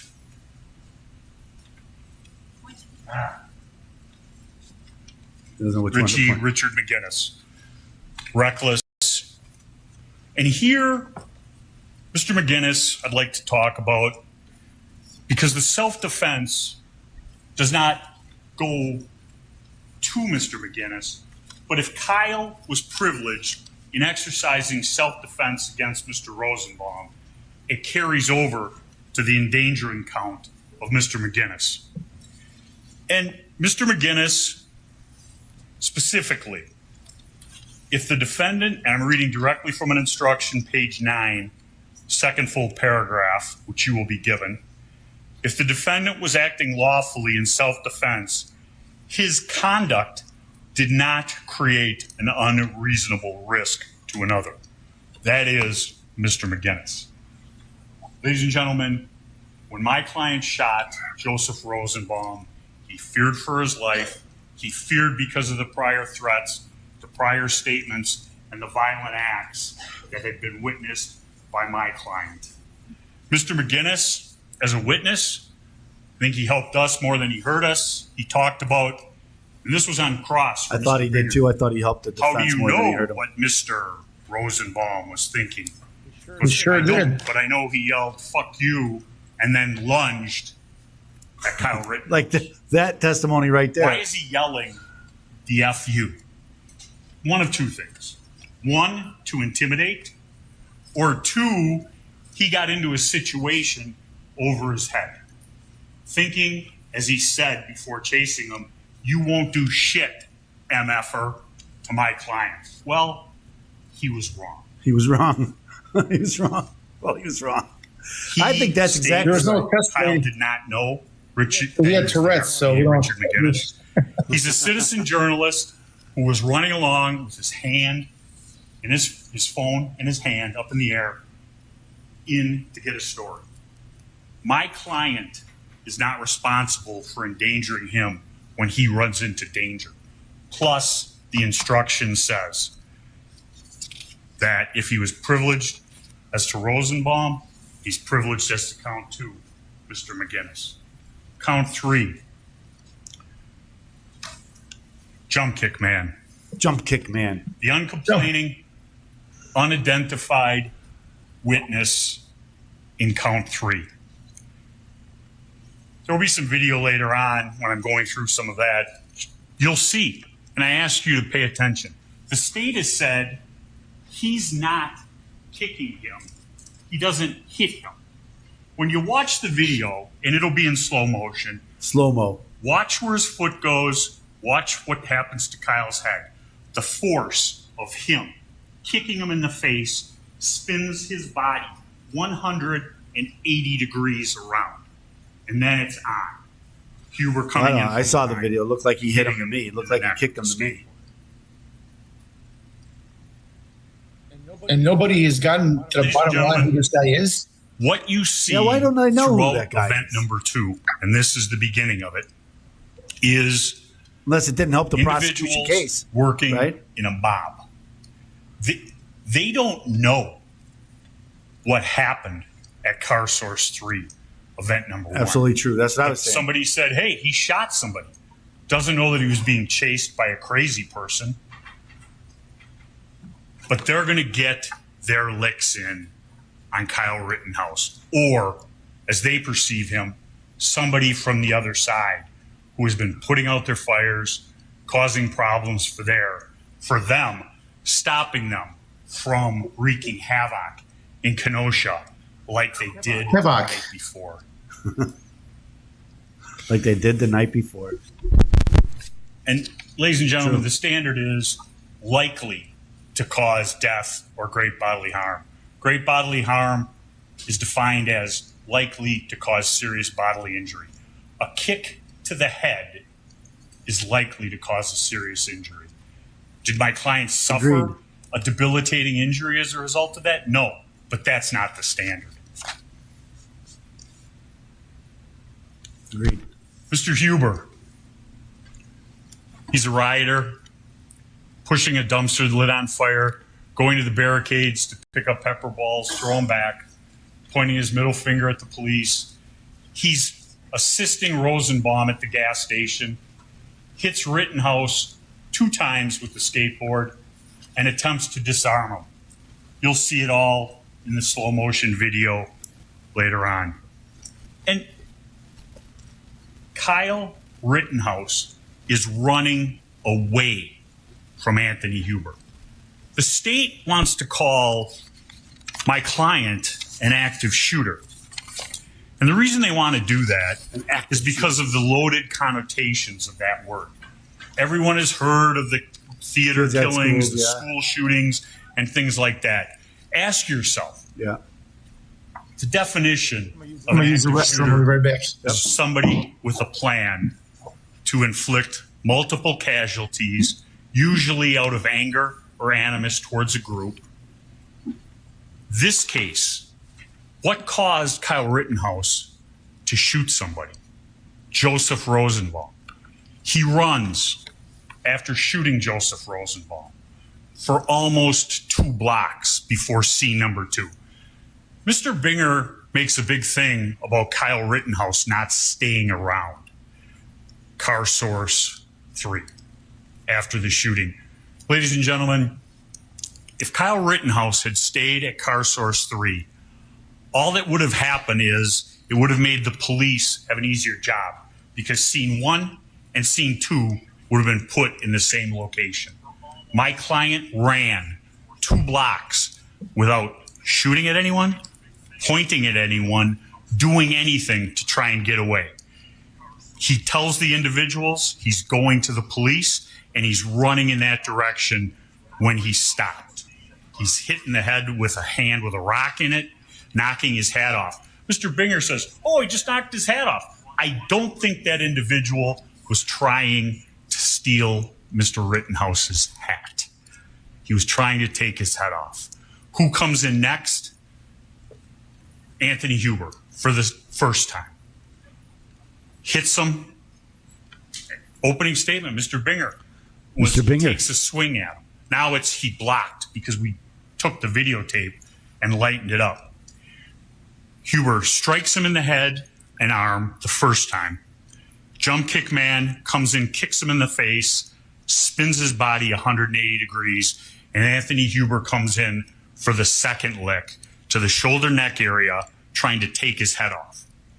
And when he does that, his other hand goes grabbing for the gun, his bare hand onto the gun and pulling it away from Kyle Rittenhouse. Mr. Binger wants Kyle to sit there and hope and pray to God his strap works, and Anthony Huber can't get the gun. We don't know that. We'll never know that, as he's running away from him. A shot as the gun is being separated from his body, and you'll see the butt way far away when the shot is finally fired. What did I miss? He's doing a good job. Again, just go through Even the Gage counts. Grossquist said he was concerned about the blows that Jump Kick Man and does he say, "Hey, Anthony Huber were Gage inflicting admitted on it. Kyle's head"? Now this is the next one. probably That's the only 5th thing charge. I agree with Mr. Gross. Gage Grossquist. The state must prove beyond a reasonable doubt that what Kyle did under those facts and circumstances was unreasonable, that he was not entitled to self-defense. Consider all the events that had occurred that evening. Him being attacked, kicked in the head, hit in the head with a skateboard, other individuals running up on him, and now Mr. Grossquist runs up on him. And the first action of Mr. Grossquist, and I'll go through the video later, is really he's running in, the hand is coming up, and the gunshot with Huber goes off. and the natural reaction is the flinch. He covers up, and then he pulls his hands up. And as he's standing with his hands up, look, he's not gripping the gun anymore in a pistol grip. Hands apart, hands up. And as he comes in to finish the job, the hand is on the gun going for Mr. Rittenhouse. And he says it's an involuntary movement. The shot comes before it gets directly to his head. But the motion is coming, the shot, and it continues on with that momentum. Enough momentum to go through the bullet and point directly at Kyle's head. Does Kyle fire again? No, he doesn't. Actions likely to cause death or great bodily harm. And he is coming in with a loaded Glock. And we asked Mr. Gage Groskwitz about it. He wouldn't even admit that there was one in the chamber. That's why we had to put on the officer to talk about the unfired shell casing. Lukowski talked about clearing the weapon and a live round coming out. Because Groskwitz won't say anything that puts him in a bad light. Groskwitz, the person who has 10 million reasons to lie. Yes. And we all know he did. Because he never... He's got a $10 million lawsuit against the city. Gave a new interview after giving his statement saying he dropped his gun going down the street.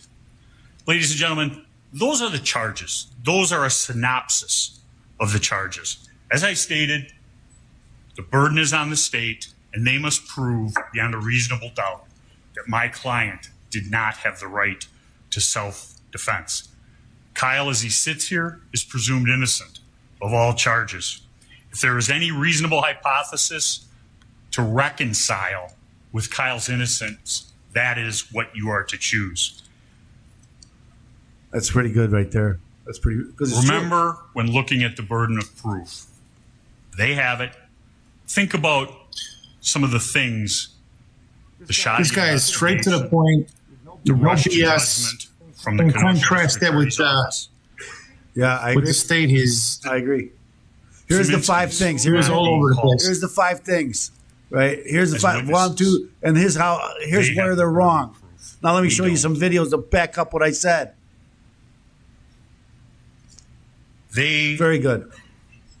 Want it to be that Kyle. Don't you think the state should have spent more than 10 minutes on the elements of the crime scene? Improper.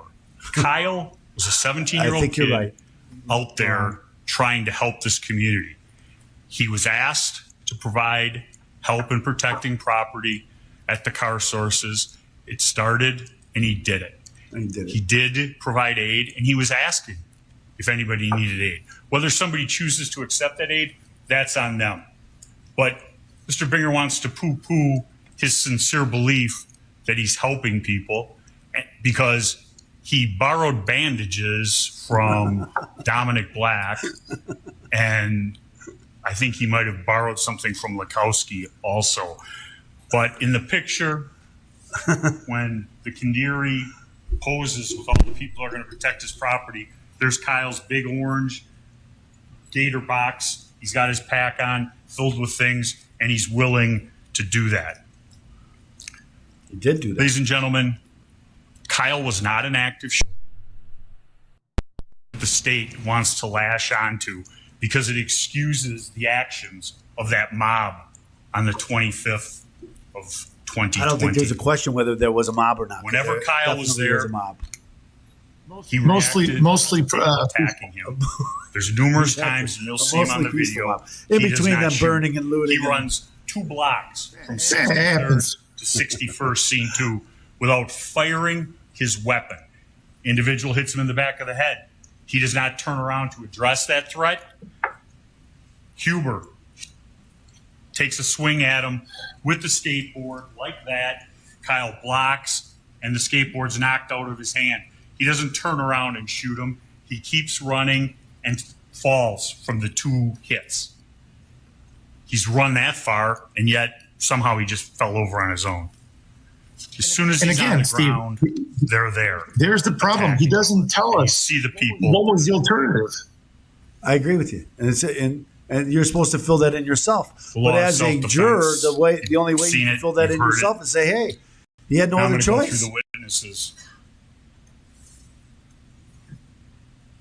Yeah. Oh. Dominic Black, first witness, charged by Mr. Binger for providing the gun to my client. 2 counts, looking at up to 6 years in prison. His case has been adjourned so that he can help the state. I don't think he helped the state that much. I think he was a pretty truthful witness, all in all.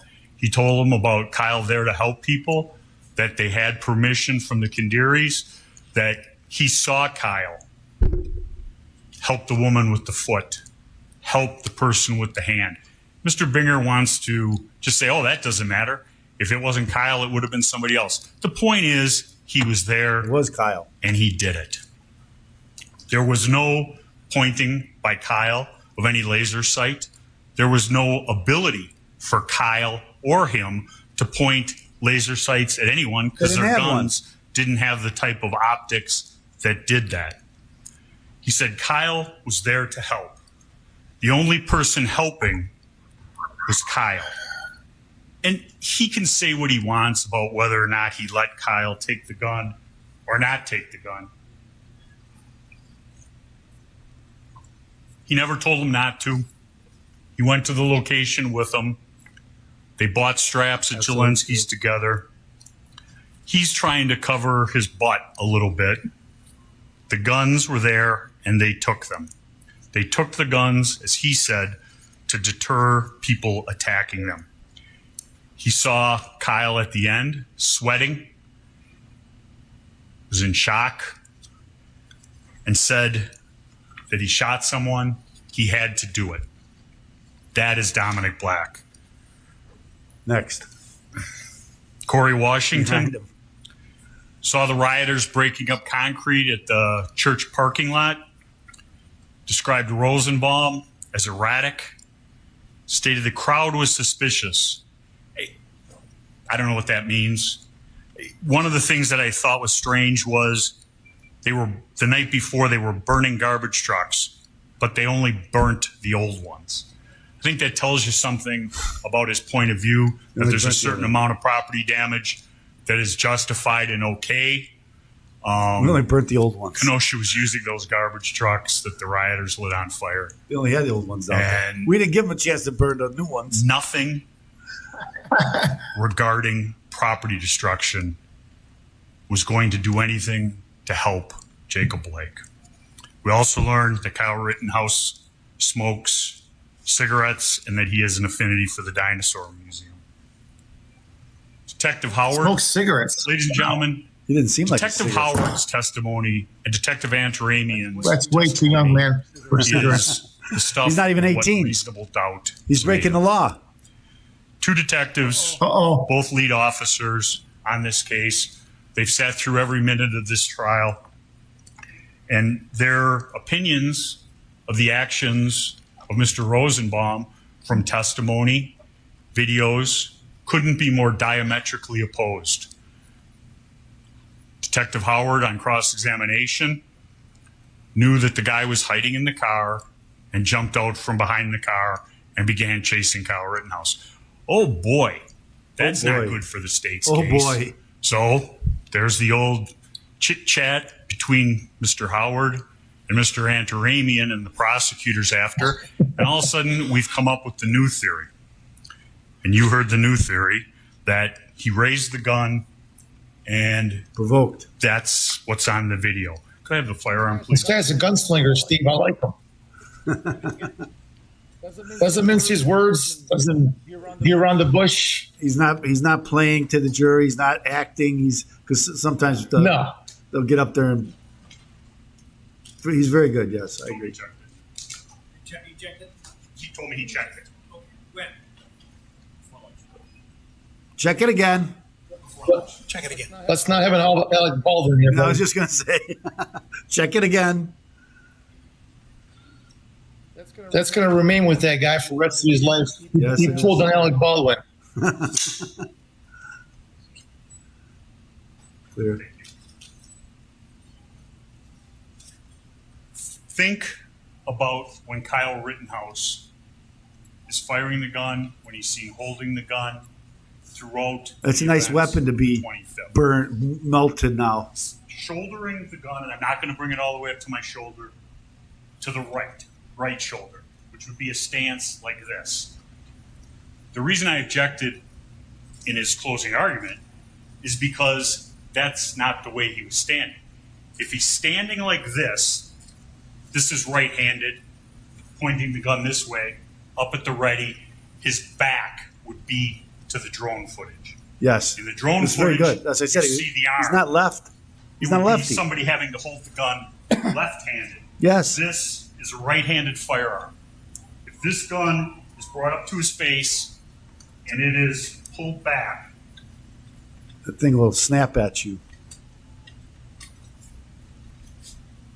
the shell casing hot and the fire that ejects it is going to be going right into Kyle's face. The photograph I'll talk about later.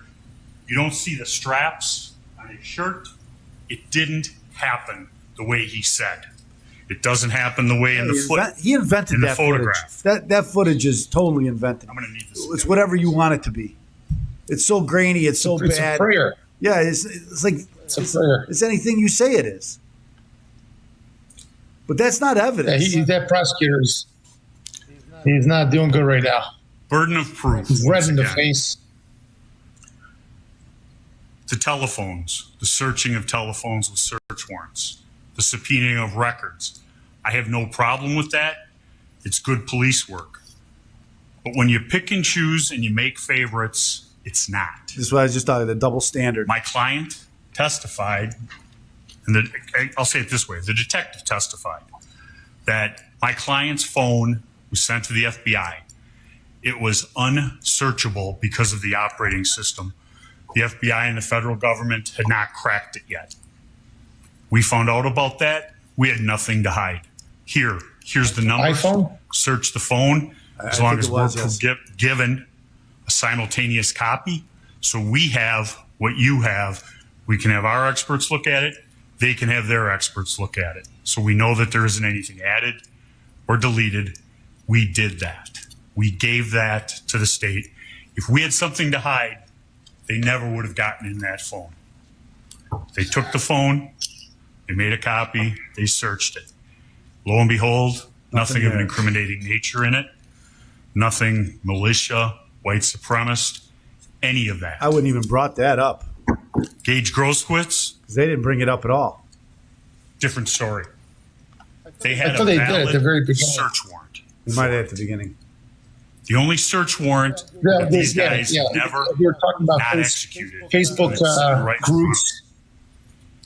And then they posted that Kenosha needed help. Mr. Groskowitz could have consented to them going in the phone. Is that what it was? If he has nothing to hide, very beginning. Why not? Why not let them look in the phone? And let's take common sense and judgment one step further. Police officers get search warrants.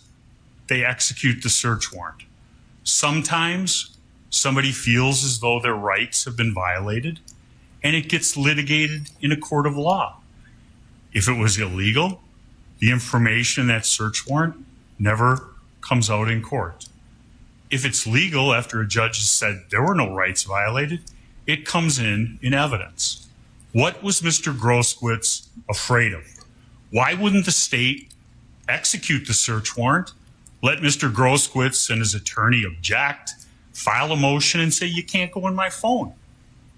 Let the judge decide, not the person who's prosecuting and protecting Mr. Groskowitz. Come on, people. It's absolutely true. Absolutely Mr. Groskowitz has 10 million reasons for not wanting somebody to go in his phone.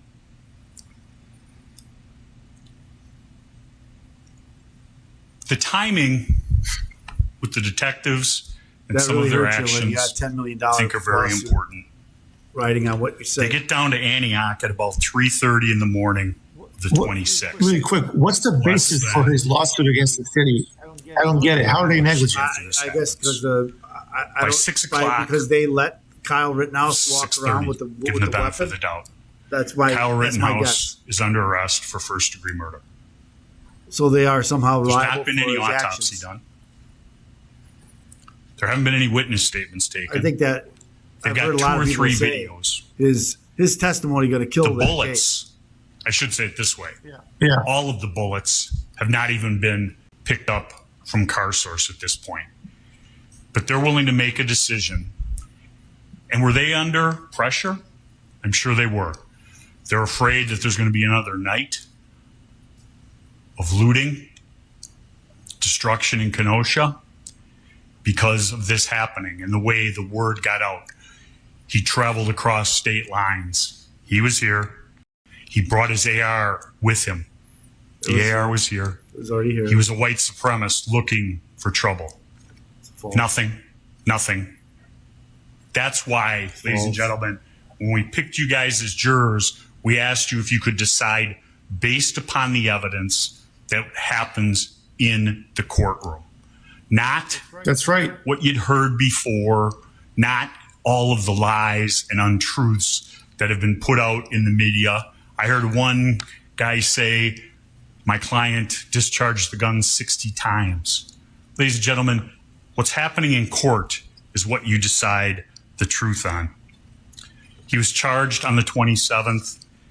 Still, they didn't have the information, the autopsy's final, anything like that. Ladies and gentlemen, this has been a rush to judgment. A rush to judgment. I knew that was coming. Richie McGinnis, I talked about earlier, citizen journalists. Mr. Binger talked about him seeing guns. But remember the cross of Mr. McGinnis. Guns are not legal in Portland, Washington, or D.C. or New York. They're not allowed on the streets. You can be arrested. There are state laws. And ladies and gentlemen, the gun in this case is no longer an issue. It's yeah. Whether or not it was a dangerous weapon as it applies to the charges is. But my client is no longer charged with minor in possession of a firearm. But he needs his AR-15 and the assault weapon and the fear that goes with that to try and bring home an unjust guilty verdict. Ryan Balch had never met Kyle Rittenhouse before the evening hours of the 25th, has never spoken to him or known him after.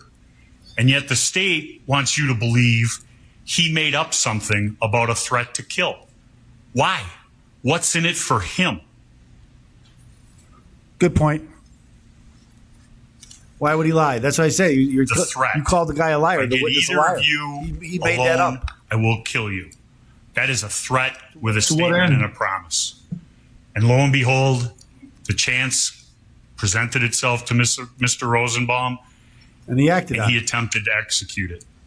And I don't, for a minute, believe that he would have done it if it was Mr. Balch, who's much bigger than my client, muscular, well-built.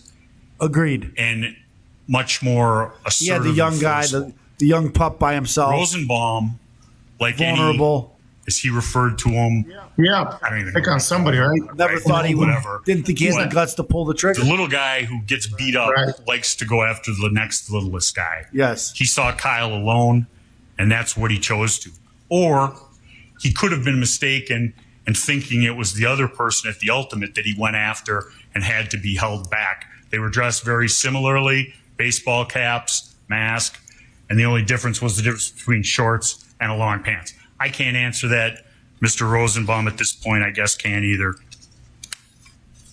Well, that's a little flippant. But you see Mr. Rosenbaum right around the time in question at that location, menacing with his chain. Menacing. Have you seen these pictures with the chain? That's Mr. Well, videos. I mean, talked about him going on. Yeah. Ms. Amber Rasmussen, she was the DNA expert. What I say to you is DNA is an incredibly useful tool But DNA Sometimes. is only as what you put into it. And if DNA shows anything, it shows that it's not proof positive in this case. We know in hearing from Dr. Kelly that he most probably touched the gun. It was a contact wound is the way he described it.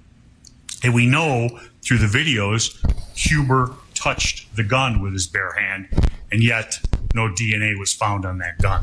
So don't let your eyes deceive you. Don't let the physical evidence be discounted because of what she said. The end of that barrel was not swabbed. And we know he had to be at the end of the barrel, or it would have had the soot on all of the fingers. Jason Lukowski thought was an interesting witness. He was the Marine who put the phrase, shout, shove, show, shoot. And I asked him about that, and I don't for a minute disbelieve that that's the Marines' rule. Is there any retreat in there? He said no. He looked at me like I was stupid. The reason he looked like that was because they don't retreat. Yet Kyle Rittenhouse did retreat. He tried getting away from Mr. Rosenbaum. He described Joseph Rosenbaum as belligerent, with malintent, used the N-word, the false step thing. Use the N-word. Did not see Kyle as aggressive.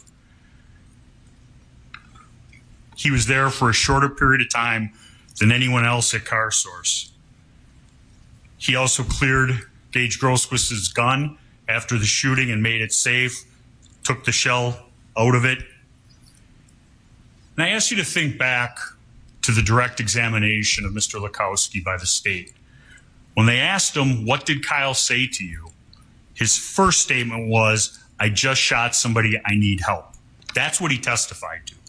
And then Mr. Binger shows him the statement and gets him to say, well, I told the FBI that. Ladies and gentlemen, I don't know what he told the FBI. The FBI. Uh-oh.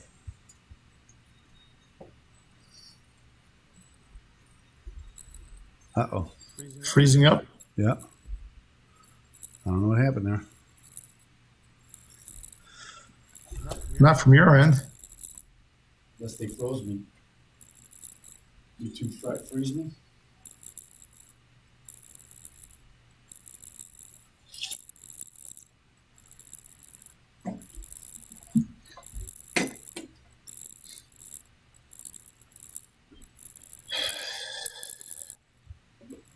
It's like our day.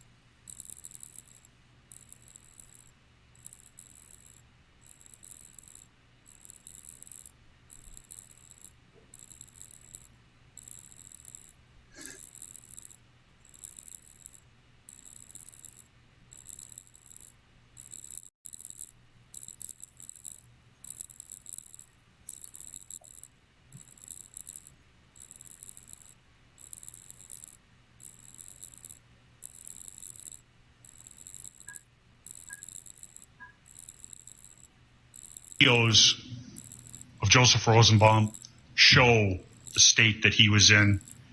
No proof that he ever took his meds.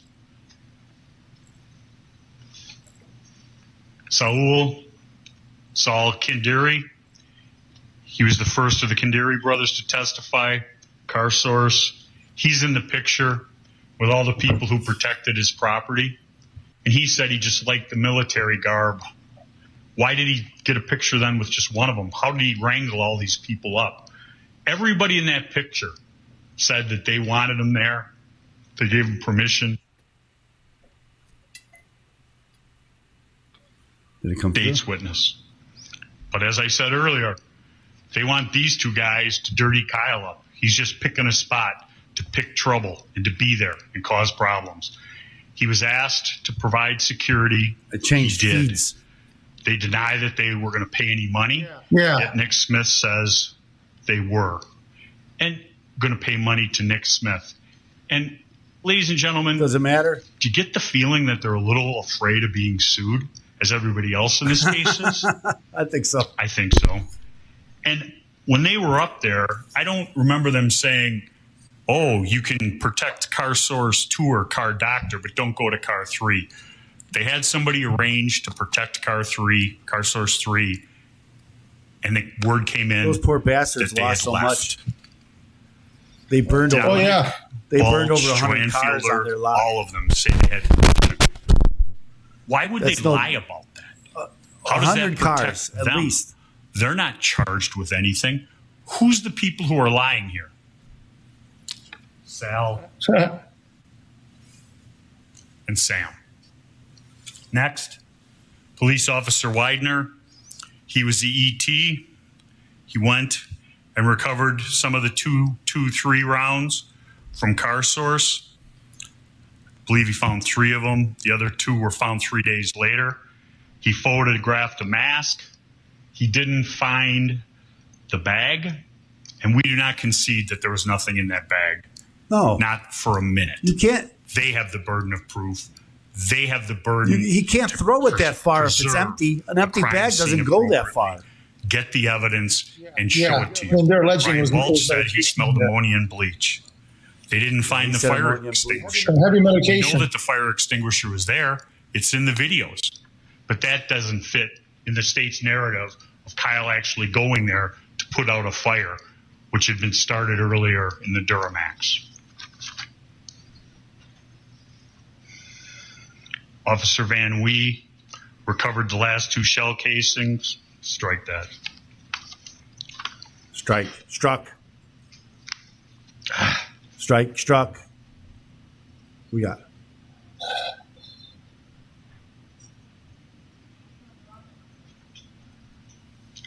I love technology.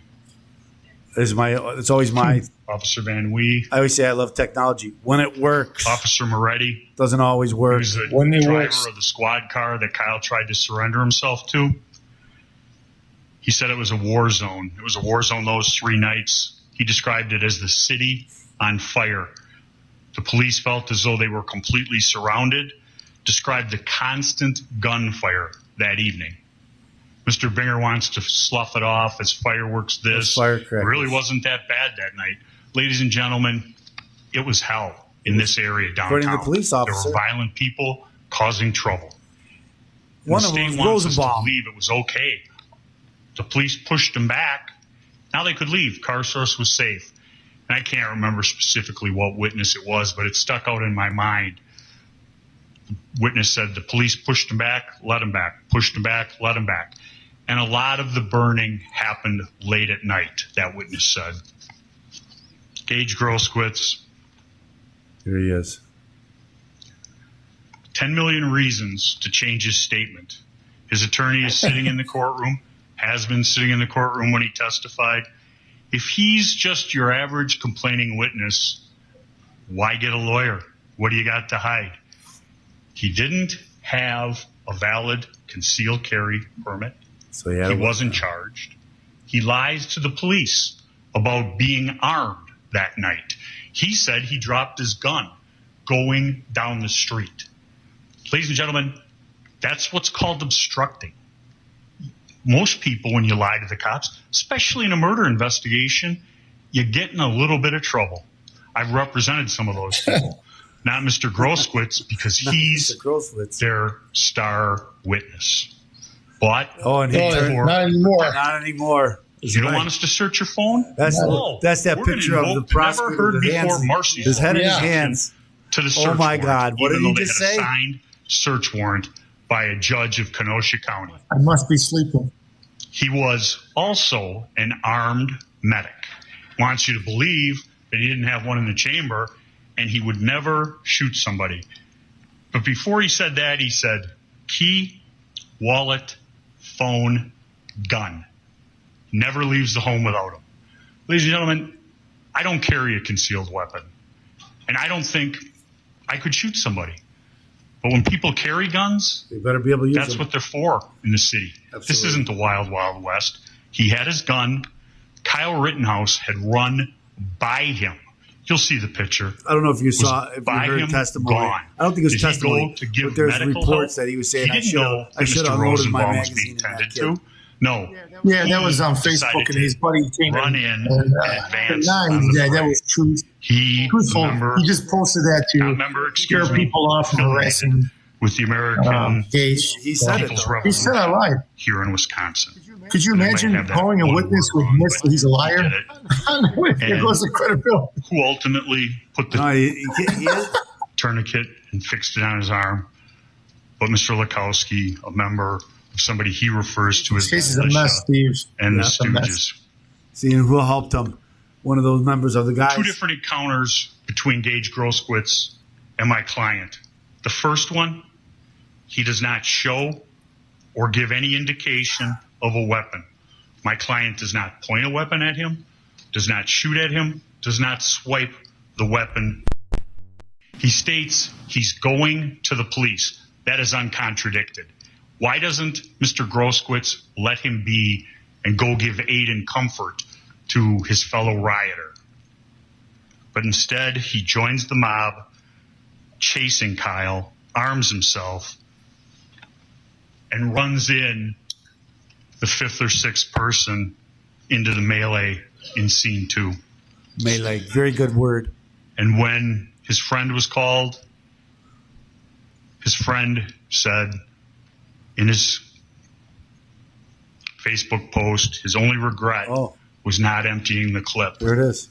into the kid. So we know what his intent was. We I didn't what know he that was wanted part to of the do. testimony. Kyle shot first as he was coming in. I must have missed that. I thought I saw that Mr. day. Binger talks about, he was going to grab the gun. Ladies and gentlemen, left hand, phone. How's he going to grab a gun with a hand filled with a phone? Right hand, gun. He goes back, loads up, and is advancing. That's when Kyle shoots him. He didn't shoot him when he put his hands up. And if that was it, no intent to harm him, all he does, like everybody else, is back up. And nobody else gets shot. But Mr. Groskowitz decides he's going to shoot my client. Unfortunately, my client shot him first. If he had retreated, it's over. And when he's got his hand up like this, unfortunately for as I whom? said earlier, the hands are up. So it's not gripping the gun, it's loose. But when he goes in like this, the pistol grip is tight.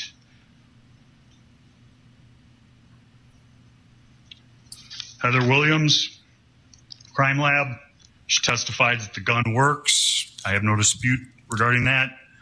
Detective Krieger, he was in the passenger seat of Moretti's car, pepper sprayed. Kyle did not get his ID, didn't ask him about the gun, just told him to go home. Kristen Harris, Rundown Live, stated the video. We showed the video to start this, clearly depicting Mr. Rosenbaum standing there at Car Source 2 shortly after the dumpster, standing there with his chain, the shirt tied up over his head.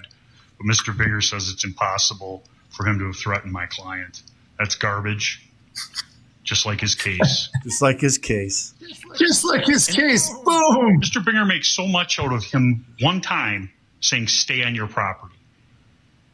My client has as much right to go anywhere. That's what I was saying. Just because they tell me I can't, as anybody else. As anyone else. Just as the rioters did, and as he walks out to see if anybody wants medical help, he's not doing anything wrong. He's not doing anything to provoke anybody. Agreed. Detective Antaramian, the juxtaposition of him and Howard, as I said, he is the one who talks This is about what he sees the mayor in the video, of totally Kenosha's different. nephew. As you see Why did Mr. Rosenbaum and he's got an uncle that's in the prosecutor's office, 2 cars over from the Zeminskis? What was he doing over there? Why was he doing over there? And why does he come out as soon as Kyle comes down the road? Because they were going to ambush him. They had set it up, and I'll show you the video. Okay, I want to see it.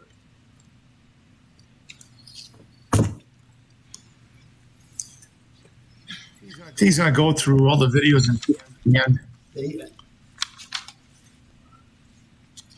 James Armstrong. The only thing I can say about James Armstrong is, okay, that's interesting. But what I'd like to say about his photographs, his knowledge of what he did, and some of the state is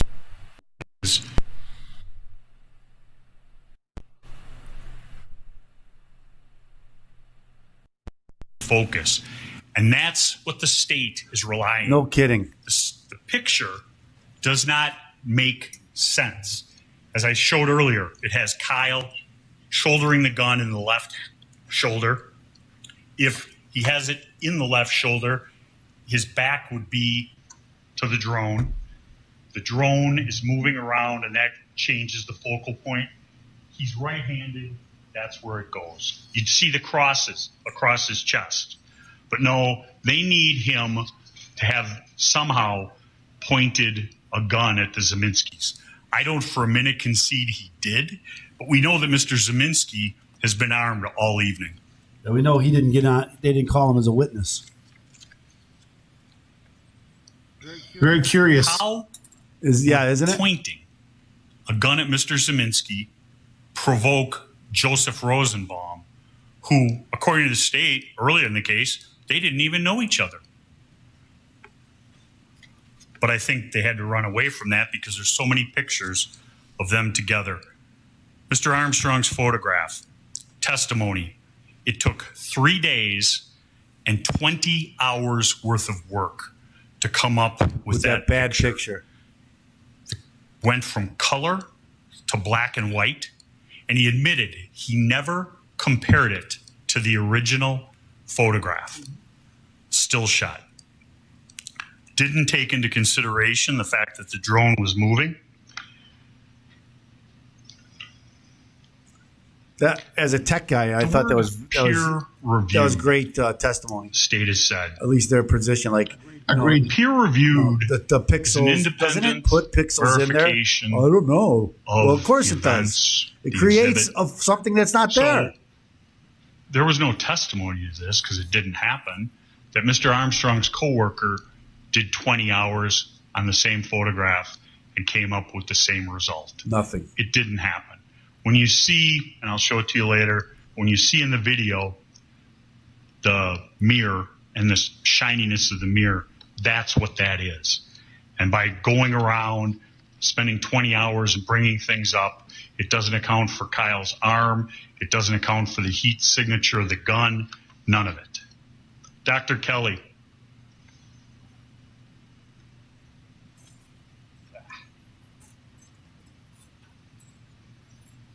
Stuff never works right.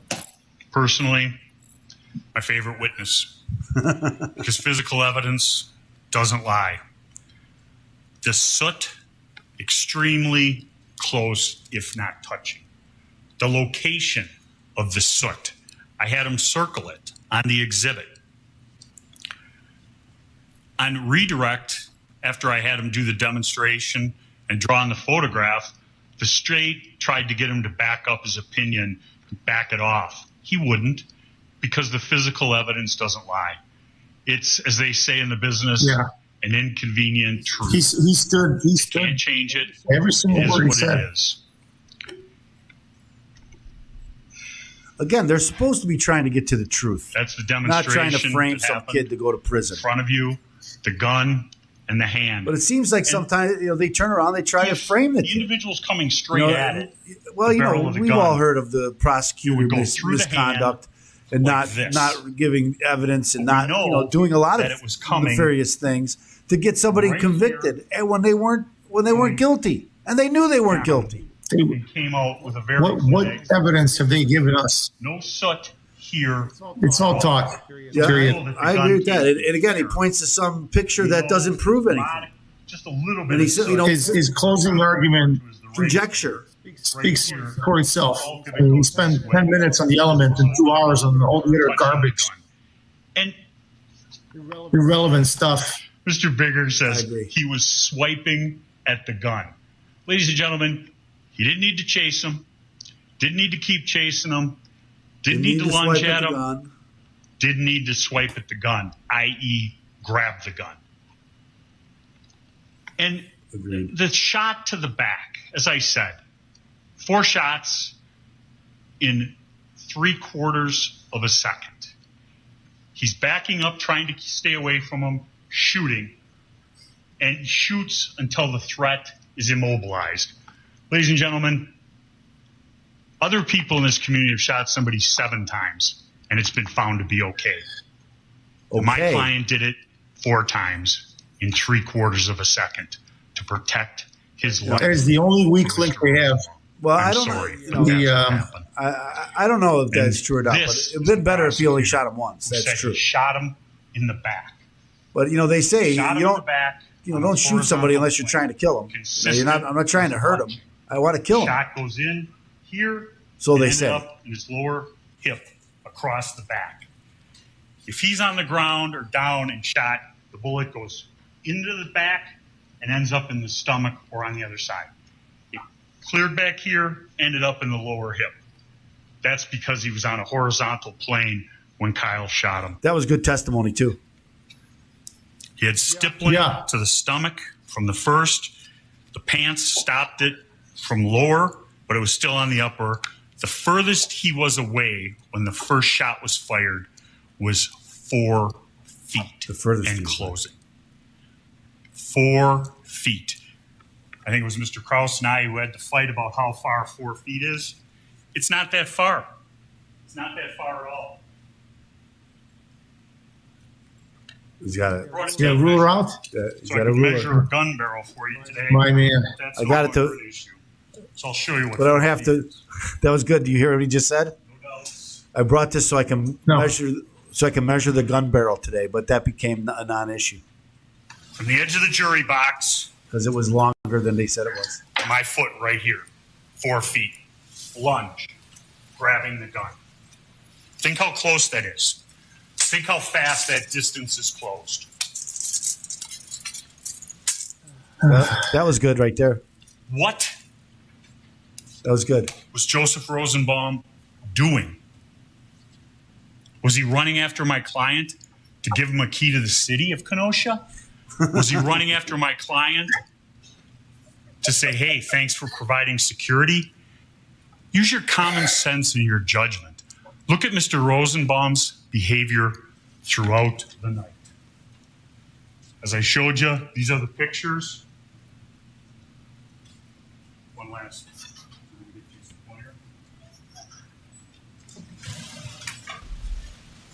Exhibit 105, Dr. Kelly. So, right here. Here's entry. The exit's right over here. Goes across, clean, came out right there. This right here, nothing. Show us. Nothing on the back part of the hand, no soot. We know what was over the barrel. Remember Mr. Krause asking the doctor, well, what about that big puff of smoke? That wouldn't have an effect. Soot only goes so far. That was Dr. Kelly's testimony. He doesn't have a dog in the fight. He looks at the bodies, says what they are, makes a determination, and looks at the evidence. We had an expert, didn't call him because Dr. Kelly told the truth. Couldn't agree more. Ladies and gentlemen, facts That was good. How about that? and truth. I used their own Matter. witness. We didn't need an expert. In most trials, His the case expert would have backed ended us. with Dr. Kelly. But It's we amazing. wanted to bring you our side of the story. We had nothing to hide. We were going to put on a defense. I heard Mr. Bigger say red herring.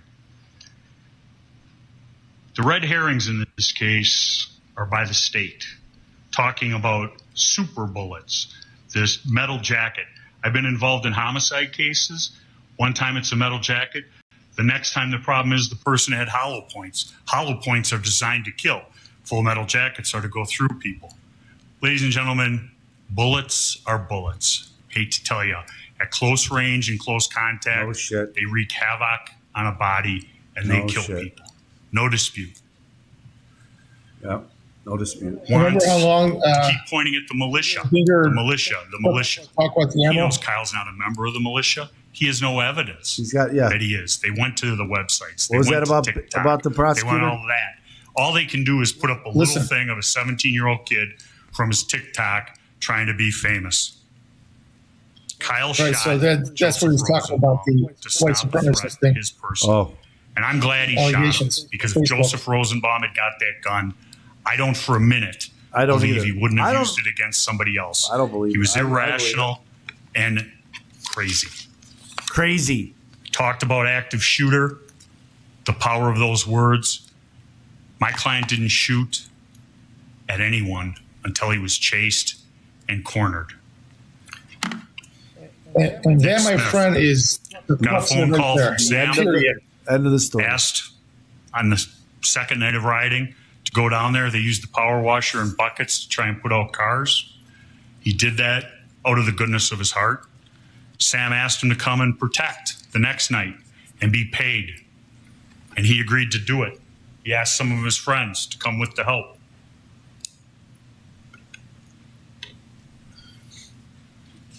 Kyle, Dominic Black, talked about another father and a son, and then the people from West Bend showed up. He said that when they first saw Sam on the 25th, they were trying to help. Sam gave him a hug and thanked him for protecting his property. He was on the roof when it was chemical bomb. He knew that Sam was grateful for their presence, but he also knew that people on the ground needed weapons. He heard Kyle when Kyle came back saying, "I had to shoot." Body armor. I don't know why the Grays Lake Cadet Program gives people body armor. Don't know. My client had it. And if he wanted to be an active shooter, wants to portray him, why would he give up his body armor? Nick Smith wanted body armor. He goes, "Here, Nick, use mine. I'm going to be doing medical." Helping other people. You see him do it throughout. He gave Nick his body armor. Why would somebody give up their body armor if they're going to go out looking for trouble, seeking confrontation? Let's give him a body armor. Doesn't make any sense. Joanne Fielder. It's coming up. She described Joseph Rosenbaum wearing a red shirt with a green earring. She described yellow pants. Another good I'll get to later. She stated Joseph Rosenbaum yelled he was going to kill us MFers and cut their hearts out. JR's arm goes up, and within seconds, they're tearing up from a gas bomb. She couldn't say for sure that she saw him throw it, but obviously that's the circumstantial evidence in her belief. She never saw Kyle act inappropriately with anybody, point a weapon at anybody. The size of the weapon might change, but it doesn't change what it can do. Presence speaks volume. It's a deterrent, and they've been pelted all night long with rocks. She was aware that they had consent to be where they are. Nathan DeBrune. Interesting witness. Oh, he was a good witness too. He was out there taking photographs on the nights in question, more importantly, the 25th. He filmed the destruction of this community, uptown, downtown. And the ATF and the FBI found out about his videos, his still photography, which I think was incredible. They wanted it. And what did he do? Didn't ask for money. He gave it to him. He sat down with the detective. and gave a full interview, showed him the photographs, talked about Mr. Rosenbaum and all the problems he was causing that night, the things he was doing. And that's within less than a month after this. He'd never met Kyle Rittenhouse, didn't know Kyle Rittenhouse, but he had a feeling about what happened that night. And he said if there was trouble, Mr. Rosenbaum was there. I don't think any truer words have ever been If there was trouble, repeated. Mr. Rosenbaum. Did he have a lawyer? Yeah, he had like over, I think, 28 or less. He didn't. When did he get a lawyer? Rosenbaum? Remember? Oh, yeah. After he met with Mr. Kraus and Mr. Binger. Mr. Binger, the person who's made that's it what he his said. personal We never tried to put words in your goal mouth, and he said, of yes, you putting did. my client's head on his wall. Did you hear that? Ladies yeah. and gentlemen, Yeah. that's Yeah, we never what tried it to put did. words in your mouth, did we? And it Yes, you did. means he's been cutting corners. So you know who he is? Yes. And You wanna Nathan put something else DeBrune down? said, after meeting with Mr. Binger, I was very Here it uncomfortable. goes. Yeah. He tried to put words in my mouth. And he had to go and hire a lawyer to protect him. He tried to put words in my mouth. First, it was show him the videos and then ask him the question. That's what we call Trying to put juicy words in case, his my mouth. man. He didn't want that to happen. In my field. He wanted to be able to tell his Juice it story up. of what he knew, what he did. He talked about Zeminski, the photographs of all the conduct that Zeminski had done that night. And I'll show you some of them. The photos When? have a timestamp on them. And Yeah. At the end. he I thought he related was at the to end. He only gave Detective 2 Howard hours. in September of 2020 about Joseph Rosenbaum. Well, he started at yelling, I 225. just got out of jail and I'm not That's, afraid to go back. Another. Well, I guess that's right. Yeah. Those are his words that he 45 heard minutes. Mr. Rosenbaum. It was not objected to by the state, and there's been no proof that he wasn't in a jail. They want you to believe he was in a hospital. There's no medical records he was in a hospital. There's no medical records he was properly medicated. And I submit to you, No, Milan, that don't feel in this obligated case, to stick around. the I way he was appreciate the time behaving, that you already given us. I don't think he was properly medicated. I got about a half an hour free time. There's pictures of him with the trailer fires, appreciate the I got a bench chains, trial tomorrow. starting numerous dumpster fires. Nothing else. I submit that he was with the Zeminskis on many of the occasions, and he was emboldened by Mr. Zeminski because Mr. Zeminski was always brandishing his firearm. We saw Joseph Rosenbaum taking the chains. He chose to come down and riot, and that's what he did. Nathan DeBrune chronicled that. Why did he chronicle it? Because it's not very interesting if you take a picture of a protester who's just standing there, but Mr. Rosenbaum was involved in all these different things, and I'll show you those pictures. Lucas Zanin, Kenosha County resident. Every now and again, he goes down to Texas in the winter. Testified, born and raised. He stated he had empathy for the small businesses of Kenosha, did not want them looted, did not want them burned. Is that somehow to be called into question? Does any of us want those fires started and to come and burn? I don't think so. I don't think so either. He authenticated the video that was taken from his car as accurate, showing the south side of car source 3. And you watch that video and you see people destroying someone else's property. During the video, you look at the one wall, there's nothing there. You see somebody It's like spray watching all painting those on it. people walking away and with they've all the written word shoplifting, loot when they're taking on away. It's like, you see yeah, another it's crazy. individual going in the hood of the car. Well, that's just trying to property. do We something. got to let them do whatever It's not they his want. car. He's not some right. roadside mechanic. They're destroying property. Ladies and gentlemen, What's wrong Mr. with, Bear and I will go round and round about it until the cows You know, come if home. a volunteer wants to They get were rioters. over there and just serve as They weren't demonstrators. public security. Were the demonstrators down by the courthouse earlier in the night? Yes, They've there were seen people this- doing this couple legitimate with demonstrations. 2 cars, and These people they took were all this rioting. the And you detergent. see in Did his you see tape, that? they're And then the hitting next day cars they with came back and they pipes. took a You bunch hear of the big glass screen breaking. televisions. You see Same the people, same cars. jumping on it. I And didn't know the that important detergent part of it, would and I'll be show it worth to you, stealing. I mean, I guess is that's. you hear the first bang. I don't know why that which would is be Mr. Zeminski shot. something that people wanted 2 to seconds steal. later, Is there You see a big market for that? I guess you there hear is. the next shot, and then you see the exodus Those things are like of people 2.5 taking gallons and off 3 gallons. I don't know what from they that. cost. You carry that around. That's why Kyle I know, but they put couldn't them all in there. They took cartloads full and of them. continue to run But it's, from Mr. again, Rosenbaum, as a which as he was a under no citizen, legal you duty look at this and you to just do shake your head like, what is whatsoever. going on? Why do we let this happen? Jacob Marshall referred to himself as Gage Grossquitz's best friend. We brought Mr. Grossquitz's best friend in. There he is. Because Yeah. he had posted something on Facebook immediately after this. I didn't say he lied. Niche. He testified he couldn't find Gage Grossquitz because he was under an anonymous name at the hospital.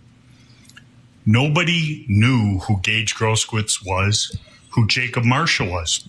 What are you saying, But he Niche? takes it upon himself No, to I'm in for a post little bit back to see what's going on with this thing. Facebook Well, good. This is message Milan Filipovic. talking about Milan how- Niche. Hey, buddy, how are you? Okay, the next slide, please. Niche does federal, and Milan is a generally state defense attorney. To his Nice to only meet you, Milan. regret was not killing the kid and Pleasure. hesitating to pull the gun before emptying the entire mag. How did my favorite Marshall Clock look-alike do? Bugging each other in the hospital. He did terrible. He thought it's bad. It's getting worse. Why? That's even possible. Does somebody post something like that? Because that's what his friend told him. Remember, it's a curfew violation, lady. Get Gage Grossquitz's word out. He didn't repost and say, I Oh, boy, lied. That's nasty. He took it down to try and hide it. But unfortunately, the internet has a memory. It was forever, yes. Next witness was Kyle Rittenhouse. I've done with the Kandari brothers. We did recall them, but I talked about that. Kyle Rittenhouse did not have to take the witness stand to tell his story. There's It was Marsha in the told through back, video. Niche. He wanted you as the I know, he doesn't jurors look happy. to hear No, he does his not look happy. personal experience of the night of the 25th. His changing He colors. knew What? It's a Mr. rainbow. Binger would He cross-examine is. him He started for to match his hours, suit, Milan. and he was willing to get up on that witness stand, take the oath, and tell his story. You know what'll be the best way he interesting, could. Steve and Milan, And is he going to be did. the rebuttal Could and Mr. how bad that's going Binger to be. pick on him and Yeah, look how find red his face little is. things about it? He came right out and called him a Did it liar. damage his credibility? My favorite I don't line think from so. him is what he said. He did. Yeah. Getting to My Mr. favorite line from him Yellow was, Pants, He which also said, go ahead, we Milan. talked about. Mr. Binger Sorry to talks interrupt you, about, buddy. he No, go says ahead. with sarcasm. he also said that his Ladies and case is gentlemen, you've garbage. seen the I was video. just going to say that. I knew you were going to say When that. Yellow You know, Pants say- said to not- Kyle, what he he said goes, was garbage, "You and his, gun like just like his this." case is garbage. That's low ready. That's not like this. It's That down. looks garbage-ish to He me. never pointed his gun at him. Did he have a gun? Yes. Did he tell him to get off a car? Yeah. But when he said it to Kyle, Kyle said, I did, and walked away, not wanting confrontation. And remember Richie McGinnis's testimony about that. There was the individual with the slingshot. There was the individual with two I'm rocks in his assuming hand. the guy just The other going individual methodically with down the the gun. evidence and how the, And when government, Mr. the state's got it all McGinnis wrong. walked up to him, he immediately This had to put guy's his done a hand hell of a down job, I think. because they were the one advanced on him, Good. and he bought him off with a white claw. Because he did it very methodically. Here's the 5 charges. Here's why they're all wrong. 1, My 2, 3, client, 4, 5. when this happened, was 17 years old. His Binger actions spent 10 are to be minutes judged out of his 2 as a hours 17-year-old. talking about the Not elements by Mr. at the very Binger's end. standards, but by that of a 17-year-old. And Well, he's got nothing else to Mr. talk McGinnis about. said he didn't appreciate Honestly, people everything looked in his And maybe he closing didn't. I argument, think like the the best actual evidence testimony, in my opinion, of that completely irrelevant. is when Mr. Rosenbaum begins chasing him. That's what happens You when you don't hear have on the the facts, tape, Milan. You got to he make yells stuff up. friendly, friendly, friendly. Start reciting the Magna He's Carta. doing his, He thinks that if he He's just doing says his the job. magic words, they'll stop. They don't. They could have, Mr. Rosenbaum could have looked at it and said, hey, you're not trying to harm anybody. I'll leave you alone. Is that what happened? No. He said, you ain't going to do shit, mother effer, and began to continue to chase him. Mr. Rosenbaum made a fatal mistake. Yes. He thought the kid didn't That have it day, in him. chasing Kyle Rittenhouse into the corner. He ran as far as he could, and he shot 4 times in 3/4 of a second. Mr. Binger makes so much of Kyle's residence. Again, that's all he's got. Antioch, Illinois. You're not from Kenosha. I think most people here know where it is. It's not a foreign country. Of course. Antioch, Illinois, right across the border. He worked in Kenosha. His dad lived in Kenosha. His grandmother lived in Kenosha. He worked in Pleasant Prairie. His best friend, Dominic Black, lived in downtown Kenosha. They want you to believe that there's some sinister thing about that. Ladies and gentlemen, we live in a very mobile world.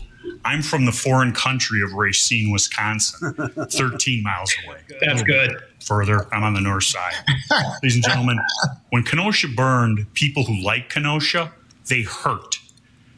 I remember 34 years ago walking into this courtroom, first time I ever appeared as a lawyer, back in that conference room. And when I saw what happened in Kenosha, it bothered me. Those 3 days. People can protest, but people can't indiscriminately burn property for no reason of innocent people. How does that further anyone's cause? Kyle feels for this community. He worked as a lifeguard. When he came down here, are we to believe that he's working to clean up graffiti, not getting paid because he's here to look for trouble? Is this all some master plan? That's ridiculous. It's ridiculous. He came down here trying to help, to see the damage. The things that he, and that's what he did. Again, you can see the thing. He hasn't got a case, as you guys both mentioned, because he talks about him lying about being a Dr. John Black, EMT, and then he doesn't. He's not his from testimony about the Kenosha. slides. Those are the two big things. Making like, times. That doesn't. And I'll go Neither over one some of means those. anything. But specifically, as I argued earlier, the zero shot from, I should say it this way, friendly 3 times to the first shot, 10 point some seconds. There's a change in This was elevation their expert on in the video. self-defense. As he's lunging forward, the shot rings out after that. The zero shot, which is shot 1, then 2 2600ths, the next one 24, 23, for a total of .739. He gets up, he comes around the car because all the individuals had left. After hearing the shots, goes to check. And to believe that he could stay there is preposterous. I agree with that. He couldn't stay All I there. said would have happened. Scene Could've 2 gotten killed. would have been scene 1. You heard the one individual yell, "Get the F out of here." The Zeminskis are screaming, "He just shot him. He just shot him. Get him, cranium." That's all happening. Mr. Zeminski's walking around with his gun over his head, pointing at Kyle, and I'll show you that in a little bit. Never brought them in. The exhibits that Dr. Black showed the jury, no color was added, no color was subtracted. The videos didn't go from color to black and white. There was no structural problems. He demonstrated his technique regarding changing brightness and contrast right in front of you. And the one video went from a dark mess of nothing, moved the 2 lines. I don't know how to do it, but he did right in front of you, hit it, and all of a sudden it's light and you can see it.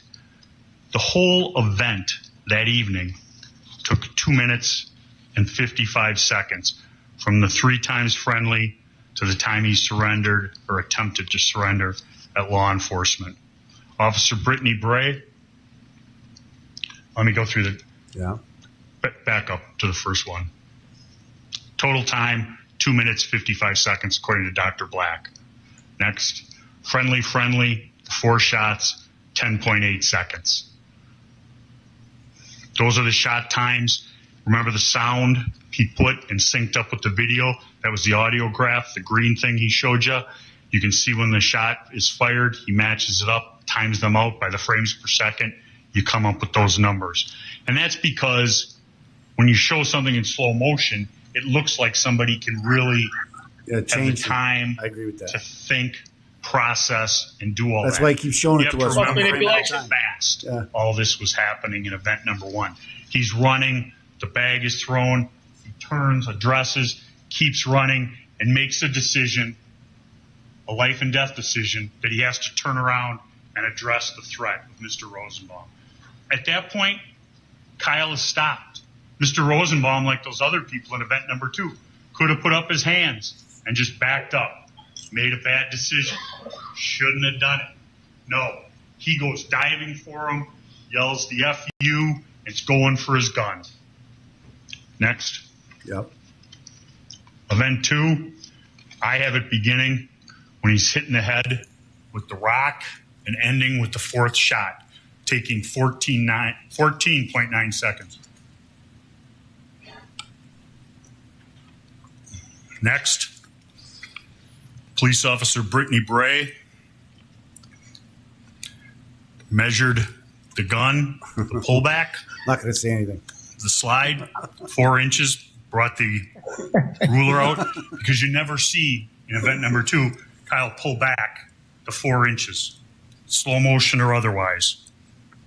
There were no unfired bullets found at the scene for the AR. There was the unfired bullet by the clip and the Glock that had been cleared from Jason Lakowski. Drew Hernandez. Mr. Binger, for some reason, didn't like Drew Hernandez. You could hear it in his questioning. Ladies and gentlemen, Drew Hernandez had a point of view. There's no doubt about it. But what was that point of view? He's a citizen journalist, and he's covering the riots. And he didn't think that the mass media was covering the riots correctly. They were just calling everybody demonstrators and not covering the devastation and the destruction that was being done. That's his point of view. It's kind of my point of view, too. Peaceful, mostly peaceful. But does that mean that his video's lying? Mostly peaceful. Does that mean when he says I saw him on fire that he's lying? He doesn't have a dog in this fight. He tried to get all of his video to the state. The Dropbox wasn't big enough. He sees that the case is going to trial. He reaches out, gets a lawyer, and provides it simultaneously to both of us, and we end up playing it. He describes the Zeminskis, Joseph Rosenbaum starting fires in the dumpster, the yelling. He sees Kyle, the yelling of the word, the N-word. He sees Kyle walking around yelling medical, medical, right up until the last time when event number one starts.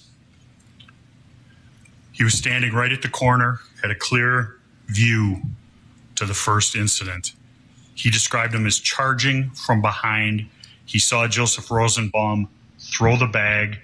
He described hearing a shot from behind Kyle, which we all know is the Zeminski shot, the man who's never been brought before you people.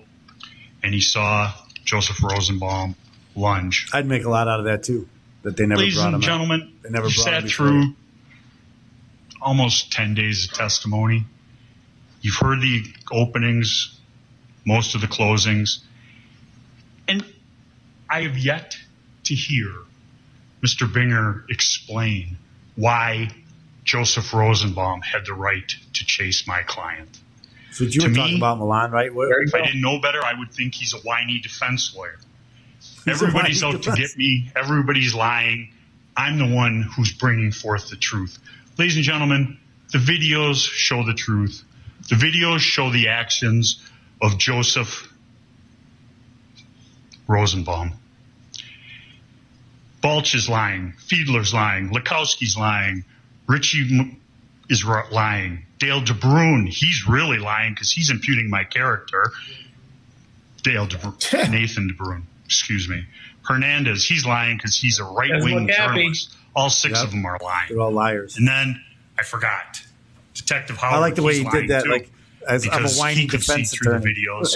He could see Everybody else is that evil, Rosenbaum but now I'm came good. out from hiding That's behind usually the the car case, isn't it? after my client passed the Duramax. rush to Finger judgment. keeps changing colors. Now he's As I maroon. said earlier, you bet. Yeah, you're right. Look at he's almost purple. Highly charged atmosphere here in Kenosha. Make no mistake. I'll be too, buddy. They had to do something. They had to charge the white supremacist. Hey, he chose to bring the with case. It's his problem white now. supremacist. They've never reassessed their case. They've never looked at it. They've never said, "Oh, You know, Dr. mainstream Kelly, media is going to portray let's him as talk an about excellent this wound on prosecutor. the hand." Yes.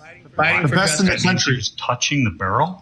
Or his Marsha hand Clark. was forward? Finger for Attorney General. Well, that means he was pretty close. Marsha got her No. own show, didn't she? We're not going to reassess. Yes, We're Marsha gonna got her march own show on forward. CNN. We're going to throw it into the hands Their headline knew something. of Maybe- people maybe he from can- the city and let them do our You work. can hire Michael Ladies and Avenatti gentlemen, as his. Matt Allen got a show on Yes. CNBC or MSNBC. They love him so much.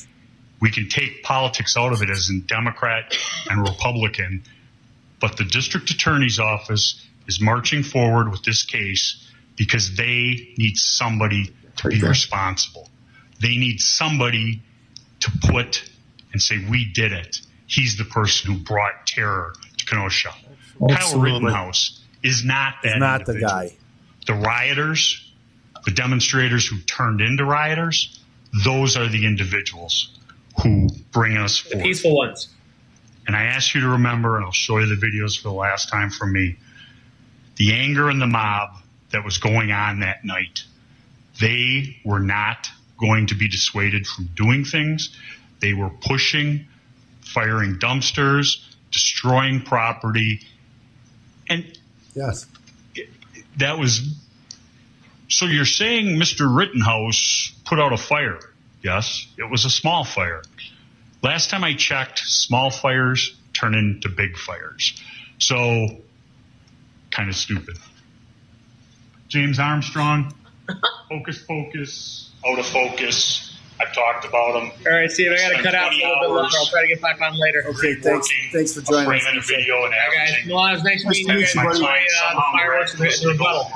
Just text me if you want to come back. I'd love to have you back, Nishay. The mirror on the All right, buddy, truck take care. is the arm. Their whole case relies on that one photograph that he spent 20 hours. That's how they're going to prove provocation. A word you never heard in the opening statement. It was my client, chased him down and shot him in the back. Oops, can't prove that. Can't prove anything he said. I agree. This is the day I before. agree. Car source Say, burning. you say Car these source things, 1 you better- burning the ground. There it is. Burning What's in every the car. foreground? Terrible. Trailer should be the subject. Pictures later on.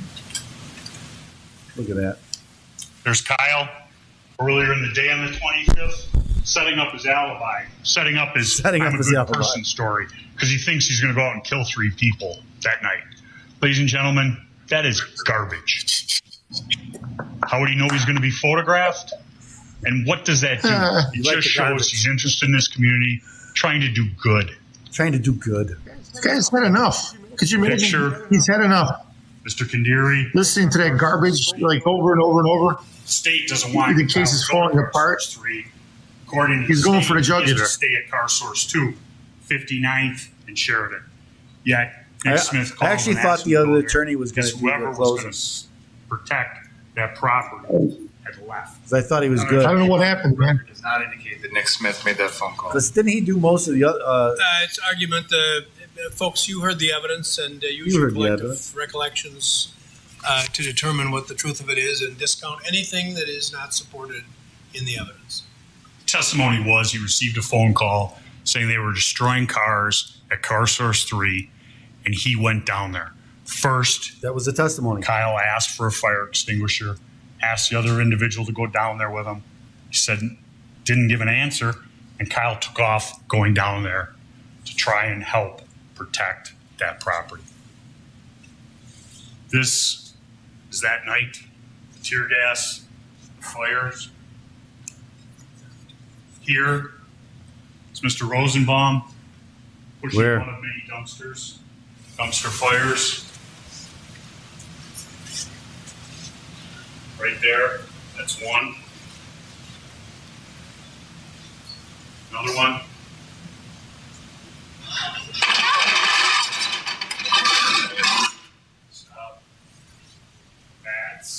Yeah, there he is. Mr. Rosenbaum On the corner. Pushing right there. I don't think I want to fire a dumpster fire in a gas station. Probably not a good thing to do. They're trying to push the dumpster down to the line of police or to the gas station. Not a good thing. Probably not. No, probably not. They're mad. Put out, and the reaction from Put it Mr. out. Rosenbaum of dumpster number 2.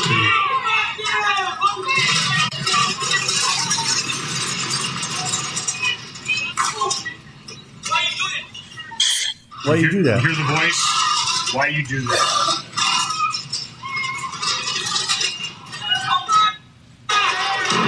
Get over this. They're not happy There's with that. Mr. Rosenbaum arguing. Mr. Zeminski, the smiling puppeteer, standing behind him. Yeah, they didn't know each other. Maybe they didn't. Maybe they didn't. They sure spent a lot of time together that night. Mr. Zeminski with the yellow circle, holding his Yellow firearm. pants guy. Yellow pants.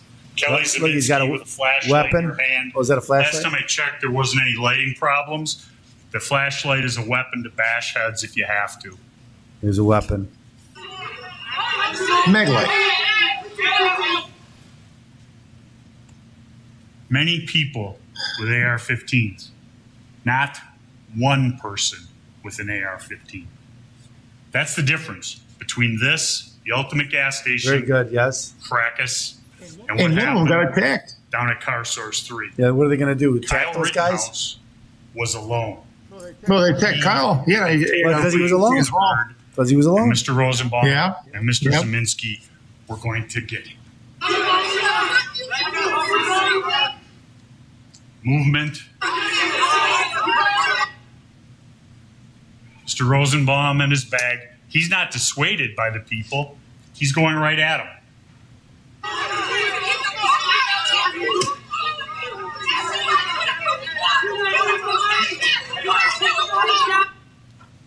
He's not afraid of them. He's pushing in and going at them. He's not afraid of a gun. He's not. Yelling. He's kooky. There he is. Shoot me, N-word. Shoot me, N-word. Mr. Zeminski holding his gun down to his side. Shoot me. Remembering this is There he is Black with the Lives gun. Matter rally, and he's there to support their cause. Yeah, right.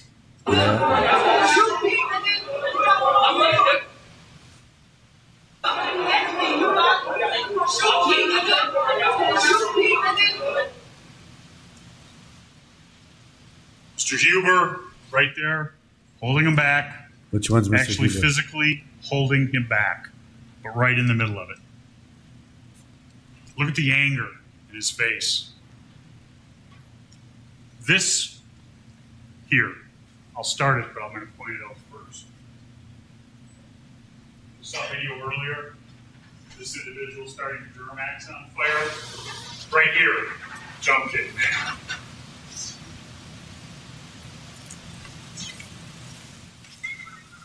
Jump kick, man. You see him shoot in the lighter fluid or flammable liquid. You see jump kick man being right involved. There's something in there, right? They got some sort of liquid accelerant. This is the calm Tuesday evening that Mr. Binger is alluding to. Mr. Rosenbaum, this time wearing a blue mask, tipping over the porta potty. It was just a little porta potty. The trailer. The trailer's important because it's the way he arms himself with the chain. Here's Rosenbaum pushing it. If he's just a regular demonstrator or misunderstood, a little bit upset, what does he need a chain for? What does he need a bag? Why didn't he leave it with Ms. Swart? Here, three things. Blue circle, his bag, backed up by the fire. Look at that bag. Does that look like there's nothing in it? Look at this. Was that? What is it? That's not a water bottle, ladies and gentlemen. I can't tell you what it is, but it's not a water bottle. Look at this. 2 feet of chain on each side.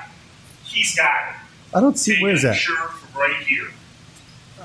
In the green circle. Oh, okay, up here. Yes, I see. Jump kick man. Right there, the mask, white jeans, black. Look at the boots. Jump Those kick boots man. will soon be impacting my client's face. I cannot believe they never located him. So I mean, they got to be able to locate that guy. So that's kind of nefarious, also, that they don't have him. Live.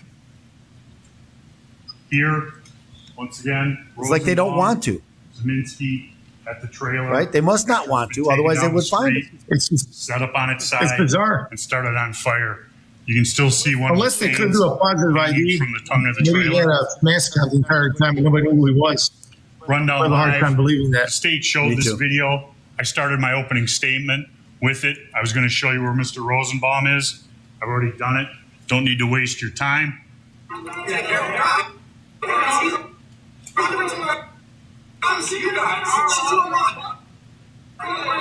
Where do I get to the end? Oh. Here's the picture that we showed at the beginning. Right there, the 125-26. Mr. Rosenbaum masked with his chain during the Rundown Live video. Mr. Rosenbaum with the chain. There it is. So I said earlier, look at You how get hit with Kyle's that. dressed. Well, look. Look at the pack on his left side, left hip. The crosses going across the front and the back of his chest. Nowhere in the magic picture is that depicted. That's right. 1140, Yellow- he's crossed over that Yellow line, Pants man. asking people if they want medical, runs into Yellow Pants. He walks away from confrontation. And Yellow Pants said, "You pointed your gun at me," and he goes like this, low ready. The individuals who were there with him, slingshot, rocks in the hand, gun.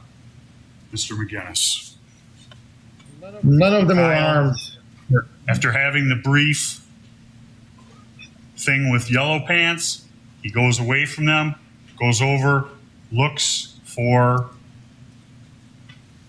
Mr. Balch. They might have been close to one another, but they did not find one another. He tries to go back. Wants to get back to car source 2.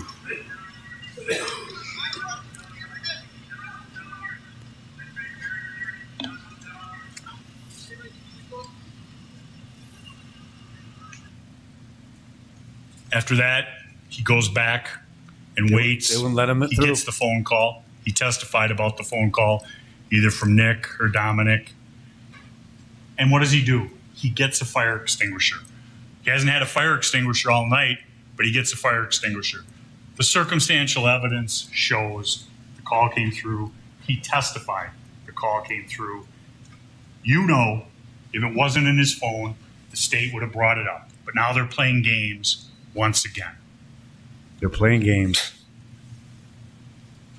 This is Drew Hernandez's video. It starts in color and goes, starts in black and white and goes to color. We have Jump Kick Man, the Zeminskis. You'll hear Kelly Zeminski talking. Love these And names. during the first part of the trial, we saw this trailer. It is live, Wisconsin. And it cut off the view for this location. And I'll stop it a few times. And I remember how shocked I was when I heard there was rioting in Kenosha. Like, Kenosha? did you hear that? Talking about a pepper ball exploding in her ass. That's Kelly Zeminski speaking. Yeah. What a crazy time last year was, man.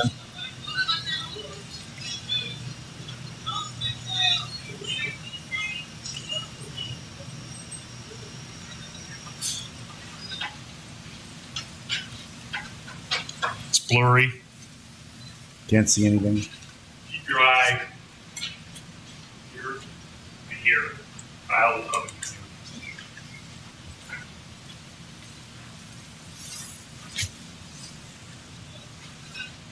That's Kyle right there to the right of the garbage can. by that splurge of light.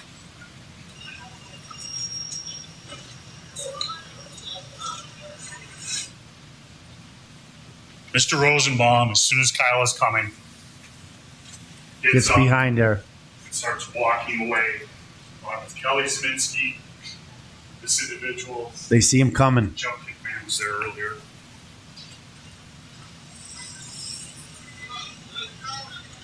With the little fire. Up there. That's Kyle. With the fire extinguisher, walking. Doesn't say anything to any of them. They see him coming. They head down to do their ambush. He's not chasing them. He's not running after them. He's walking down to put out the fire. Let's start it over again.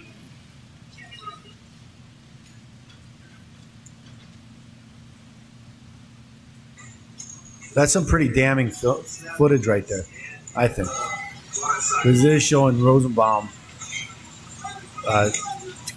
You hear Kyle yell, retreating friendly, to go looking at him. friendly. That is the start of Mr. Rosenbaum chasing Kyle. Friendly, friendly.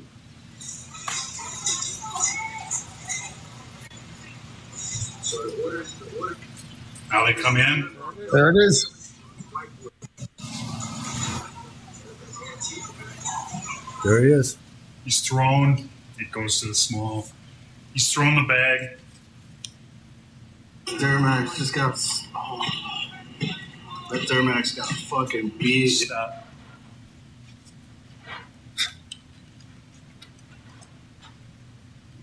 Colorful commentary. Yes. Duramax. He had two. Shine on the Duramax. Kyle comes right into this area. He had a body cam and his phone. That's shown on the drone video. It's shown on the FBI video. Zeminski's are standing right Why did it here. take so long for the FBI to tell us that they had a video? And that, Because it's the FBI. and their HD version disappeared. You can hear the destruction of the vehicles as he Yes. approaches. They're breaking the windows.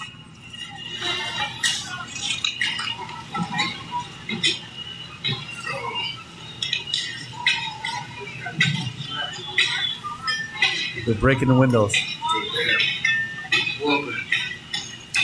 So this is where Fingers said that Kyle was supposed to run through those cars, make a U-turn, and keep running away from them.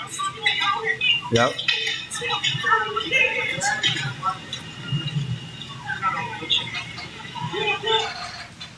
Gun. Yep. And he's off and running. We've seen the videos. Here is the Zanine video, parts of it. As I said, watch for the first shot. Look at all those people Yes. standing there. A wall of people destroying cars. The state wants Kyle to run into that wall of people. Listen for the first shot and watch the lackadaisical attitude, and then hear the 4 shots in quick succession and watch what happens.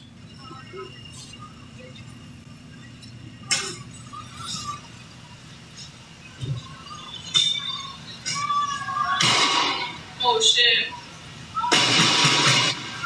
They shooting. And then they all run. Oh my god. Think about that, ladies and gentlemen. The first shot happens, they barely begin to move. Between the first shot and Kyle's first shot, which is the second shot you hear, Kyle has turned around. Why is he turned around? Because that wall of people is there and he has nowhere else to run. The cars, the van, all of the people destroying property, the soda machine, he turns around and Mr. Rosenbaum keeps coming. Mr. Rosenbaum keeps coming. He lunges, gunshots.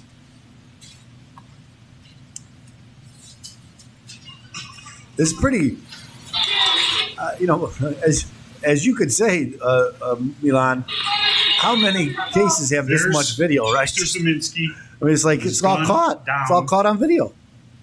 There. Yeah, and it's as his wife yells, speaks for itself. F and get him. He just shot somebody, which they started. He fucking shot him! Get him there! Pointing the gun. Once Get again, his ass. His right hand. So when they say get him, I assume they're not talking about going to the box. Yeah, they don't want to turn him over to the police. Go get him. So whatever that means. Carrying two, not nice. Gage Grossquitz's cell phone video. Yep. Does Kyle ever point the firearm at Gage Grossquitz when he runs up on him unarmed?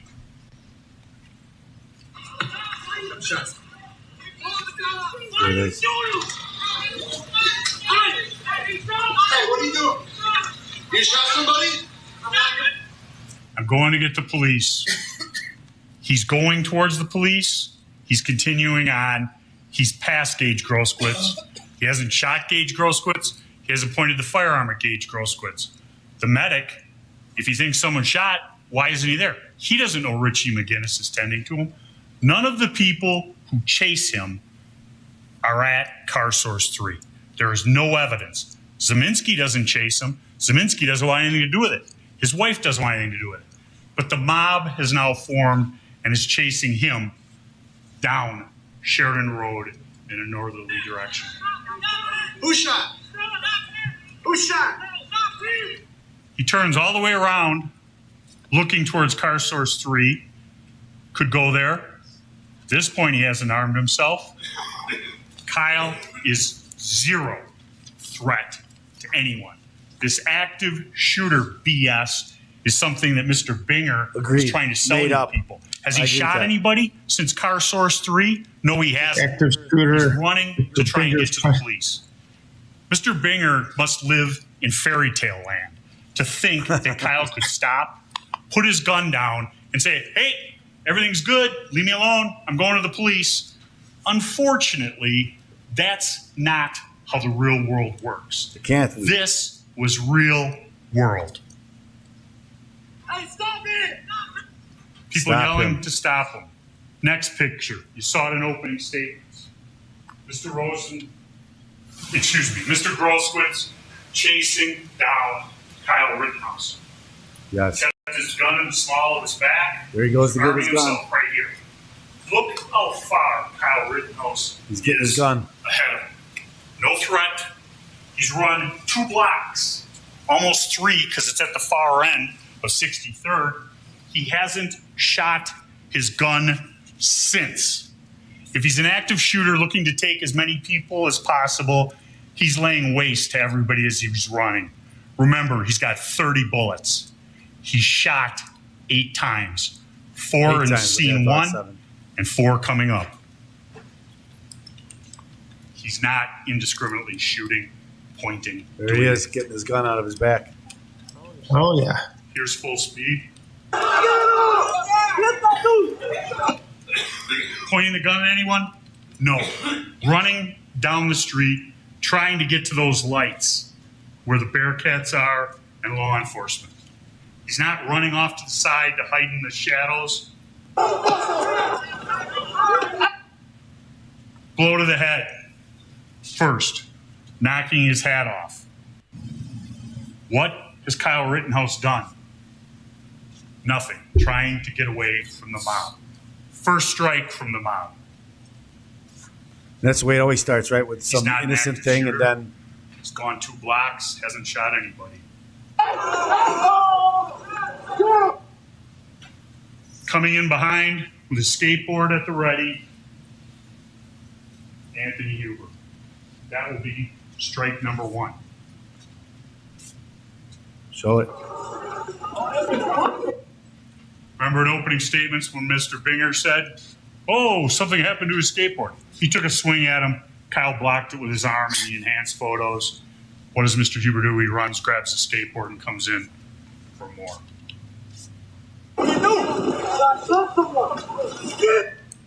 He's on the ground. Most vulnerable position you can be in. And what do we have? We have Anthony Huber here. already picking up his skateboard. For this guy with the towel wrapped around his head, coming in on Kyle.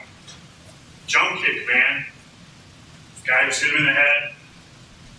This individual. We go forward just a little bit. See if it works this far. Nope.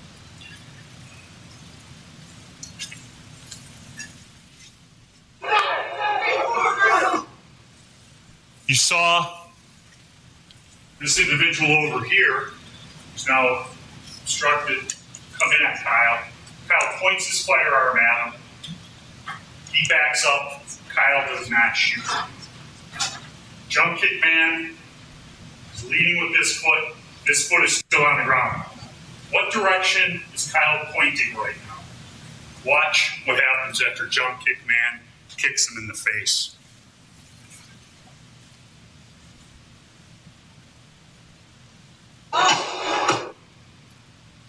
He's turned around. He's looking in that direction. Anthony Huber coming in with the skateboard. Watch what Anthony Huber does with the skateboard.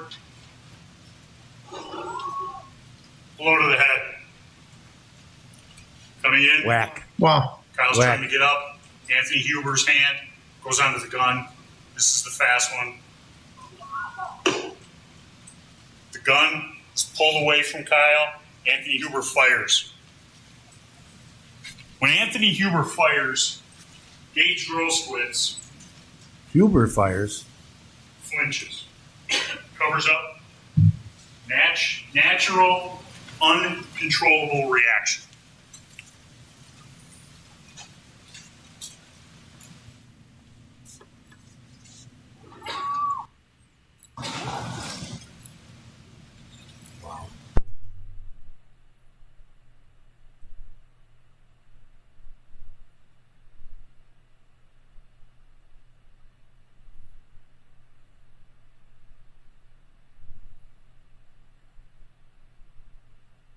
There could be some problems there.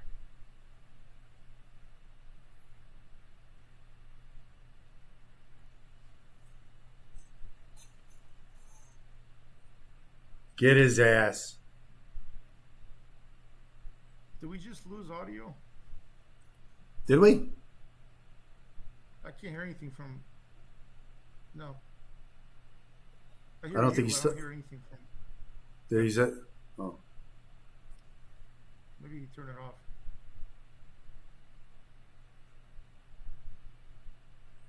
There it is. Can you hear it now? You can hear it now, right? It's frozen right now. You can't hear it? No, the picture is frozen. The video is frozen. It's not moving.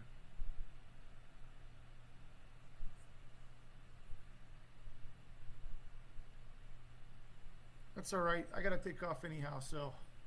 Well, I get it. Thanks so much for joining us. That's fine. Yeah. He probably has another 15 minutes to go. I don't see him taking more time than that. He's going to be rebuttal. Yeah, I agree. And, well, it's too late for the judge to give jury instructions today, so I think he's going to wrap it up, give him a rebuttal, and come back tomorrow morning. Yeah. But we'll talk. Thanks so much for joining us today. Appreciate your input. It was a pleasure. Pleasure's mine. Thank you, sir.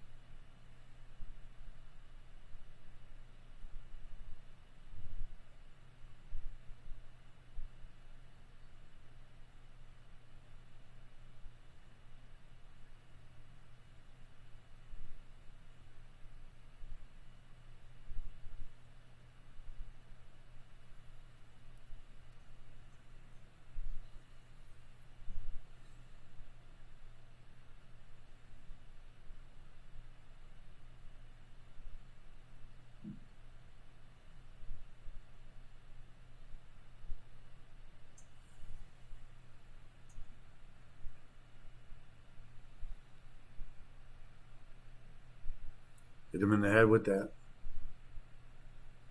Grab the gun. Yep, grab the gun.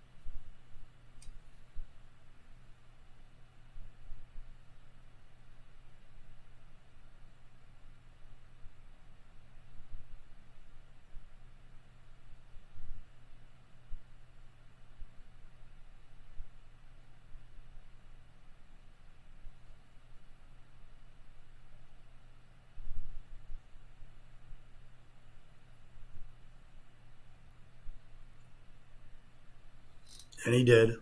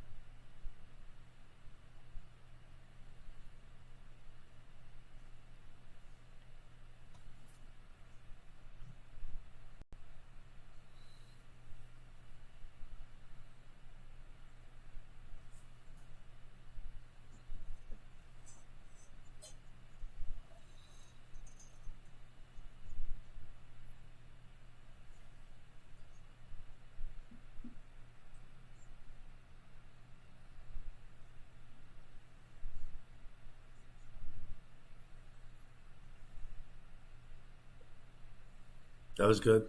That was good. I thought it was very good. At least 10 minutes.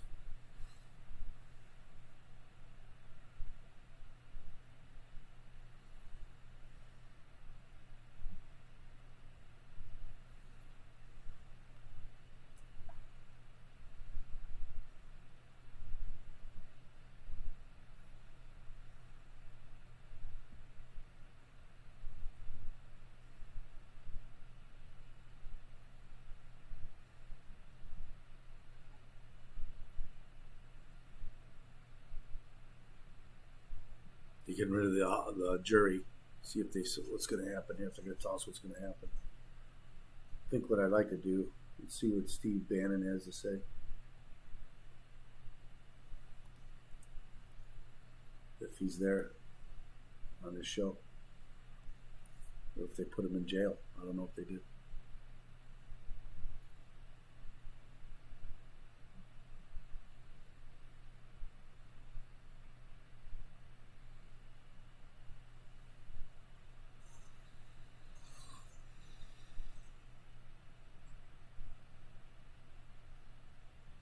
I think they're just waiting for the.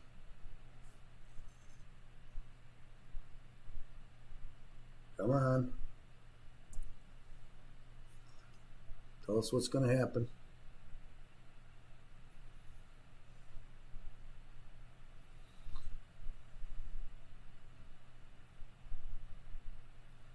I guess they're going to break. Okay, they're going to break. So we'll go to break.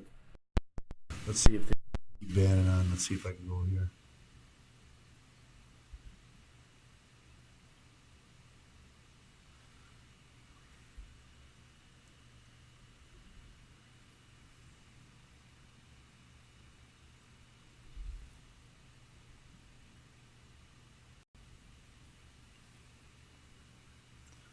So, I don't know what's going to happen there. You got sound? A gallon gasoline is worth about 2 months of the net emissions of China. It's just crazy. Just in the United States to do these pacts where they unilaterally disarm on an energy front, and China and India just wipes out the climate. He's there. Hang on. I got to bring in Posobiec. Stay right there. Posobiec, of all days to do this, why does he do it right at the end of the party that starts to tee up Xi to have powers greater than Mao Zedong? That the PLA, the state of China, and the Chinese Communist Party will all merge in and report to Mao. He will be a new emperor for life. Why does Joe Biden, the commander-in-chief of the United States, why does Joe Biden have this right after that happened when we should be stiff-arming them? Why does he have essentially a meet and greet with Xi tonight, sir? It's as simple as this.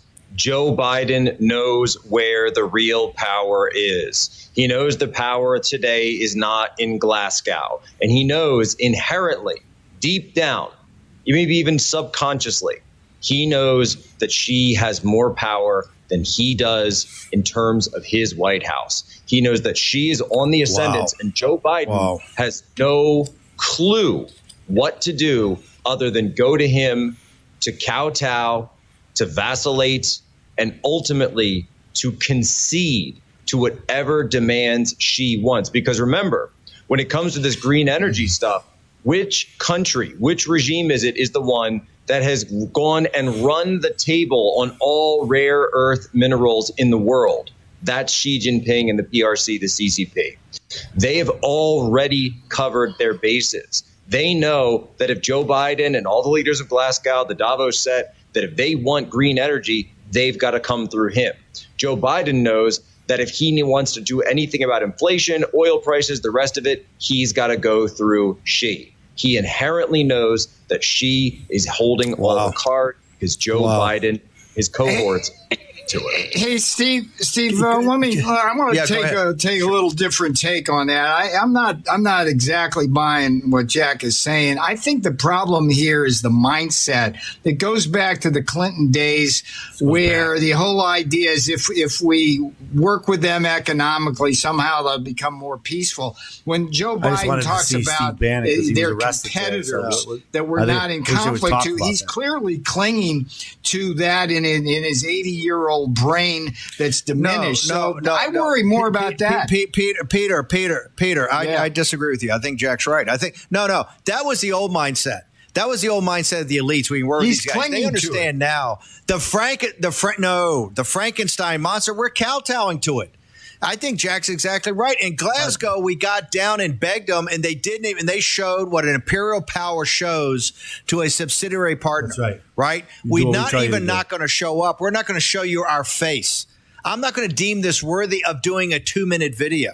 You're a tributary power to me. You pay tribute. And Glasgow's everything. Glasgow, climate change is everything. In fact, the progressive left should be ashamed of themselves. They've thrown the Chinese people, Lao Beijing, under the bus, say, we will not talk about human rights anymore. We will not talk about any of the dictatorship anymore, as long as you please give us something on climate change, because climate change is overall. Peter, that mentality was dangerous enough and created this Frankenstein monster. We're in a much different stage. You have an American president that should in no way ever be talking to Xi after what he pulled last week for the consolidation of power, to have a totalitarian dictatorship of the Chinese people. And he's going to kowtow tonight. Dr. Peter Navarro. Amen to that. But still, Steve, it's like the math is pretty simple. Surely the White House must watch a coal plant in China go up every 2 weeks after China said over a year ago they'd stop building coal plants, and understand that what their policy is in direct conflict with the reality of China. Whoa, Peter. But you just said we're agreeing here. We're in violent agreement here. Hold it. No. In Glasgow, was there any mention of the reality of what China's doing as far as coal? Forget oil and gas. No, China, the Soviet. Yeah, China blew us off. They don't show up, and Europeans. That's my point here, Steve. It's like there's this clash between this fantasy that goes on in Biden's head and his advisors, but clinging to an old era of hope, is just starkly in contrast with us getting our head handed to us by the Chinese communists. Once again, hang on. Yeah. Whoa.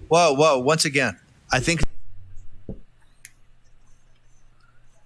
Well, I'm not going to stay on Steve Bannon's.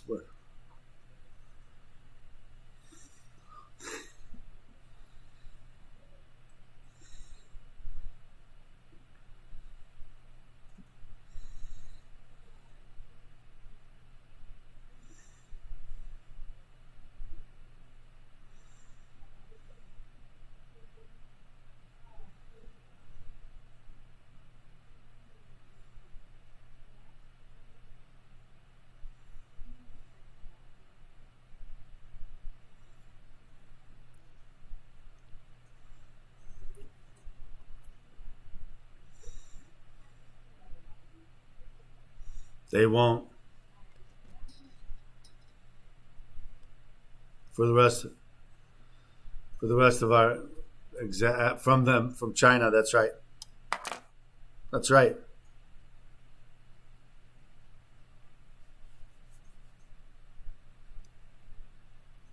Yep.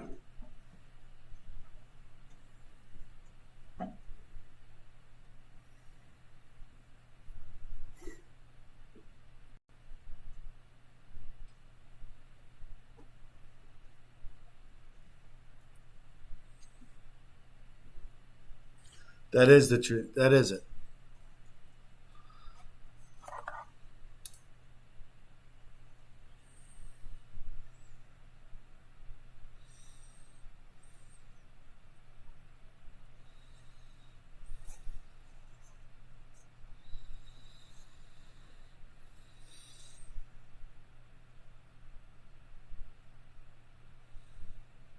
I have to agree with them.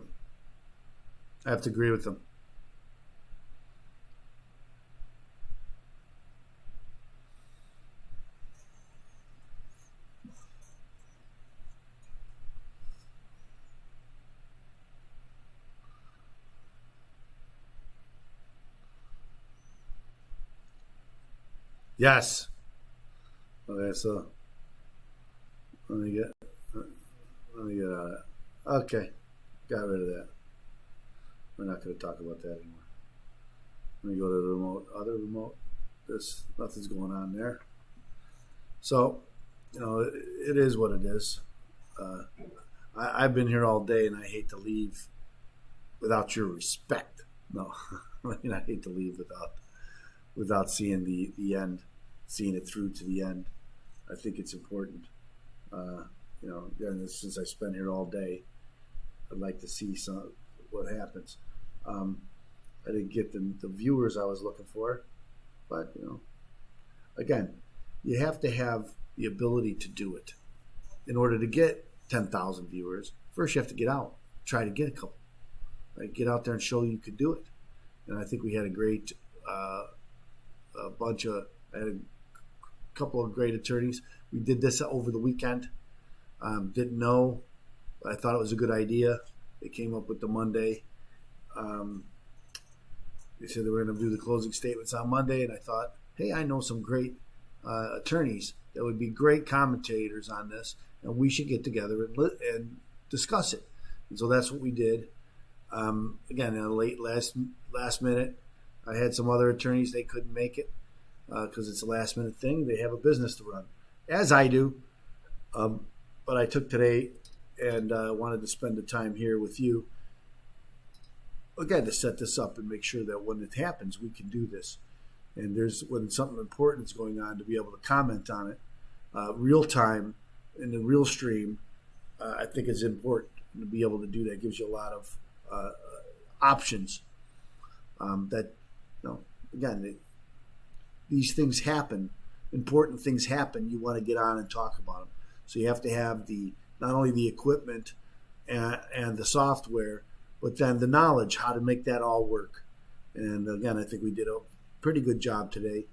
The audio seemed to be good. The video was good.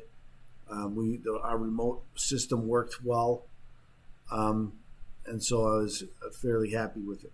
We're waiting now for right now for the rebuttal of the prosecution. If I'm honest with you, I think the defense attorney did a spectacular job. He didn't do anything amazingly amazing, which was great. He didn't try to do something more than he had to do, which is just, here's the 5 charges. Here's why they did not prove beyond a reasonable doubt that these 5 charges were warranted. Pretty straightforward. I thought he did a hell of a job. I thought first walking through it, bringing up every witness that came through, and then going through the video evidence one last time to back up what he said, because the video is really what it's all about anyway. I mean, that it just is, right? You can't escape the video, and so you have to embrace it. The prosecutors tried to embrace it, but it doesn't help them, and so they had to invent things on the video that nobody else sees. They'll tell us that it's there, but I don't see it. I don't think the jurors are going to see it. How can they? It's not there. When they show, last week when the judge said, show me the best picture. And they said, that is the best picture, Your Honor. Well, it's like, well, that's a terrible picture. It doesn't prove anything. You can't even see what that is about. And if they bring that picture up again in their rebuttal, it's just a killer for them. They have nothing to show. And to try to tell us that Rosenbaum was trying to do the right thing and help people is just ridiculous. Or any of those people were trying to do the right thing. It just doesn't make any sense. Now, again, you can watch a lot of. I remember O.J. Simpson, and I watched that trial, religiously. I mean, it was a very long trial. I didn't see every minute of every day, but I saw most minutes of most days. I think every day. And if I wasn't watching, I was listening on the radio because they put it live on the radio. And again, I was shocked at the outcome and that they found him not responsible or not guilty. You don't find him not guilty. Not, but same thing happened. So the same thing can happen here. I could be very surprised with the outcome because juries are a wild card. You don't know who's on the jury. They haven't even picked the 12 that are going to be on that jury yet. So it's a wild card about what's going to happen. Again, I can watch. And am I biased? I guess I'm biased, as everybody is.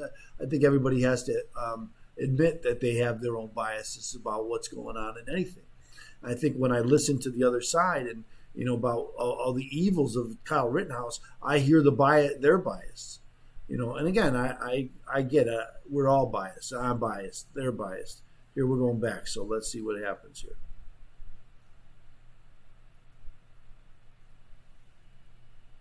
Here we go. Do I have it on?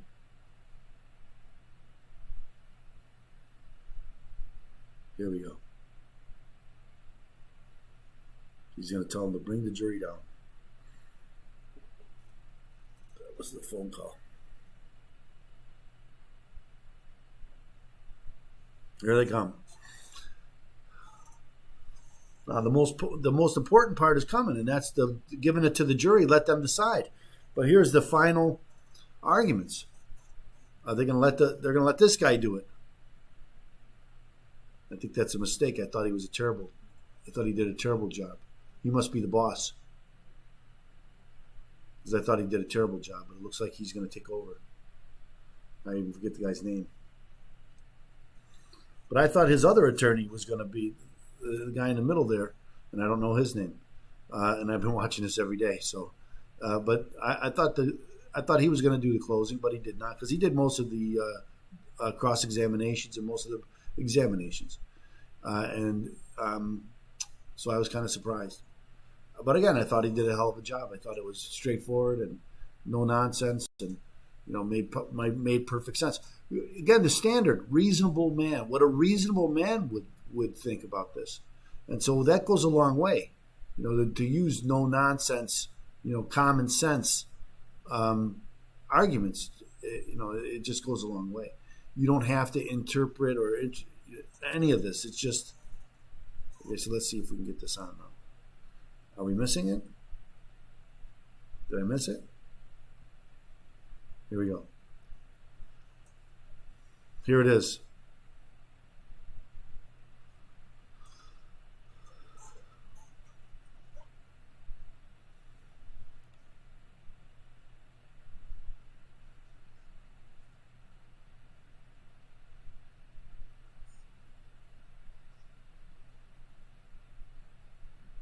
That doesn't have anything to do with it. That's ridiculous. Just shoot him.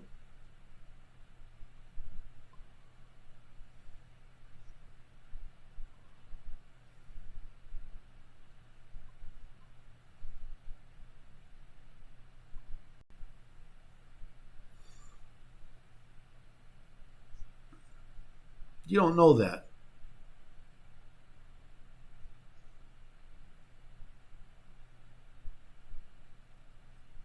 Good.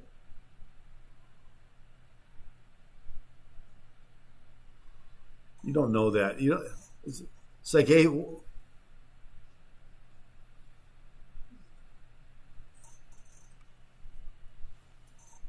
how? Defend himself how?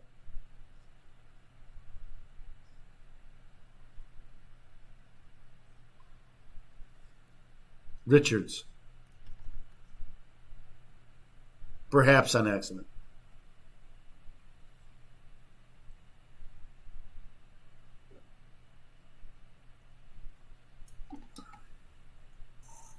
It could. Then what is the standard?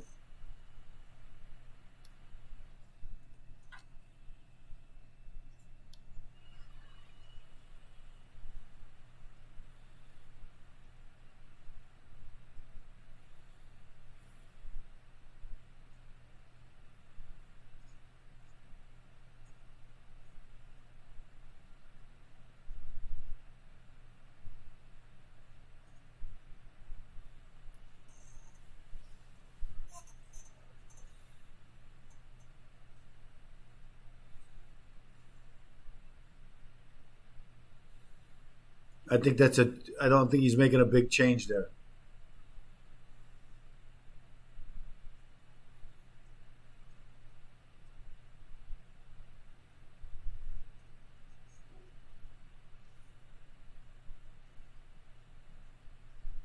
He's apparently in some sort of shape. No. I don't have to do any of that.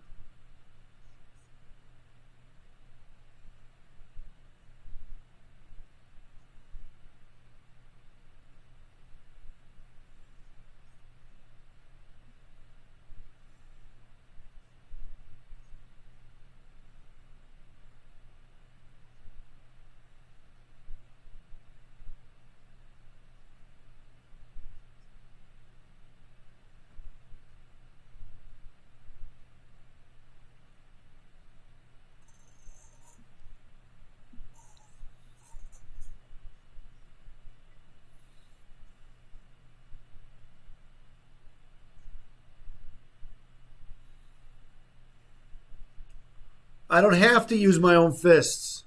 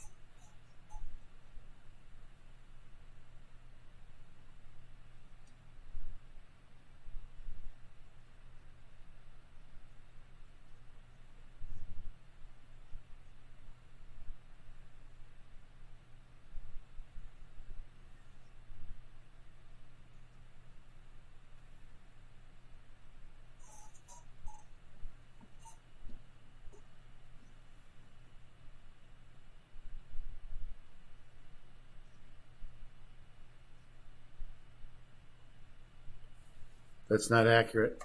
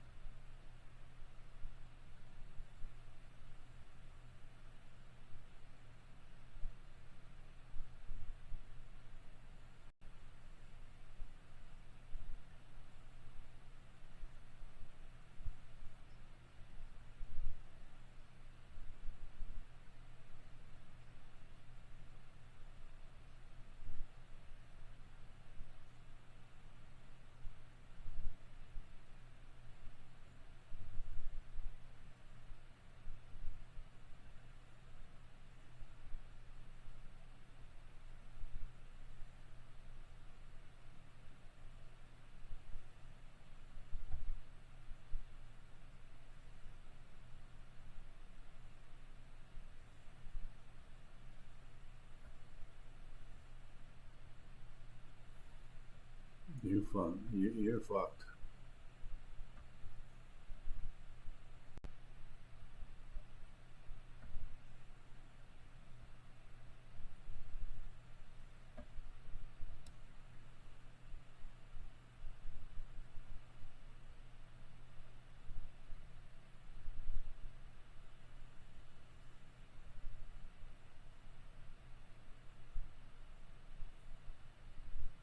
I was pretty sure this was going to happen again, that they were going to use the Fifth Amendment again. We talked about that with Niche and Milan. We talked about that they were going to.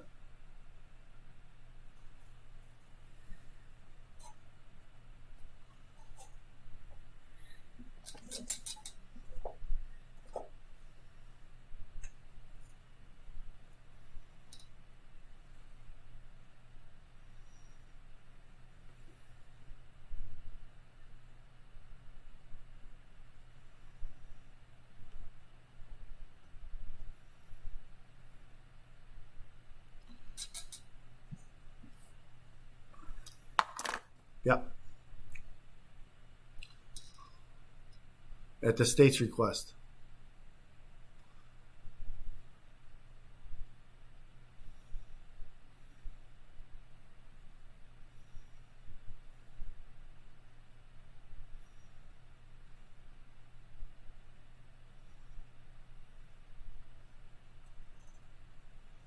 Fifth Amendment.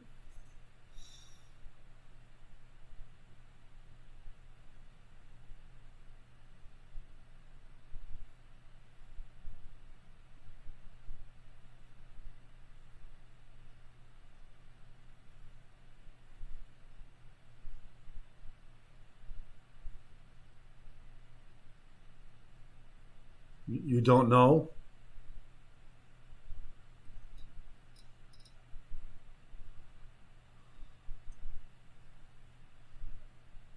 Ridiculous.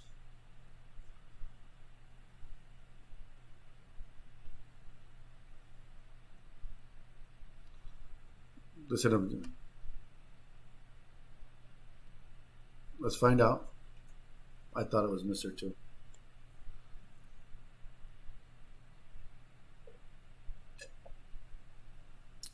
Oh, look at, I got a green cup. You can see right through it. It's like, when you got a green screen, don't get a green cup.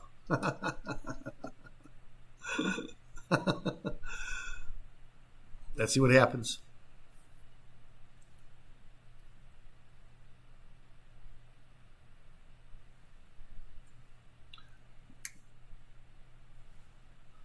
Zeminski's.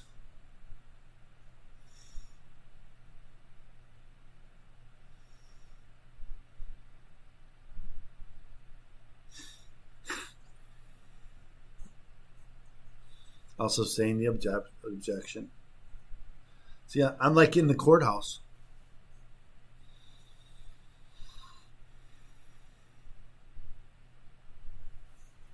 What we should do is do. I'm going to look for.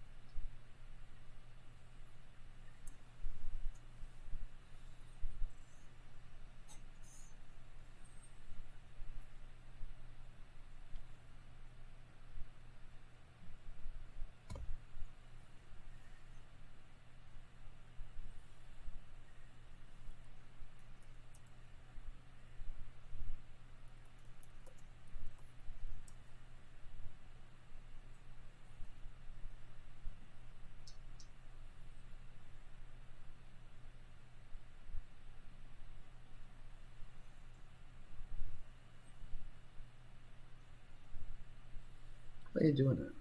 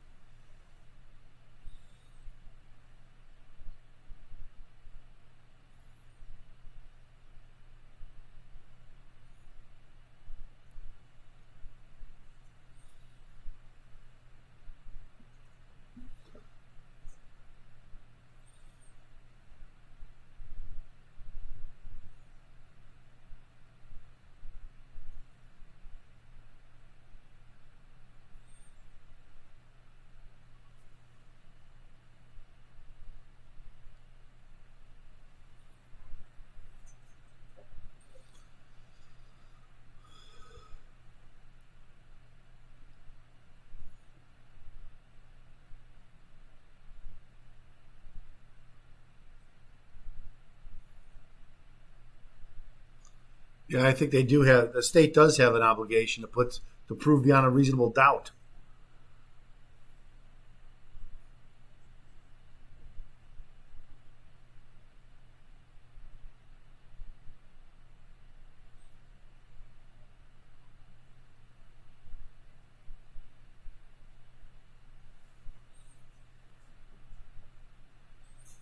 I don't know. Is that what?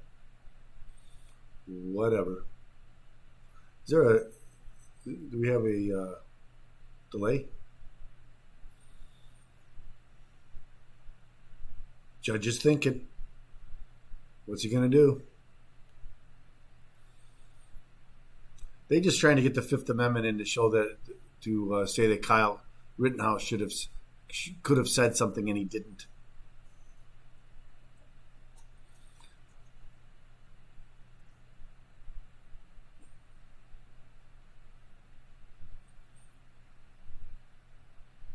Yeah.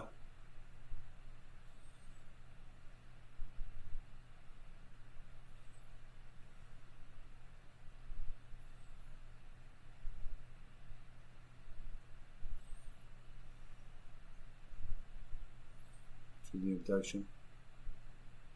Mr. Zubizu.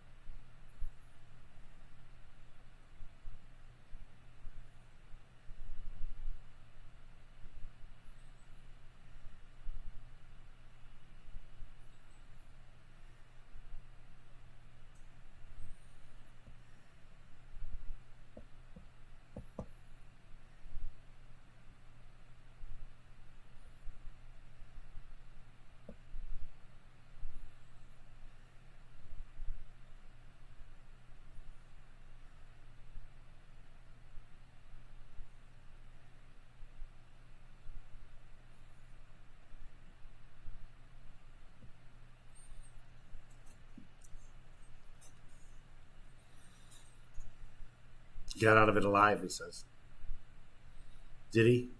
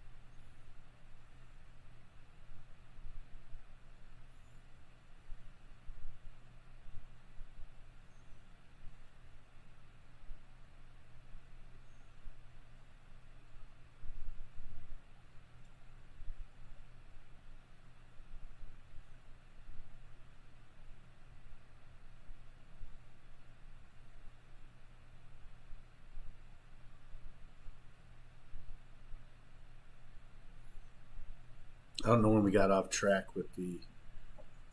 I don't know.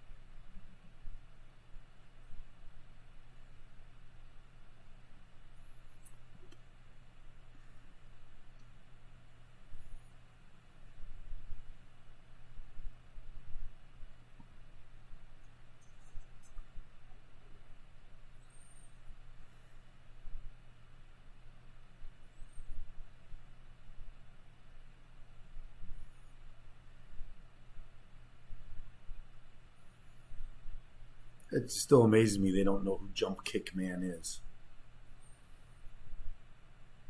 There we leave. Flee. Bullets. Flee.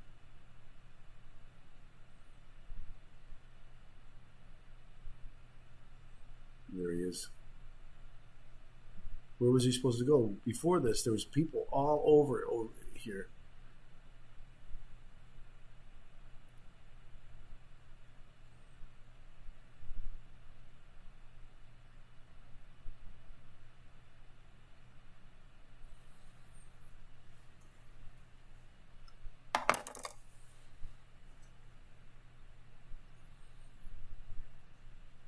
Kind of amazing.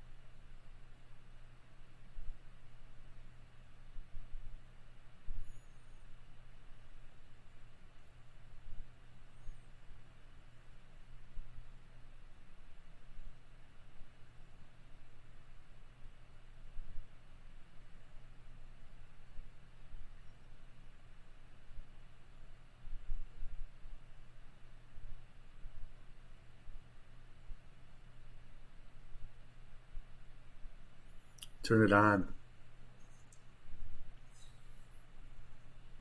Turn the microphone on.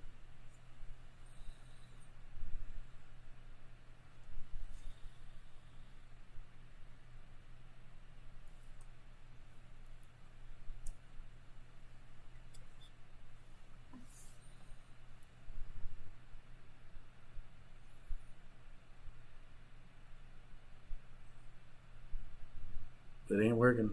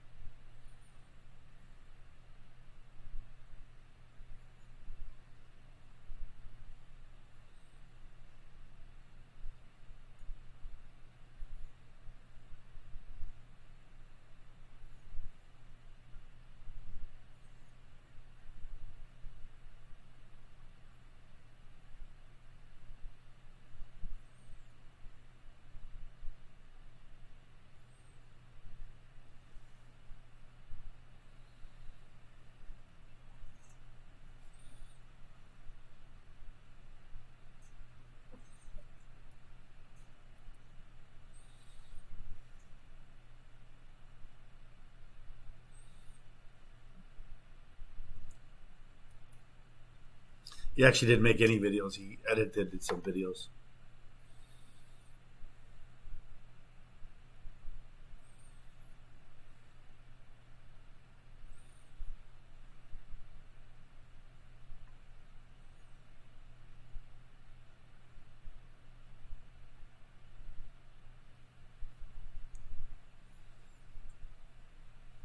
It's hard to know that when you're Kyle Rittenhouse.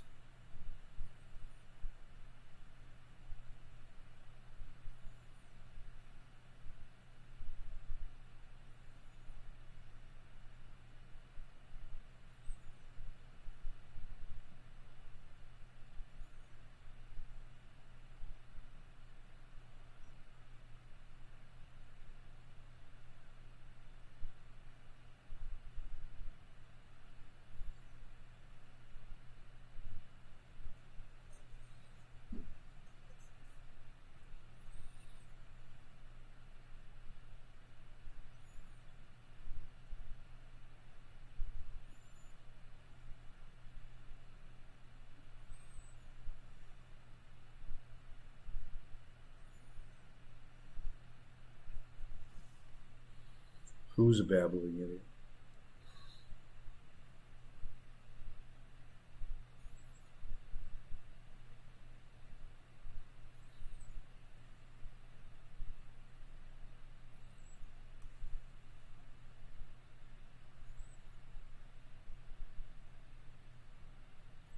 It says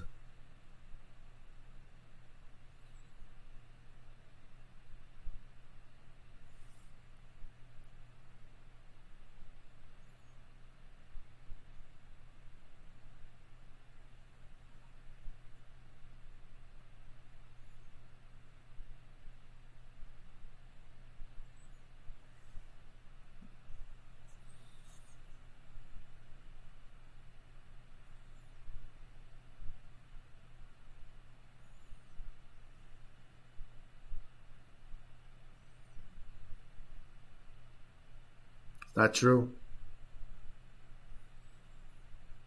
There are weapons that left-handers should, for very reason that he demonstrated.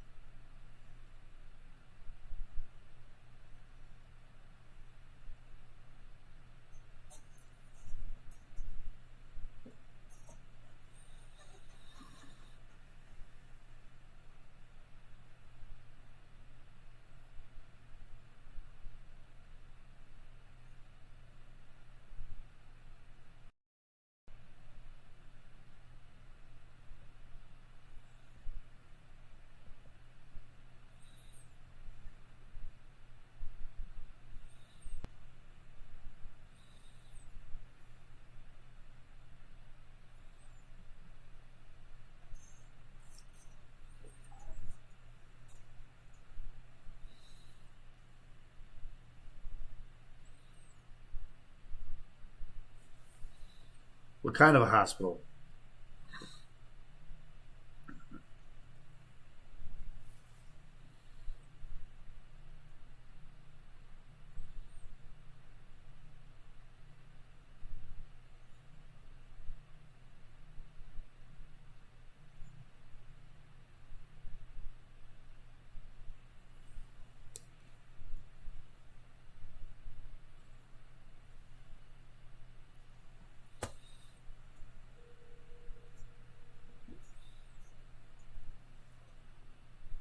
Hello?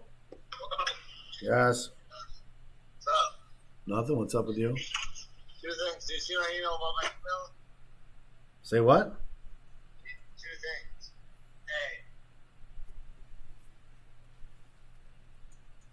I did.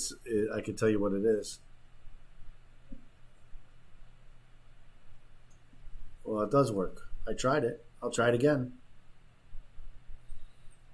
That's it. I checked it.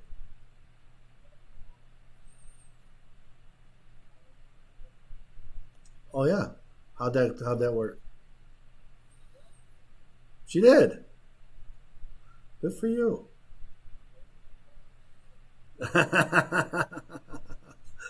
Well, maybe that's why you got the spot. Good.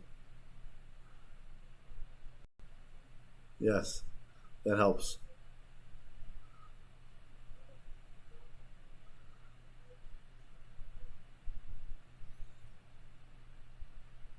Good. When are you going to start there? Is that school? Is that for? You don't get credit for it. Okay. Well, congratulations. I'll see you when I get home. Bye.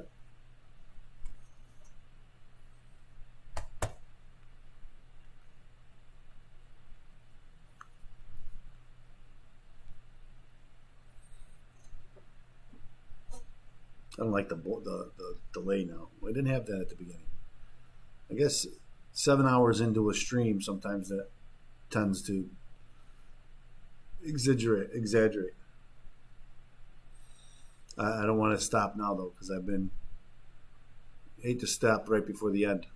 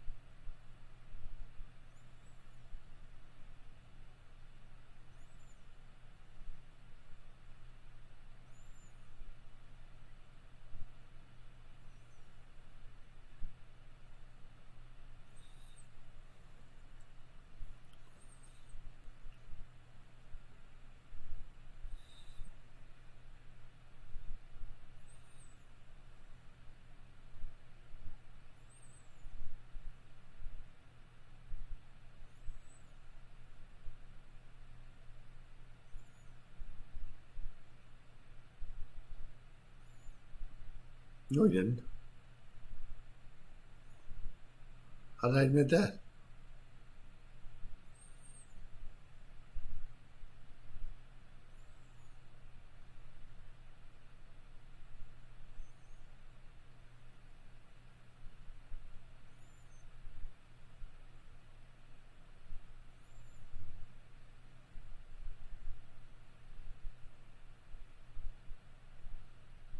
Minor property damage. Minor. You see the hundreds of cars on fire?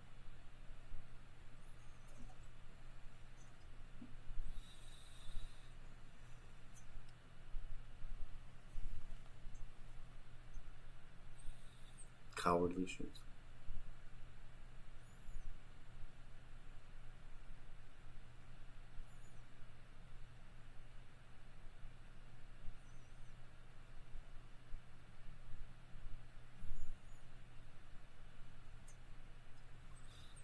So it wasn't unreasonable.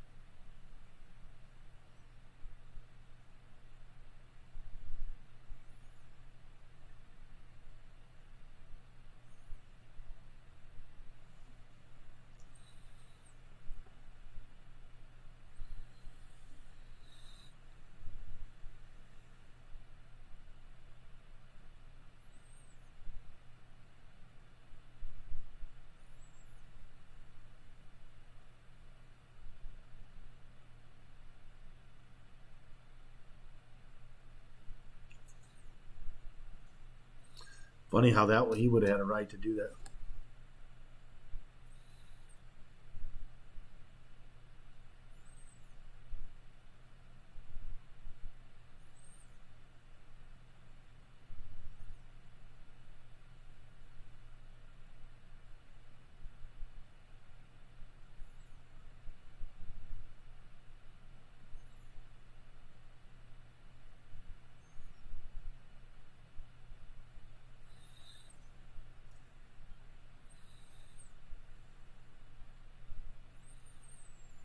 Does that mean you shouldn't be afraid because it's a bigger gun, so you shouldn't be afraid of a Glock? Doesn't make any sense.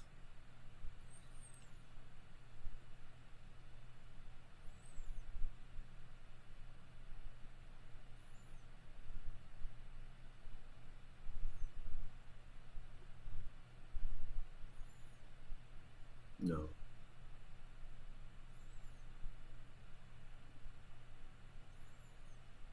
Okay. Can't stop yet. I gotta watch the end of this.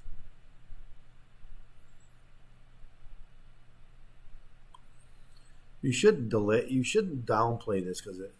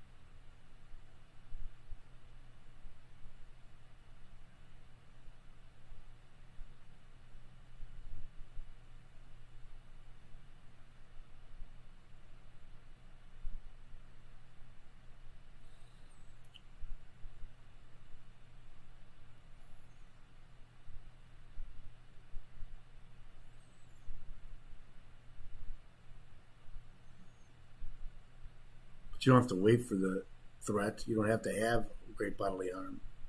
That's what his point was. And that makes everybody takes.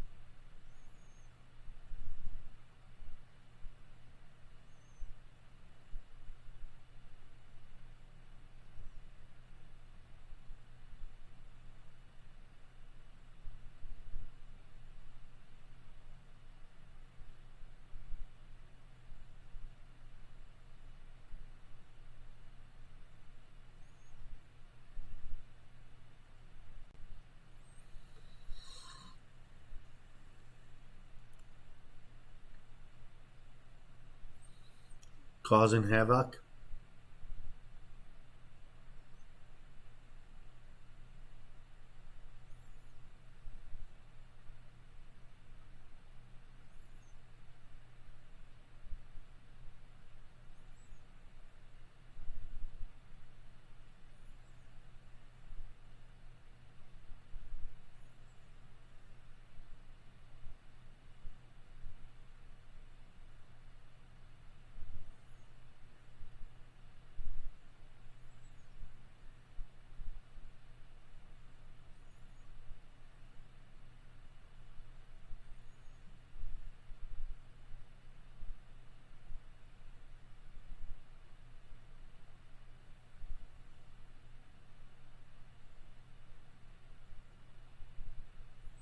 I don't have to fight. You don't have to fight with them. You don't have to mano a mano.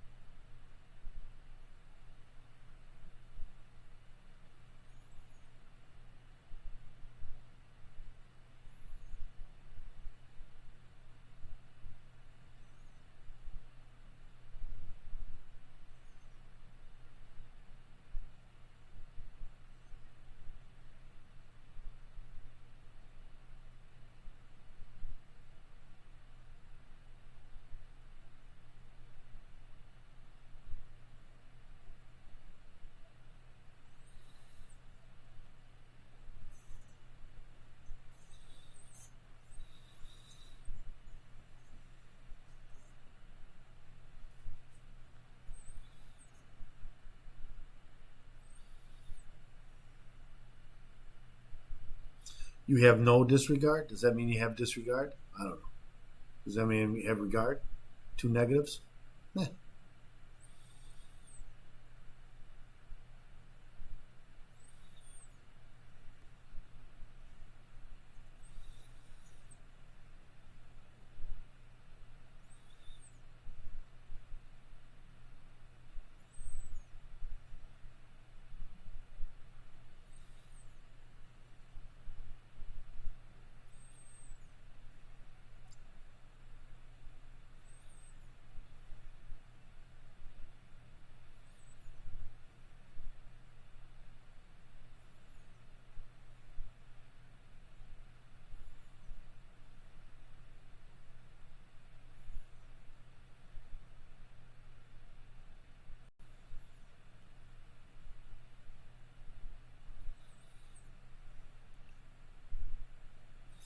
You saying it, it's like it's so easy to, I shoot, as you said, three, wasn't even 1 second.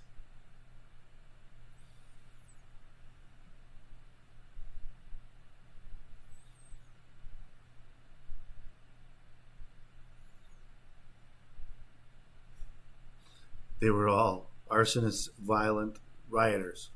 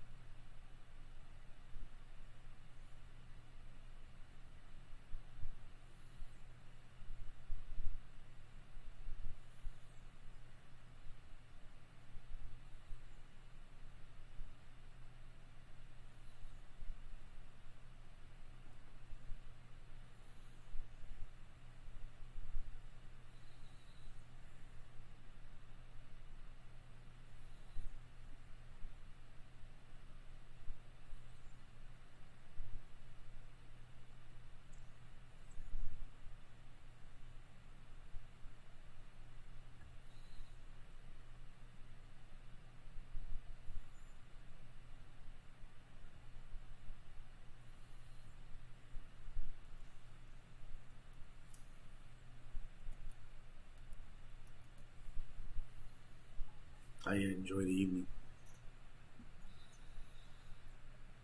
Difficult. So I got it to work.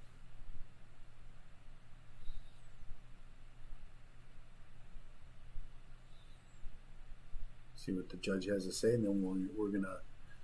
I'm at 7 hours and 34 minutes of live streaming. Had several guests today, and got their great opinion. Milan Filipovic, state criminal defense attorney, our friend, and our friend Nisha Sanin, federal defense attorney, criminal defense attorney. And they had some great insight. I'm glad that they could share it with us. They know more about this than I do, certainly more than most people. And I was honored and happy to have them here. So we're going to sign off as the judge is signing off. 8 o'clock tomorrow. They'll start at 9. We will not be here live. But again,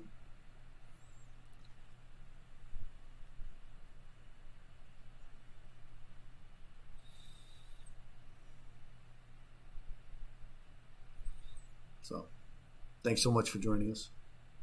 Have a great evening.